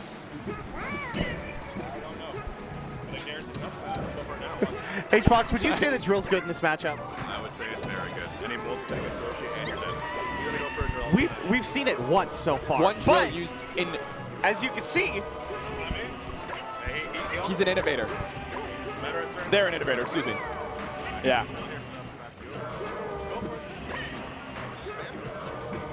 Yeah. Yeah, needs to clean this up. Cannot take these trades that have been happening It's a bad trade deal. It's the worst trade deal in history. Dash attack again. Yeah, it's dash attack, forward air, back air. This is the birth of a new way to beat Amsa. Take notes, Swan. And take notes. He's not taking notes. He's watching. He's watching the other set. He said there's absolutely nothing you can teach me. And SDJ with the rest teaches us all a new way to beat Amsa. 3-1 advances to top 8. An incredible showing from Texas's finest. And in my opinion, the best damn pup in the world. Beat Wizrobe, beat Amsa. You know who can't do that regularly in one bracket? The man who just walked away and didn't want to look at the match. What a performance from SDJ. It's true. Quirked up, Puff, busting it down, corner style. That's right. That's right. Posted up on the corner like they're outside of the bodega. Yeah. And moving on into top 8. Another top 8 appearance from SDJ That's in right. 2024. Are we talking about it yet? It's because SDJ it keeps happening. On a collision course with Hungry Ken. Box. That's Oh, how okay, that sorry. goes, right? Yeah, with Ken on a collision course. You're right, you're right. And we're going to have one more set here coming up pre-top 8, and that's going to be Josh Man versus Junebug. Really? I think so. That's what they did. Jmook. Jmook. I'm sorry. Close. Yeah, Junebug lost Overcooked. Overcooked. Another J player. So there's right so many now, of the them. top 8, as we have it, is SDJ is in. On the winner's side of the bracket, we have Aklo, not Cody Schwab, excuse me, Moki. Oh, Moki won. Zane, and Hungry Box. H-Box. And then on the loser's side, we now have Cody versus Kudo. 2-1 right now in Cody Schwab's favor. Close game here in game 4. And then we're going to be seeing Axe versus Nikki. So I actually think Nikki has a really good shot here to at top 8. Take that demon bracket that Melee Stats Danny gave him and turn it into a top 8 performance. Parlay it into a top 8. Yeah. Very impressive. And then Joshman, Jmook. I believe the last time they played it might have been a Jmook win, but the time before that was a Joshman win. I'll look that up for y'all. Huge Joshman defeated Jmook for the first time roughly a week after swearing off League of Legends. As I know, Joshman is back on the league, back on the Rift. He's rifted. So I don't know how that will affect his win chances here. But I always say, what I learn on the Rift, I bring to the field. Battlefield, that is. Yeah. Yeah, the last time they played was this Battle of BC set. It is a 3-2 standing. I don't think that they haven't played since then. And before that, it was a 5-set win streak for Jmook. So the question is, will this be a return to the Jmook of years yonder, or is this the continued rise of Joshman, taking that 3-2 and maybe pushing it to an even cleaner win? And it is Cody Schwab advancing over Kyle Kudo. Finally, things have come down for Kyle. Yeah, out at 9th. A good run. Certainly. It's crazy that even with Plup and Mango dropping out, this tournament is so hard to get into the top 8 of. Yeah, absolutely. There's hitters out here. And they're in the losers bracket. Who wins RPS? It's Jomb. That was Paper? I think, yeah, he kind of held. Yeah, he kind of option selected that Paper. one. That was a little bit of a... What else would that be? You could go like palm up and then turn it into like a 2-finger. Like as you see, if you have the reaction time. I wouldn't put it past that cheeky sumbitch. You know? Yeah. We call that the... no, we don't. It wasn't good. We're not calling it that. We're leaving that one on the shelf. Yeah. I've been watching a lot of Australian Survivor. I feel like I know about as much as Australian culture as any American can. Respect to Shane Gould, Olympian, 4-time in the 60s. And of course, spoilers, Survivor champion, who coined the phrase in her winning run, "Don't F with Shane Gould." The oldest Survivor winner in any franchise in the world. So that's what I know about Australia. The other thing I know is that Australia is filled with handsome gentlemen who like to talk about how much they'd like to kiss each other, but then they don't kiss each other. Yeah, they don't do it. That's actually a very Jmook and Josh vibe. Jmook could be Australian. He'll say that he'd want to kiss you and then not kiss you. He'll sit on your lap. He'll sit on your lap, and then yeah. he'll sit on Vicious' lap. Yeah, for sure. Like it's nothing. So here we go. Jmook, Josh, man. Sheik versus Fox. Is this still hand warmers? I guess We're so. on to game 2 of hand warmers Game 2 now. of hand warmers. Josh man, Josh man, Josh man, Josh man, Josh man, Josh man. Sora, Sora, Sora, Sora, Sora. We don't know There's our anything Josh about Man Josh's song. mentality going into this. It could be good, it could be bad. It's a Straight- mystery to his closest friends. Straight from the mouth of Miles Don B. Dobney.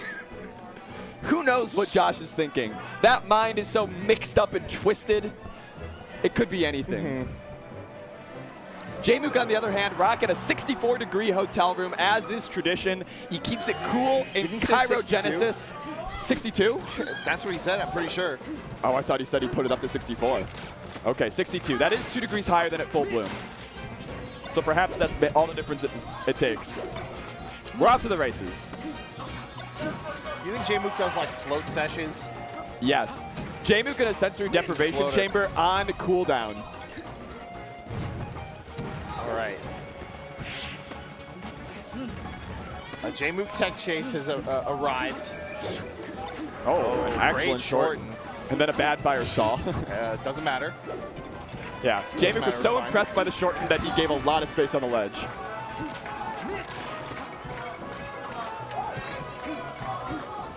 This matchup, as explained to me by Bonfire 10, is Fox should just abuse drill at the early percentages, use that to kind of create a really, really tough neutral situation. I know a lot of Sheiks are very frustrated with early percent versus Fox. 24 is the number to remember for Sheik forward tilt not getting crouch cancel. But Jmook defeats this with clever positioning, using tilts to get a little bit of chip damage outside of crouch cancel, like range or like retaliation range, and then grabbing. Grabbing is the bread and butter. How do you get out of this problem of drill? And we grab, and we edge guard, Oh, and you we are snipe. dead. And we walk. That's right. In upstate New York, you know they got, hunters. Jmook certainly listens to Comethazine. That's right. Although Jmook, I have heard, is trying to make his big break in LA as a musician. Finding record deals and serenading various executives with his voice and guitar.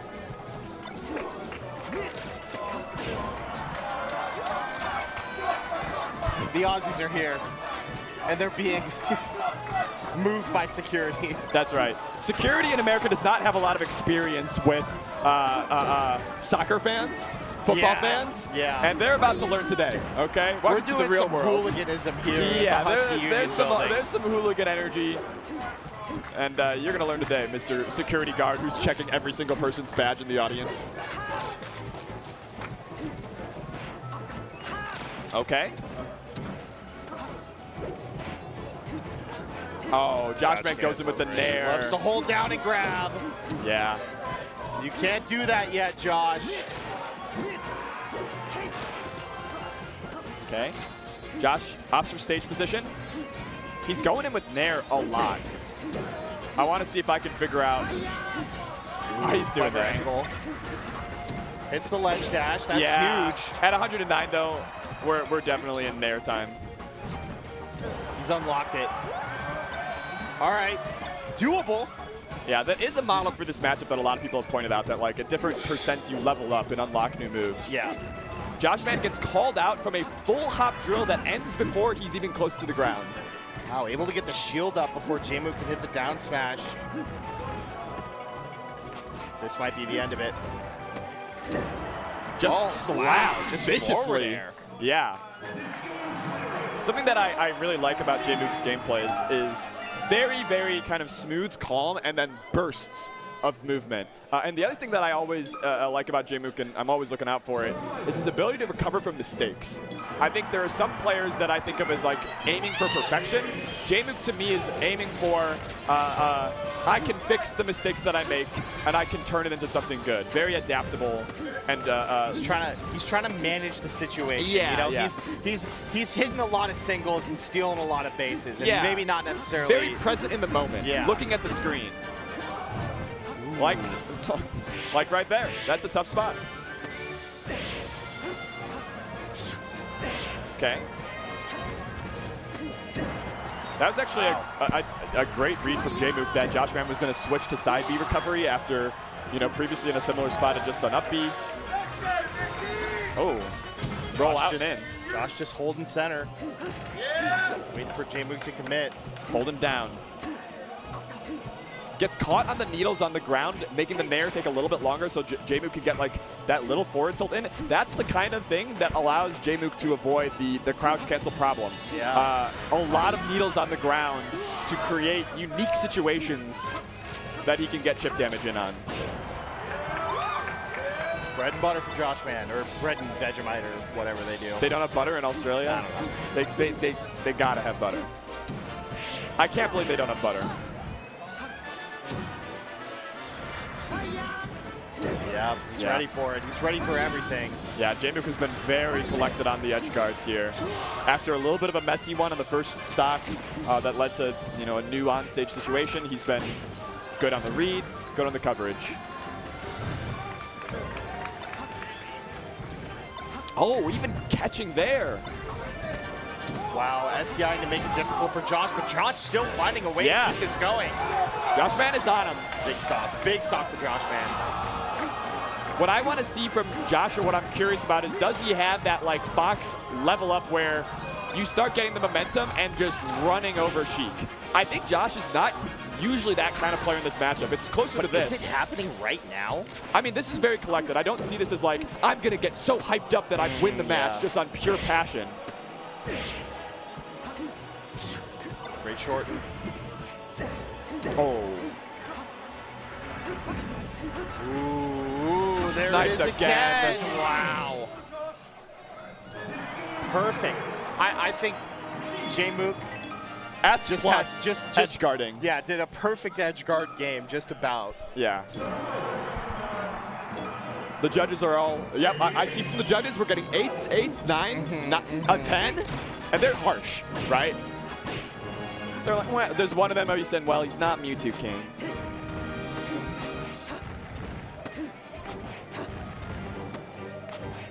All right, here it is, the cutscene.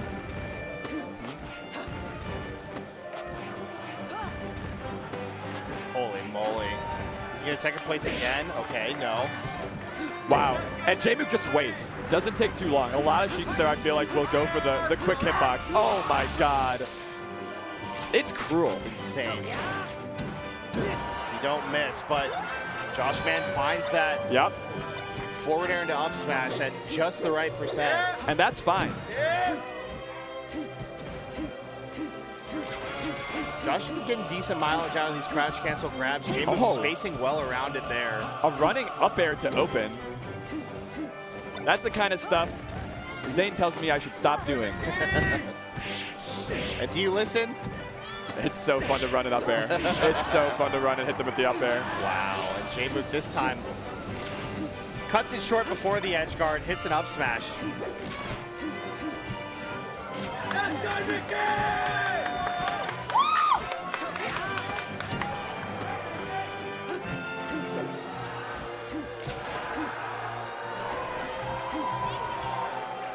All right, Josh fishing for it, trying to even things up. The up air is not going to be enough. And let's take a look at their history. The last time Jmook 3-0'd Josh was at tip-top 14 Resurgence in top 32 losers. The stakes are much higher here, trying to get in top 8. That should do it. But Jmook definitely looking closer to his 2023, 2022 form against Josh Man, and a lot less like Battle of BC6. There's room here, though, right? Like 2-2 is not insurmountable. I think there aren't really horrible stages in this matchup where, as Fox, you feel doomed. Josh went for forward throw, perhaps on accident, ended up frame negative and got tech chase for it. Unfortunate. Yeah. Oh. It feels like all the momentum is for Jmook. It feels like Josh is just battling to even get a little bit in. And to me, for Fox in this matchup, you're playing more like to control and dominate, and that's been really hard for Josh Big Man. opportunity. Yeah, this is huge, and we take the lead. Josh Man still at high percent, weaving and dodging, ready to challenge invincibility just in Jmook's face. This is a great start. Oh, no jump. Oh, this is a dream. Oh. You're so happy, you're so pleased. Oh, wow. And that's going to do it. And a 2-stock out of nowhere from an even match where Jmook in so many scrambles was winning. Let's get Nikki!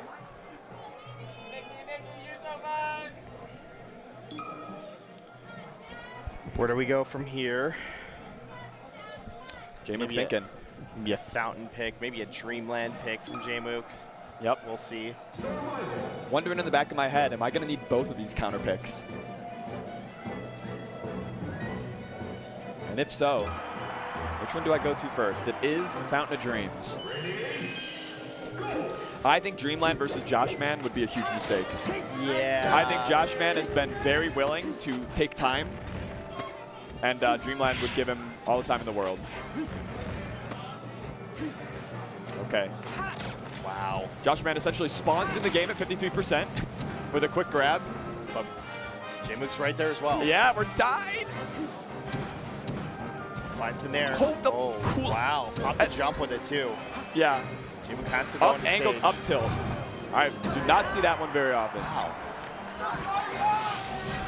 Yeah, Jmook got put in a bad spot there, and Josh gonna take it all the way to the bank.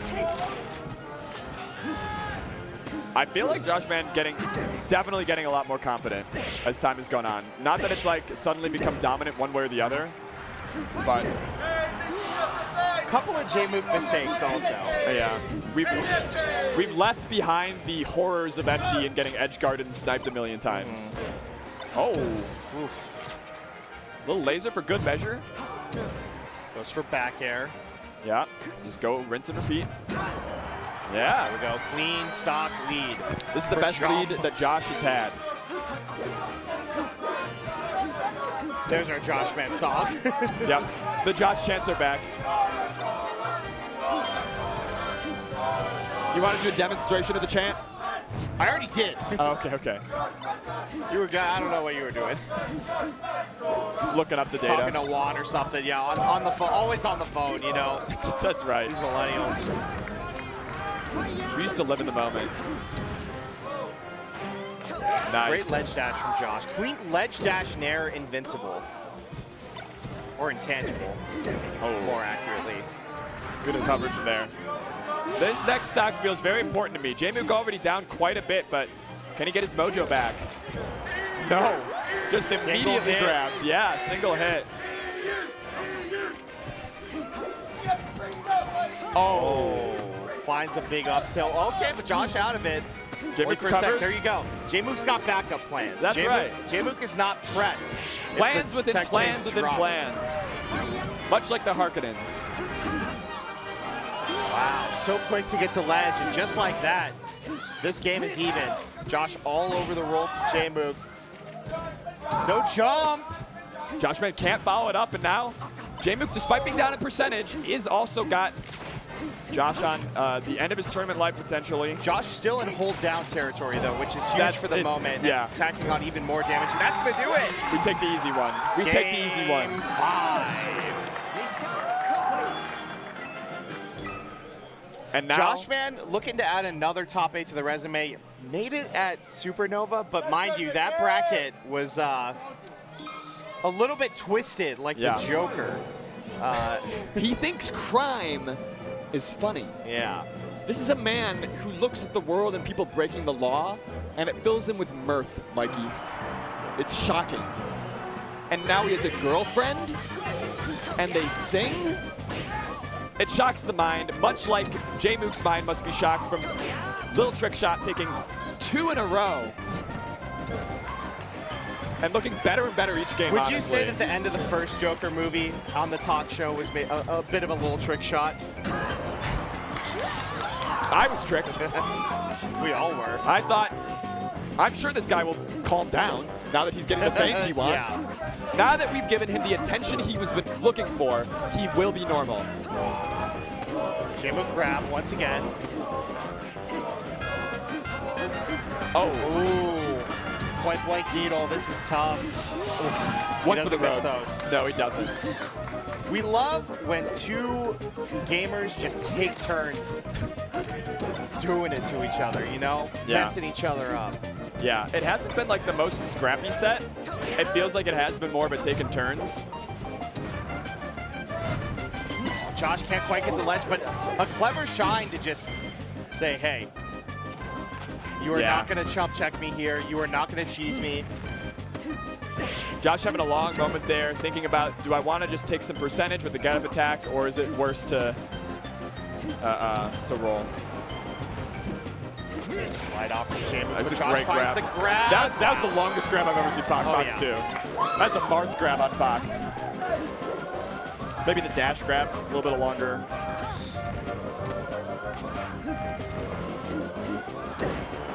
Oh, Amsa tech. No No needle. coverage from Jmook. That's the first edge guard Jmook has ever missed. But Jmook put it back together There we and go. used the poof to put it to an end. Just took a burn out of it. Yeah, that's what I'm saying. Jmook will like make a big mistake that for so many other players would be the end of the advantage state. But he just says on to the next one. You know, stay in the moment. Tenacity, Mikey. Can't get that one back, but And he's gonna need tenacity on his last stock.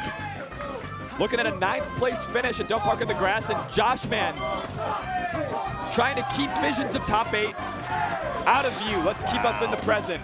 Jmook reads the spot dodge. And it's a huge punish. With Josh just a little bit late on Amsa attacking the platform there to survive. And it comes down to this. Josh gets nothing off the grab. 2 whips, both up air and up smash. And now Jmook in his zone, in his element. Down you go. And a grab again, but flubs it himself. And this time Josh resets to the platform.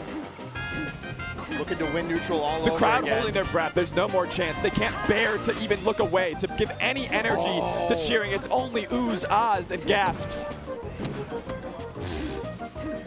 Important trade from Jmook. Would have been jumpless otherwise. A nice grab. This is a huge position for Fox. We love it here.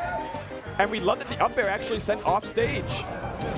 Gets a back air. This is gonna great. Get the jump back. We're doing back air. We're taking the easy way out. That's worked over and over this set. Double shine to send Sheik farther away. Genius. Jmook misses, but Josh is able to trade nevertheless. That's it. That is it. Joshman making it to top 8. Pops off for his people. Jmook takes the fist bump a little late, a little sad.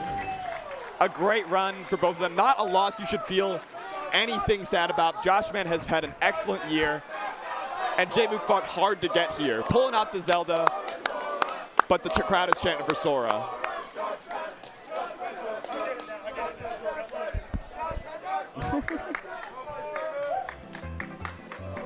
And this music does work with this dance. Love to see it. Yeah. Very happy for Josh. Yeah. A big top 8 for him. Yeah. He's been bubbling under the surface for a while now, you know, like coming short in some sets against Hungrybox. You know, really could have made winners finals if he had put it together against Junebug at Supernova. Yeah. And you know, a good tournament run so far, and it's still going for him. I'm trying to see who he's going to be facing next. That's the big question on my mind. So that match that we just watched was, let's see if I can find it. That was CK. So let's see. Is it Cody Schwab? I think it's Cody Schwab. And he's done it before. He's done it before. We've seen it before at Gommel. Yeah. Would be another great notch in the belt for Josh. Holy if he moly. Can keep it going after this that. Josh bracket, if it goes the way it's supposed to go. Oh, no. He's on the SDJ side. Okay. Oh, SDJ. Okay, yeah, he's on the SDJ side, which is not bad. I think Josh is still pretty good against Puff, but SDJ is just having the tournament of his life, besides the 4th place finish from earlier. Yes. That was the other tournament of his life. Of course. But I think both SDJ and Joshman kind of like this bracket. Into Moki, into Cody Schwab.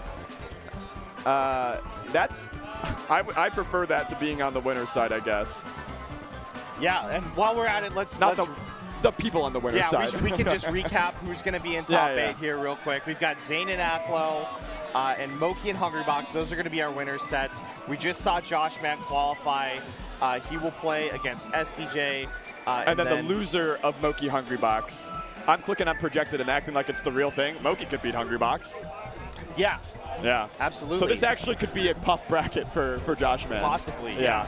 And then Cody Schwab versus Nikki is our final top 8 matchup in the losers bracket. Very cool. Whoa. Fun times. The quad stream always leaves me feeling a bit frazzled. And you did it We've gone into the Matrix. For like 5 straight hours last night. Thank you, Mikey, for setting up the schedule.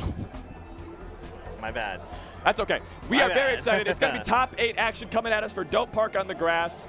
We got all sorts of great sponsors. They're giving us sunglasses, regular glasses for people that need those. It's going to be great. The vibe in here is very, very good. It's a college tournament, Mikey. We love those.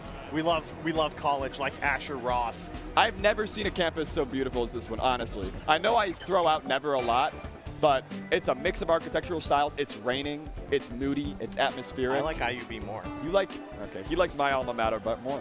That's very respectful of you. Yeah, I have to say it, but very nice nonetheless. Yeah, that's what makes it such a big deal that I think this is prettier. Yes. Like, I think IU is like gotta hand it to top him. tier, but I gotta hand it to him. Yeah. The Huskies got something here. That's it for us. Bye. That's it. That's it for the stream. Also, go to level1_TV to watch the rest of this here Melee bracket. You can find us on Blue Sky, jackzilla.bluesky.social. I have a Twitter, but you're going to have to go through the gate of a private account to get in there. Mikey is The Cheat on Twitter and Blue Sky as well. Give us a follow. We make stuff. We like to do fun Melee things. Subscribe to the Fourth Side Fights Patreon. Please give us money. We're getting paid for this. You can't shill us Please getting give us paid money. for other things. Please give us money. When Goodbye. we're getting paid for this. Goodbye. It's bad form. Please. It's gauche.